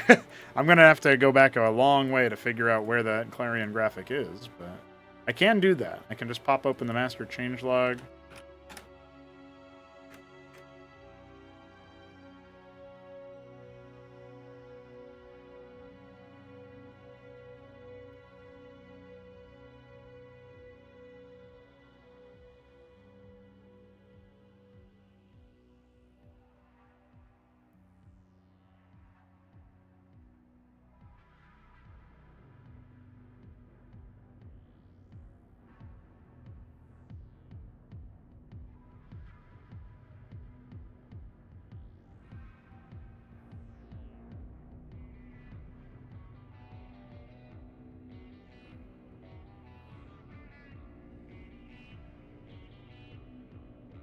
I'm pretty sure that Clarion has a... Yeah, what the fuck? This is all the way back to when it was first implemented.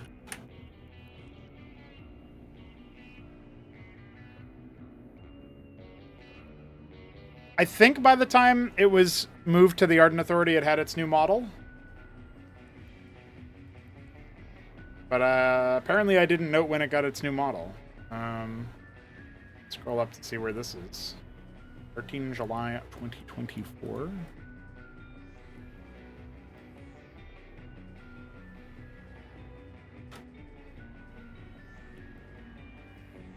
Oh wait, I'm on pre-release. Be helpful.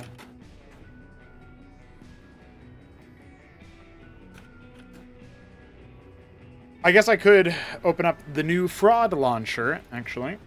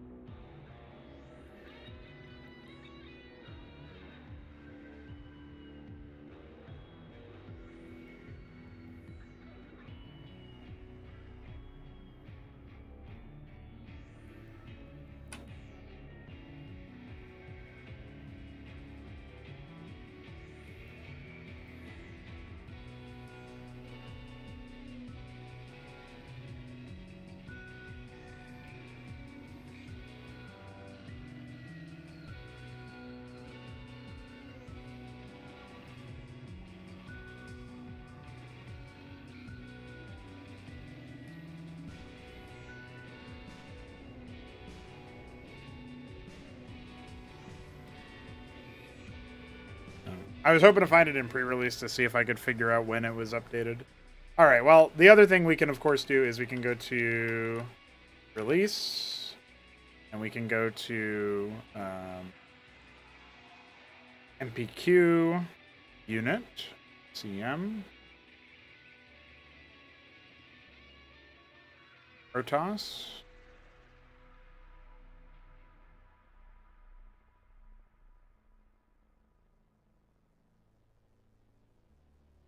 Iron Graphic is 2 years old. That seems odd.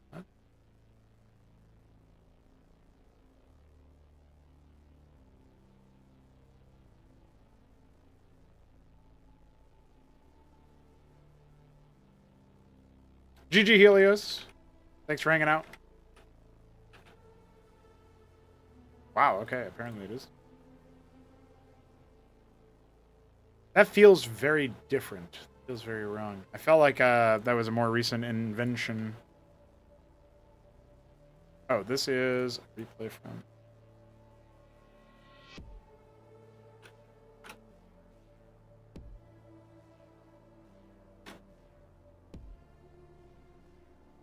And this is a.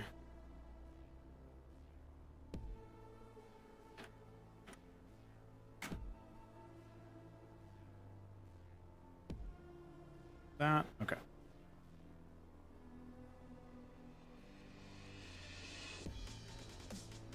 I don't actually know how else I'll find a version that doesn't have it. Oh, this is.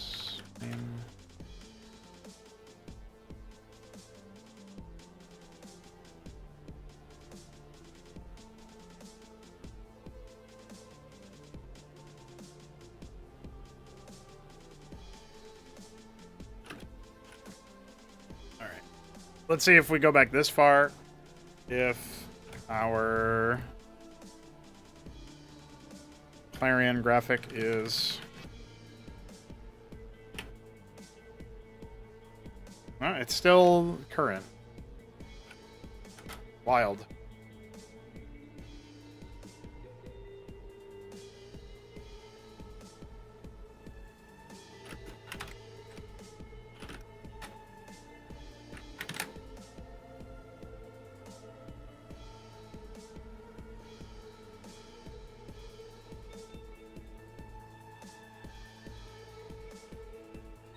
Can't believe it's still.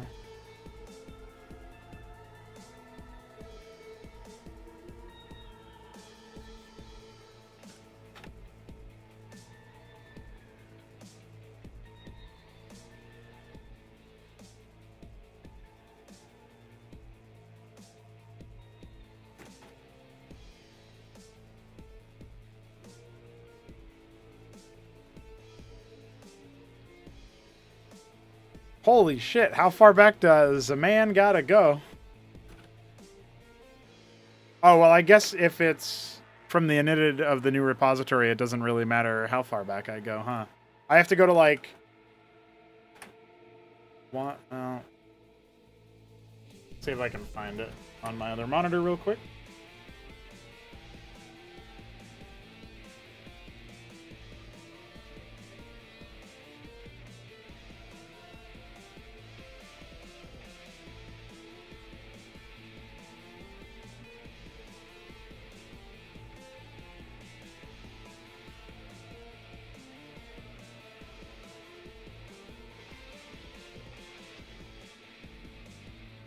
Alright, I'm gonna see if I can compare it to this version.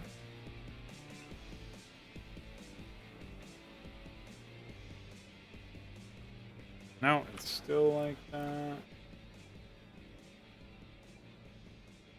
They're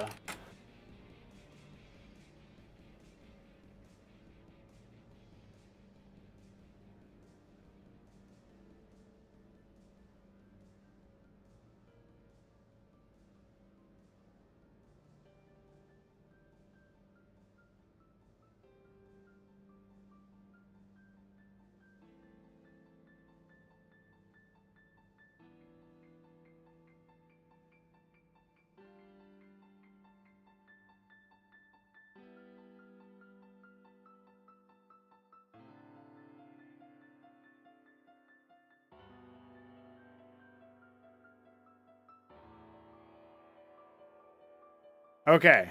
We've got it, boys. God damn, that took a while. Okay, so now we just need to grab the ID for the Clarion, which is 81. And then we got to go to our wireframe. Oh, good.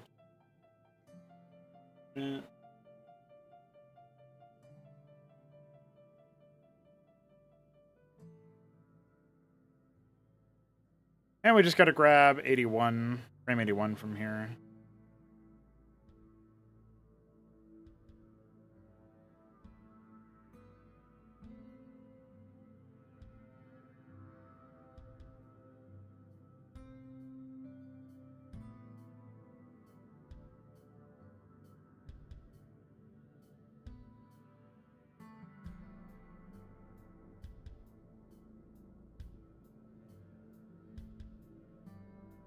If Milestone is still watching, he's probably like, as soon as you install that new file system, it'll be so much faster than what you just went through. And I'm sitting here like, okay, buddy, hell yeah, let's do it.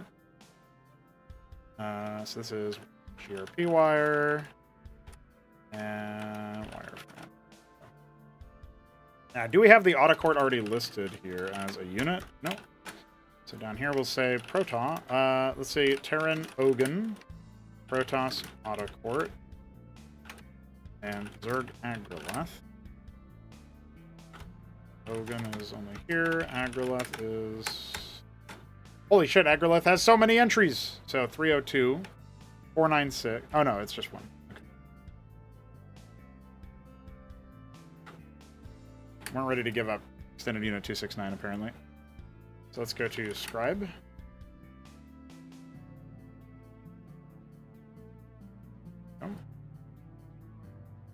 One thing that I think might be a bit of an issue is... Oh no, 164. This might be fine for computer idle, human idle. I don't know. No idea. Not a clue. Medium overlays, building, robotic.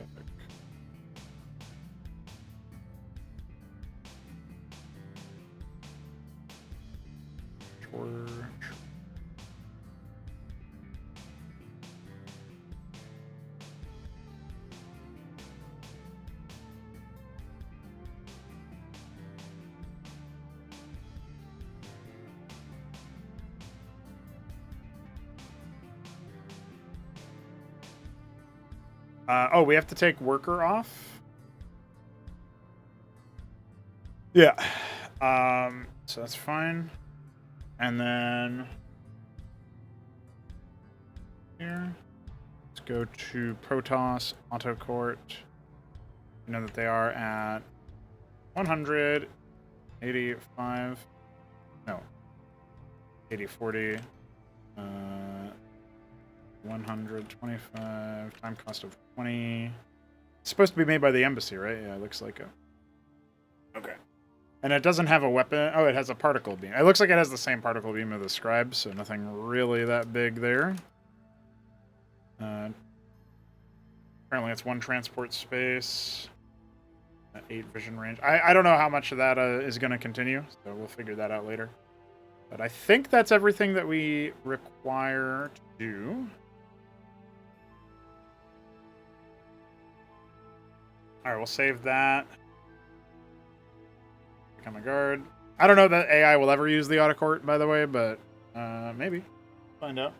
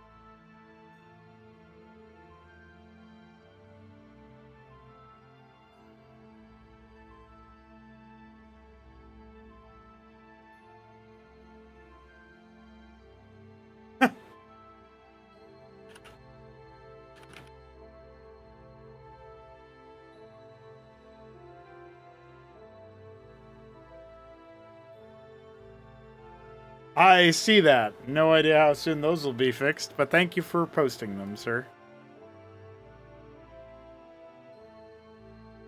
Okay. Let's go into res unit names. And Ogun.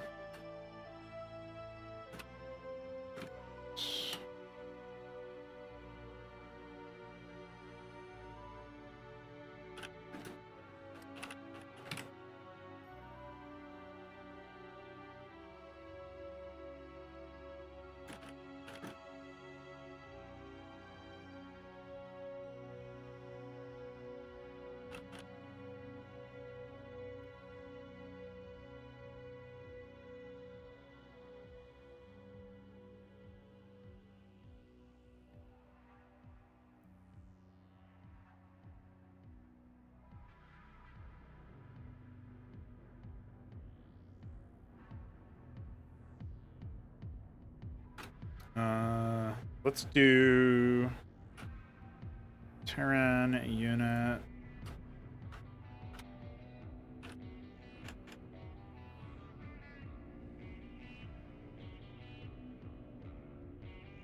Ogun is 494.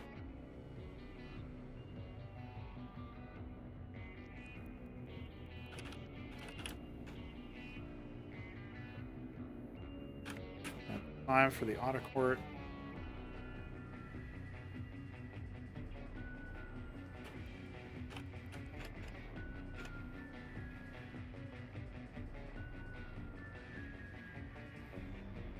Like 302 or something. Oh, yeah, it's already defined. Right, not really a big deal there right now.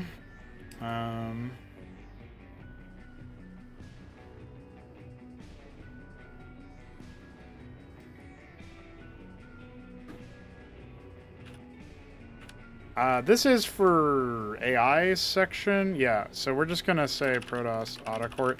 The Prudence is not going to be an AI-related thing. We're not going to use that there. Prudence here is Autocourt.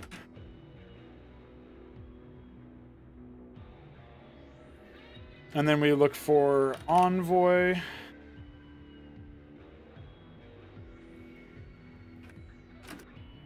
This is Protoss Autocourt. And we look for Envoy again. Autocourt. Oops.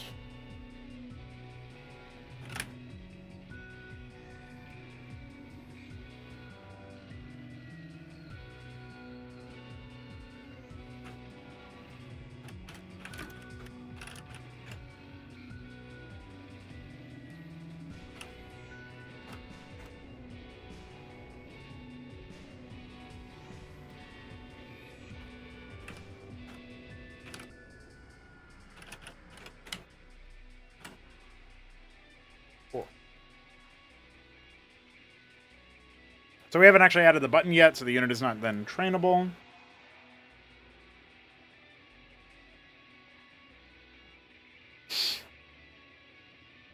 I think we are good to go for anything else that we wanted to do with this guy. We just gotta make sure that... we can quickly hook up the graphic, probably. That's not gonna take too long.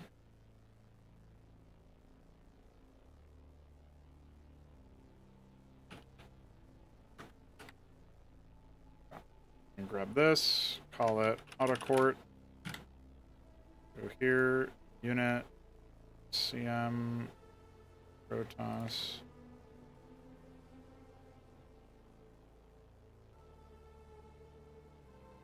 Reopen this one. Thingy, spread images.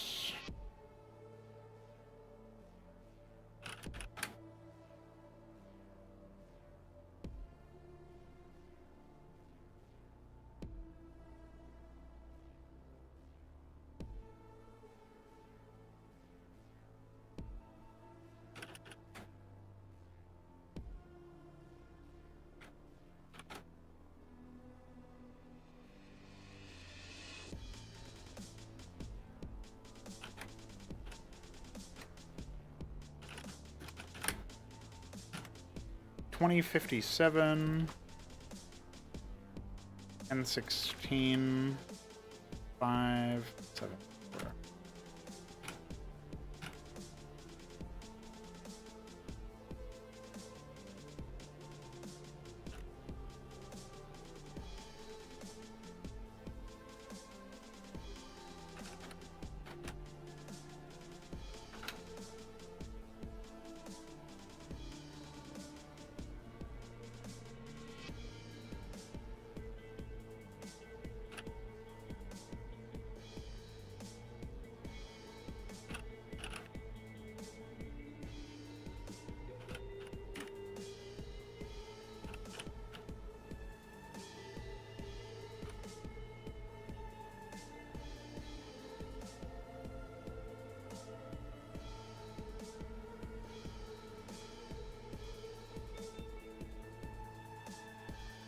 Okay, so I think we're probably pretty good on that front. We just need to...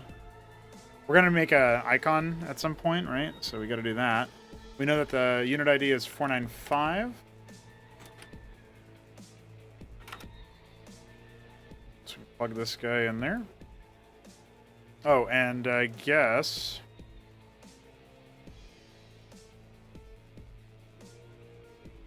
we should probably auto-court this here. And then we're going to expand the frame canvas to be divisible by 8.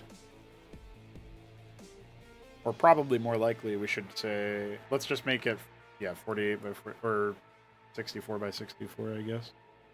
That's fine. Just 64. Go ahead and batch action that real quick. I have 17 frames. Oh, and in images, we need to say auto mirror. And so, algorithm. Oh, that's Omni. What is... Sure.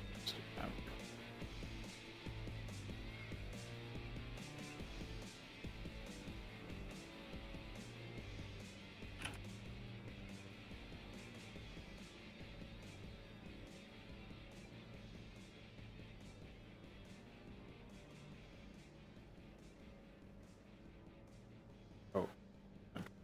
8.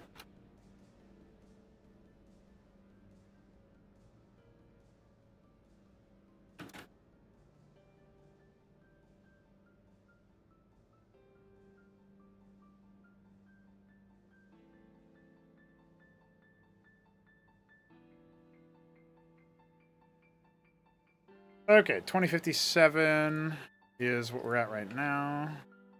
For our image ID, we need to underlay 2058 as the thing here. 2058. Sure.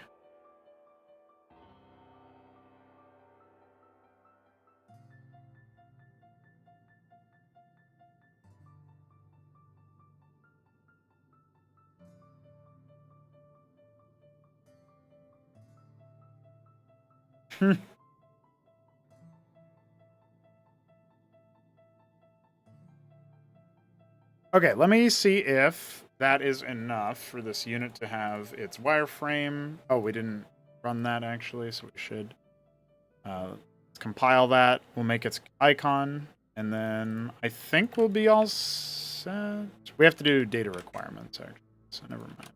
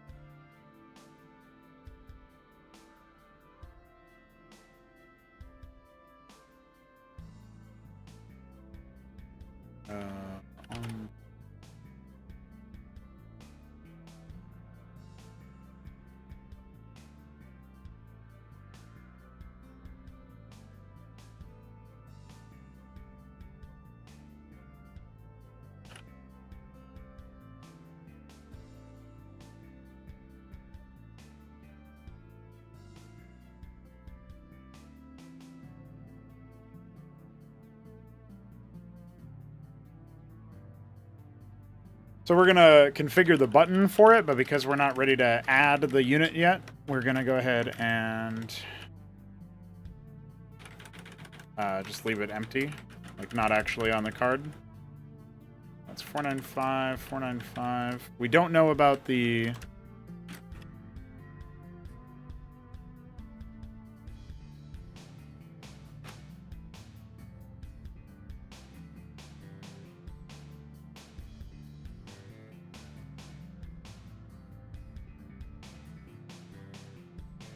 We do not know which icon we're using yet, so we've got to wait for that as well. But we can go to Scribe. Or no, I think Prudence, right? Oh, this also has the Scribe button, so let's go to Start here.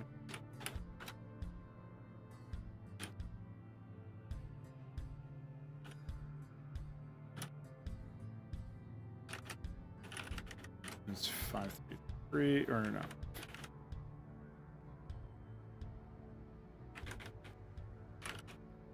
We're going to find the Scribe.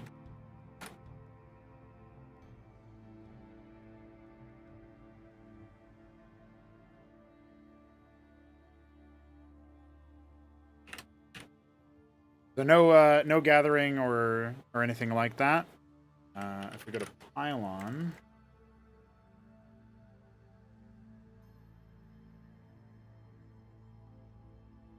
we can include the passive thing. Button sets Pylon.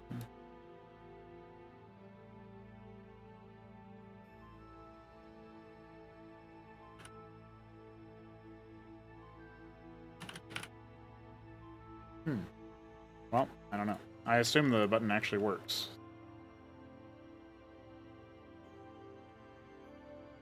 Okay, I think that's probably enough for now on the button set stuff.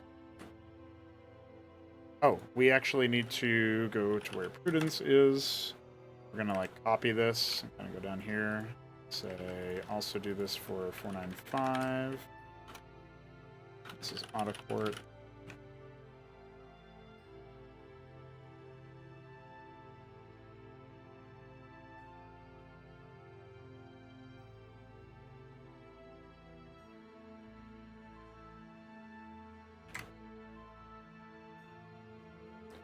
All right, let's get ready to make our icon, and then we will test to make sure that it can warp in structures and is a power field, because that's something that I don't really know if it works on a unit.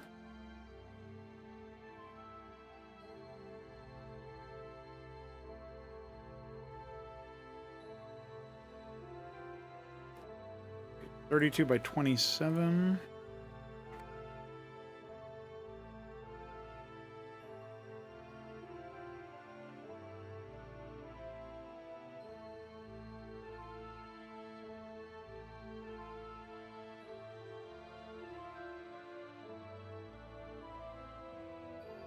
This is unit icons, 495.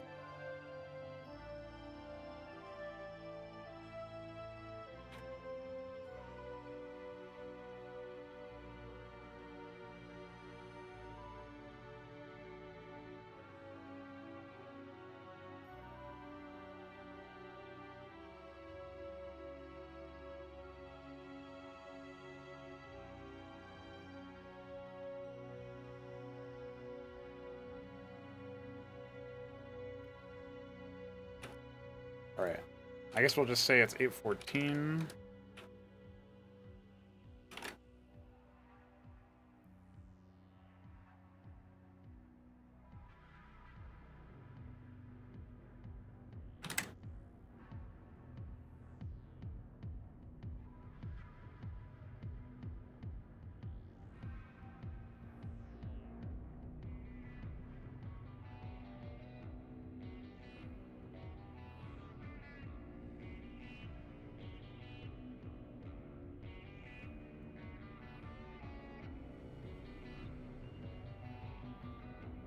Oh, yeah. Wasn't sure if we were past the point of excess units or whatever, for the sake of Once I get to a certain point, I'm going to have to start incrementing the frame number for all of that, including wireframes as well. Doesn't really make a huge difference, but... Alright, we're looking at game.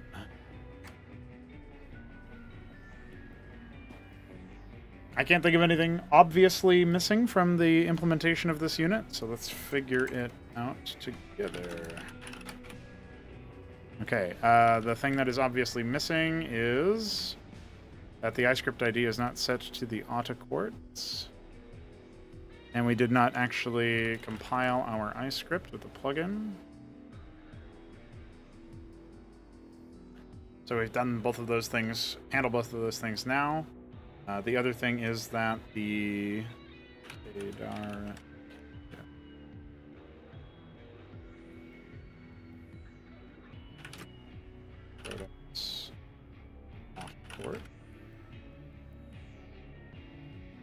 I guess we'll... Actually, what we'll do here is we will duplicate this. Say... What is the ability called? Power field? Oh, it's actually for pylon, isn't it?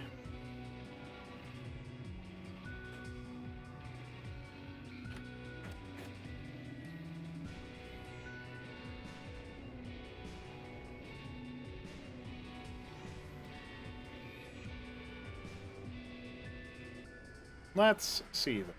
Oh, I think I also need dat requirement changes for the... Oh.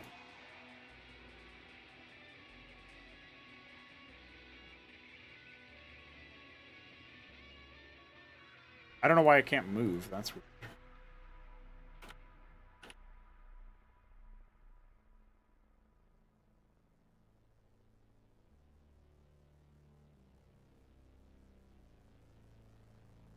Back into the Trojan he goes.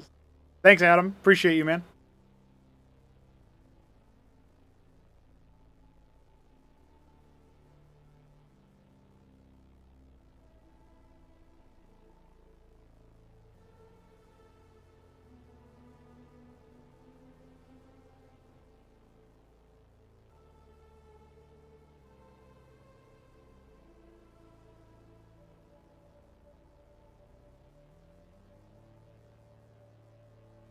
Well, we'll try with Flingy instead.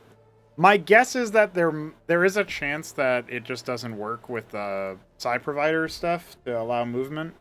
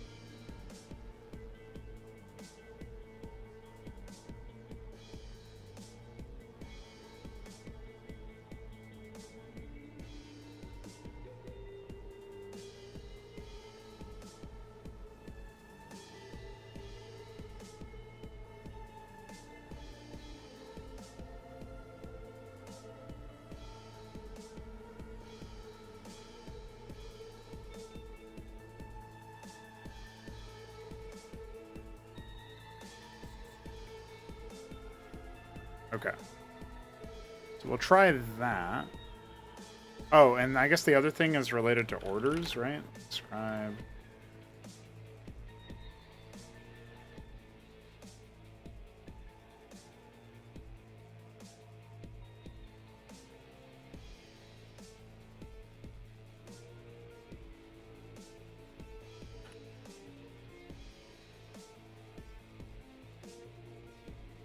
All right, so that should handle that.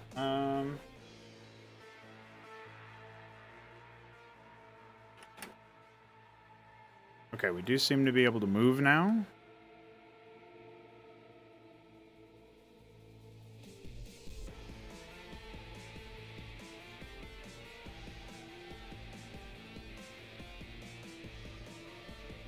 It definitely doesn't look like it's imgulling the right overlay. That's weird. 2058.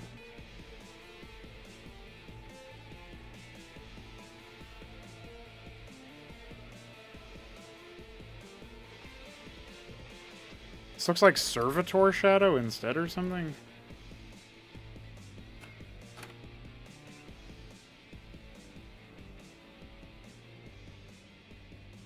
Yeah, that's what it looks like to me. I don't know what's up with that.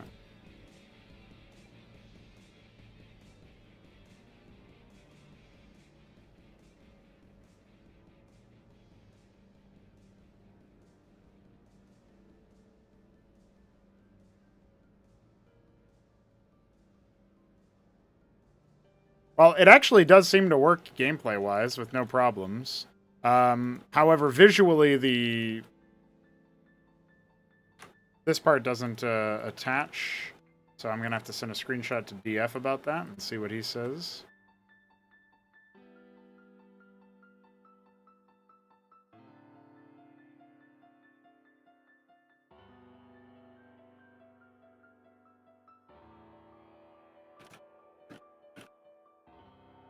Oh, there is some power generator related code, though, that I did not add the autocord to. So let's go to Pylon and just find hits for the Pylon real quick.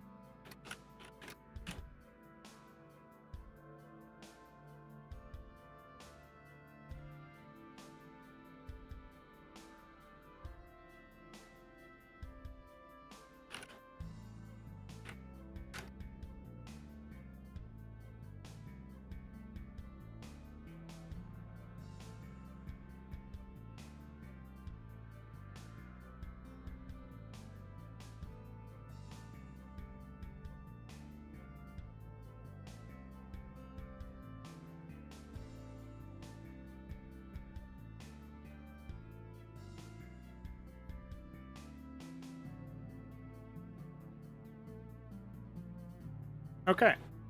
Looks like that should be all the code that we need to modify there. The purpose is it's an old game, and that's what it saves it in. In theory, we can save it as PNG. Another mod did that with some library. I think it was actually called Corona, which was really funny because coronavirus. But, yeah.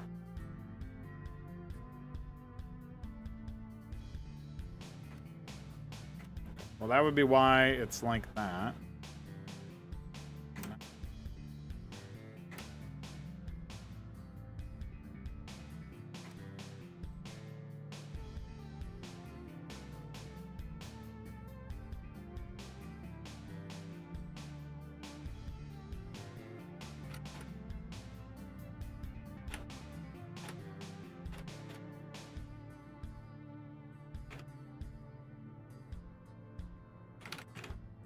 Okay, now I understand why it was forcing me to do flingy movement.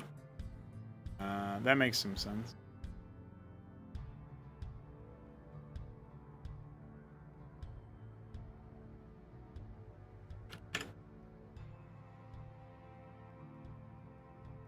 Oh.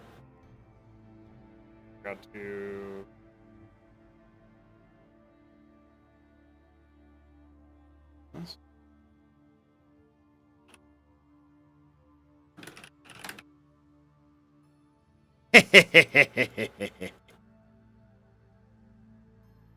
I cannot be stopped.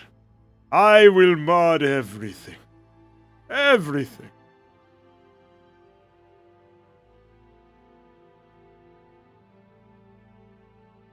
Hey, what's up, chummy? Chummy Chumbeck. Alright, that's beautiful. I can't believe that's implemented. Holy shit. Well, all we need to do now is make it trainable, and it will technically be implementable. Do I want to do that for pre-release? I guess so, yeah. Why not? Let's make a string real quick. I was thinking, like, well, I kind of want to enable them all at the same time so that everybody gets to play around with them, but...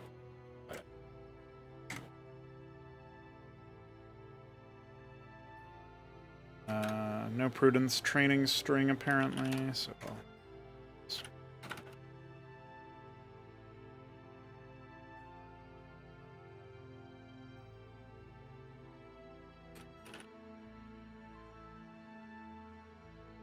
What was this even called, anyway?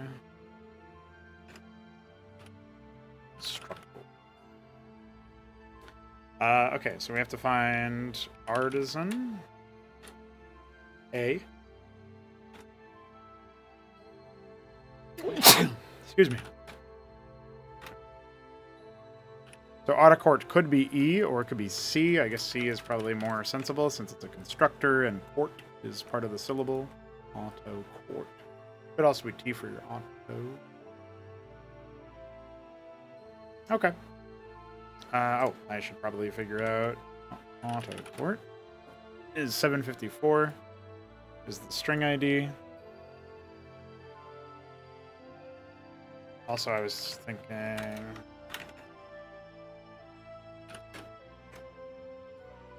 disabled is here is 827.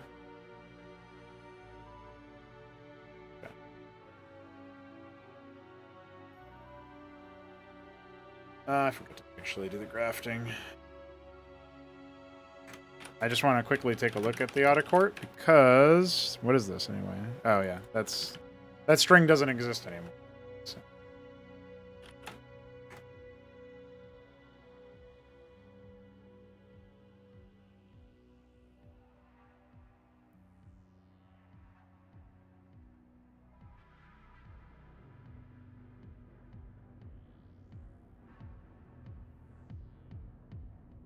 Oh, this is old.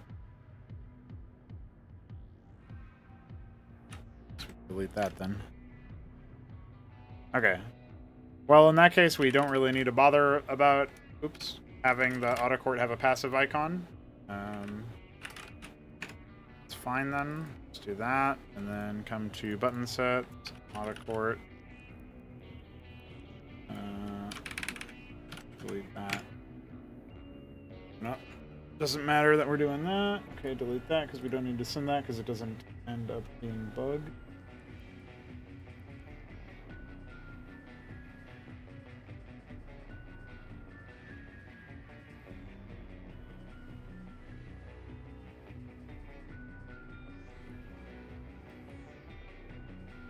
Let's do it, boys. Boys and girls.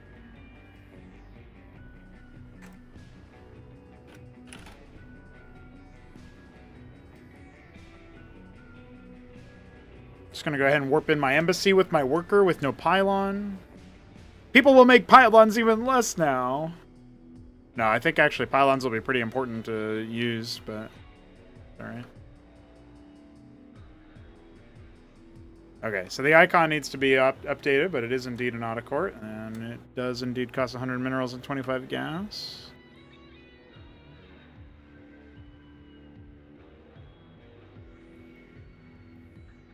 Fuck. So it looks like the rally point behavior needs to be manually set up for this guy because he's not following the rally point. Right? Like...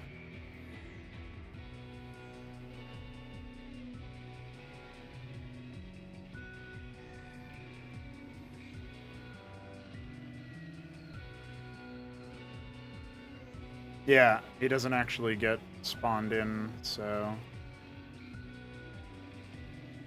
I don't know how we were going to do that, because what's happening is that they provide the power field, and that's why they're bugged like that. But they work fine afterwards, it seems, so... I don't know. That's kind of a problem, but we'll try to rectify that a little bit later.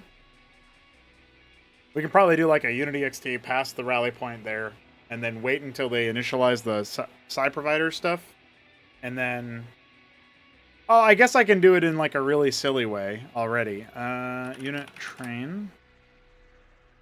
Rally.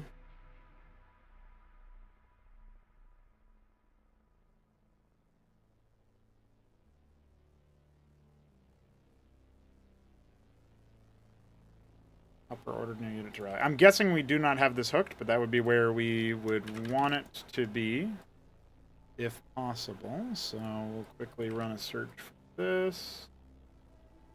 Find all.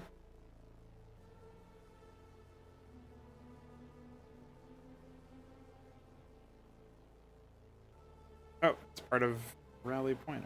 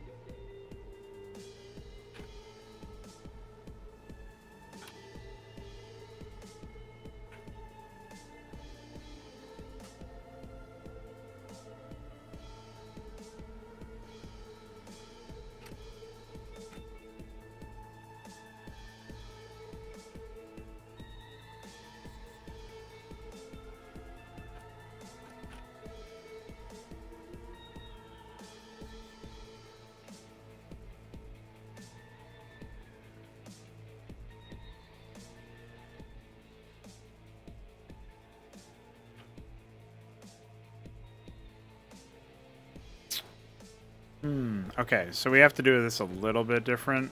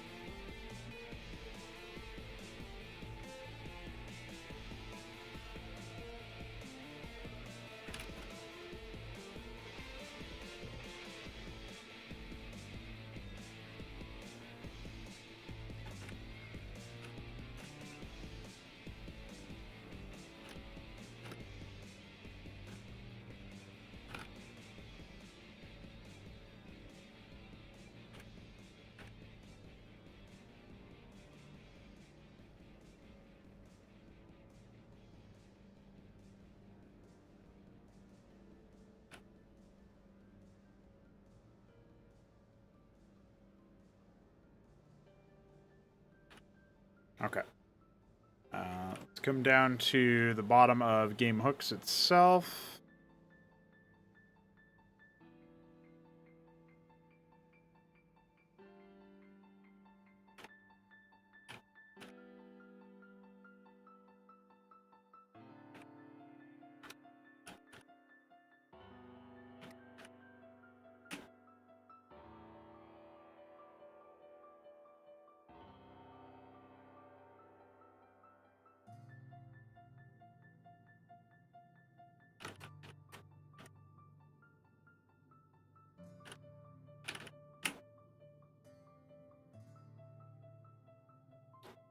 Oh, what up, Neblime? All of the casts are definitely in the stream VODs, but I will set aside some time when I'm not doing other things after the stream. There will be some time where I download the VODs, run through the games that got casted, and put them up. I'm thinking I'll probably do that like per week or something, maybe, in an ideal situation, so that a Monday stream from last week would upload its cast on this Monday. That would kind of be a potential idea. And that way it's like there's a reward for streaming. Watching the stream, rather. There's a sort of like incentive to watch the stream. You'll be a little bit behind if you're watching the public stuff. I don't know. That's just an idea.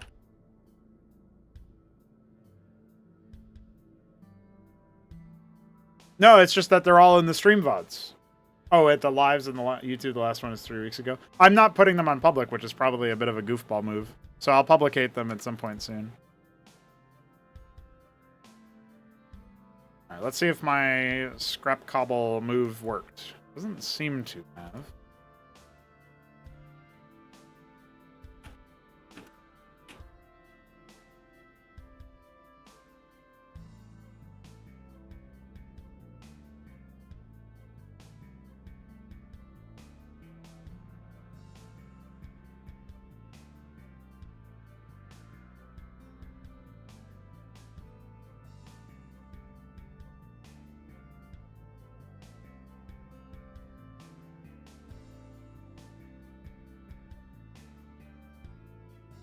Yeah, you can find access to them now from checking playlists, as Grass Eater says.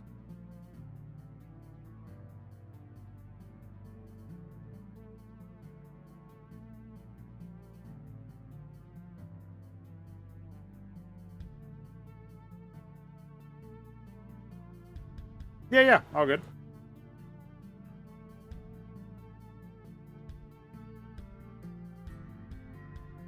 Yeah, if you go to my channel, let's see if I can find my channel here, and then you go to playlists. This is the latest one, so.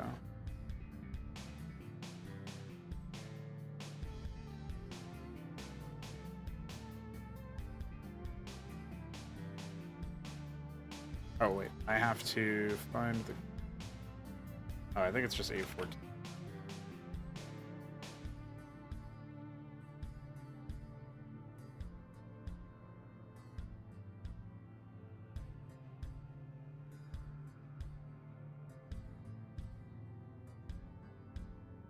Well, the older ones are in a different playlist, Grass.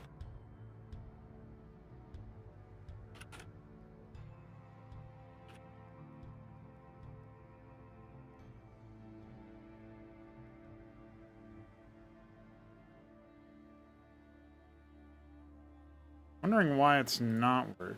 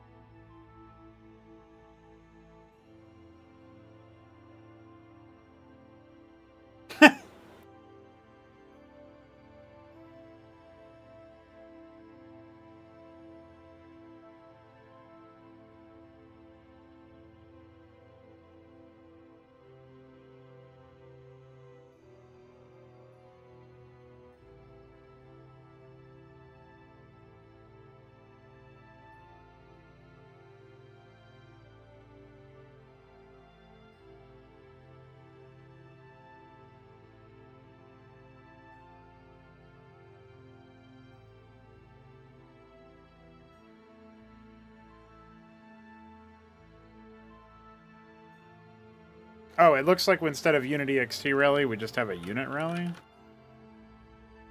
Okay. We'll use that instead.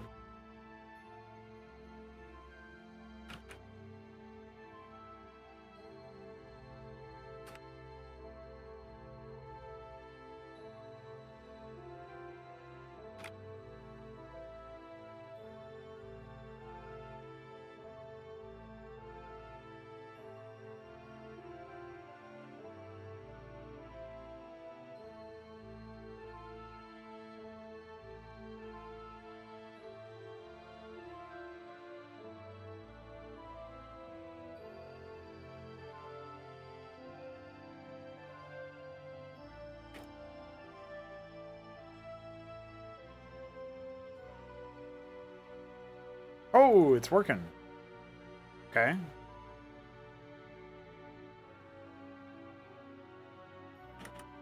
Well, let's try to put it as low as we could possibly go, and then see if it works still. And if not, I'll set it to 5 and see if that works. And if that works, I'll set it to 4. And if that works, I'll set it to 3 again, and it'll not work. Go back to 4.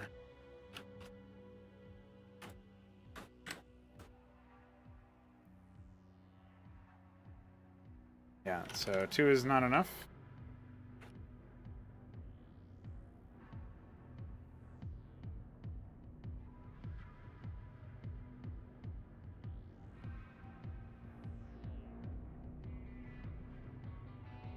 Hey, what's up, BDB? I'm just implementing the Protoss Advanced Constructor, and then I'll push to pre-release. Using the old Clarion model from years and years ago.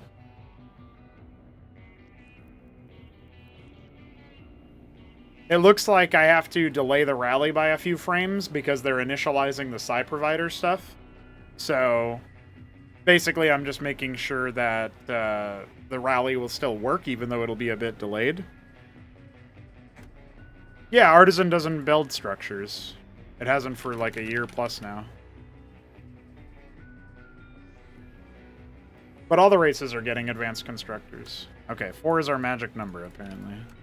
Let's see how...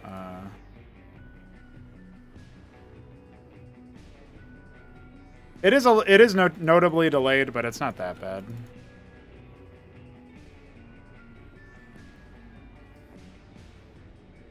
Yeah, the autocourt. It's operational now, so I'll go ahead and put it on pre-release. So basically what it is it is a... let's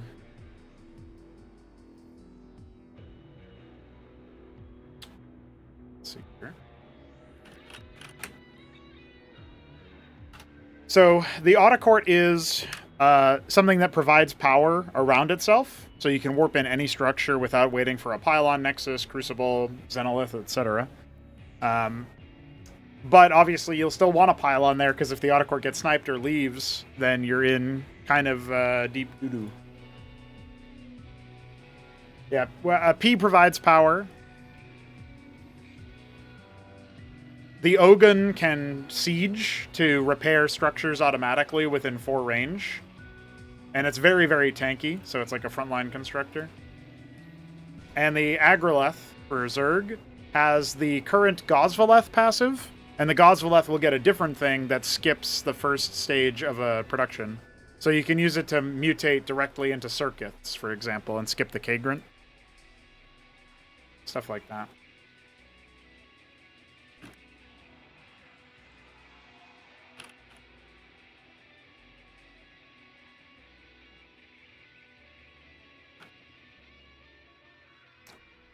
I did make some other changes.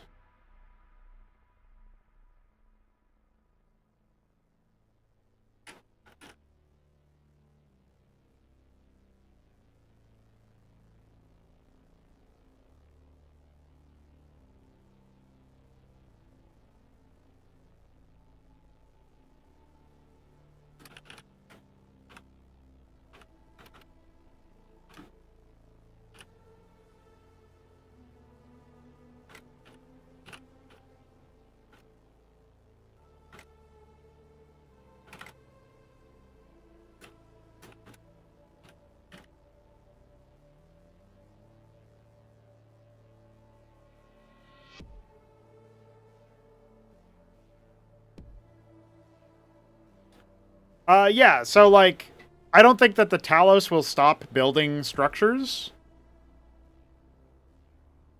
But it might need a different identity later. Like, the Ogun is intended to be the advanced constructor, right? So the Talos being the advanced harvester, to me, is pretty interesting. And then, obviously, the Gosvaleth would be, like... The Gosvaleth would have its own construction, advanced construction aspect. But it would be separate from the Agroleth. And the Agroleth will be a tier 1 and not tier 2 thing, so I guess I should change that. Let's go to Agroleth. It is tier 1. It's the border 0, 1, 2, 3, 4, 5. And the Gorilla Rocore is going to be suborder 6. Auto Court is implemented with icon 814. And we just go here, grab that icon, go to here, frames.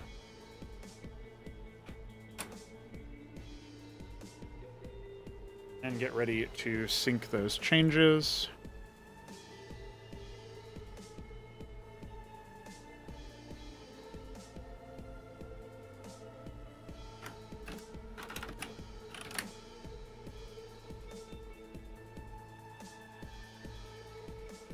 As the autocort, fixed some sound effects stuff.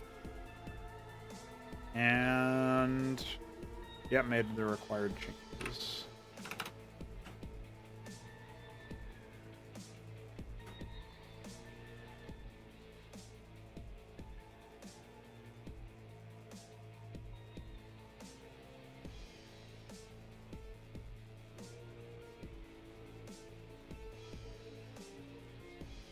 Cool.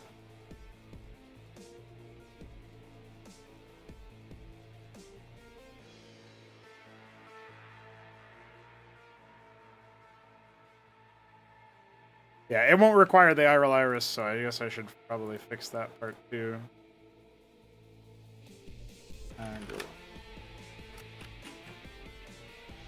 Alright guys, that's going to be a wrap for the stream. Thanks to our donors today for today's stream. Alexander, top of the leaderboard for 33 bucks. And then we've got 3 Crow, who donated $15 in 3 separate payments, which was hilarious. And we have Godwheat, who donated $6 in 2 separate payments. Thanks for hanging out. We'll be back tomorrow for another stream where we get more stuff down. It's going to be a good time. I think we'll probably just focus on the advanced constructors tomorrow and maybe also the Malkothrakor development. But I also did a bunch of Zerg concepts that you guys are more than welcome to check out for endgame Zerg stuff. I've started filling them out. I'll have to do the advanced walker from the walker specialist from the mantle at some point soon, and some of the other Protoss units that I gotta add. But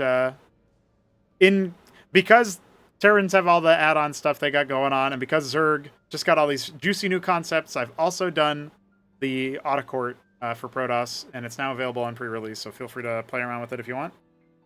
But yeah, GG's. We'll be back tomorrow. See you then.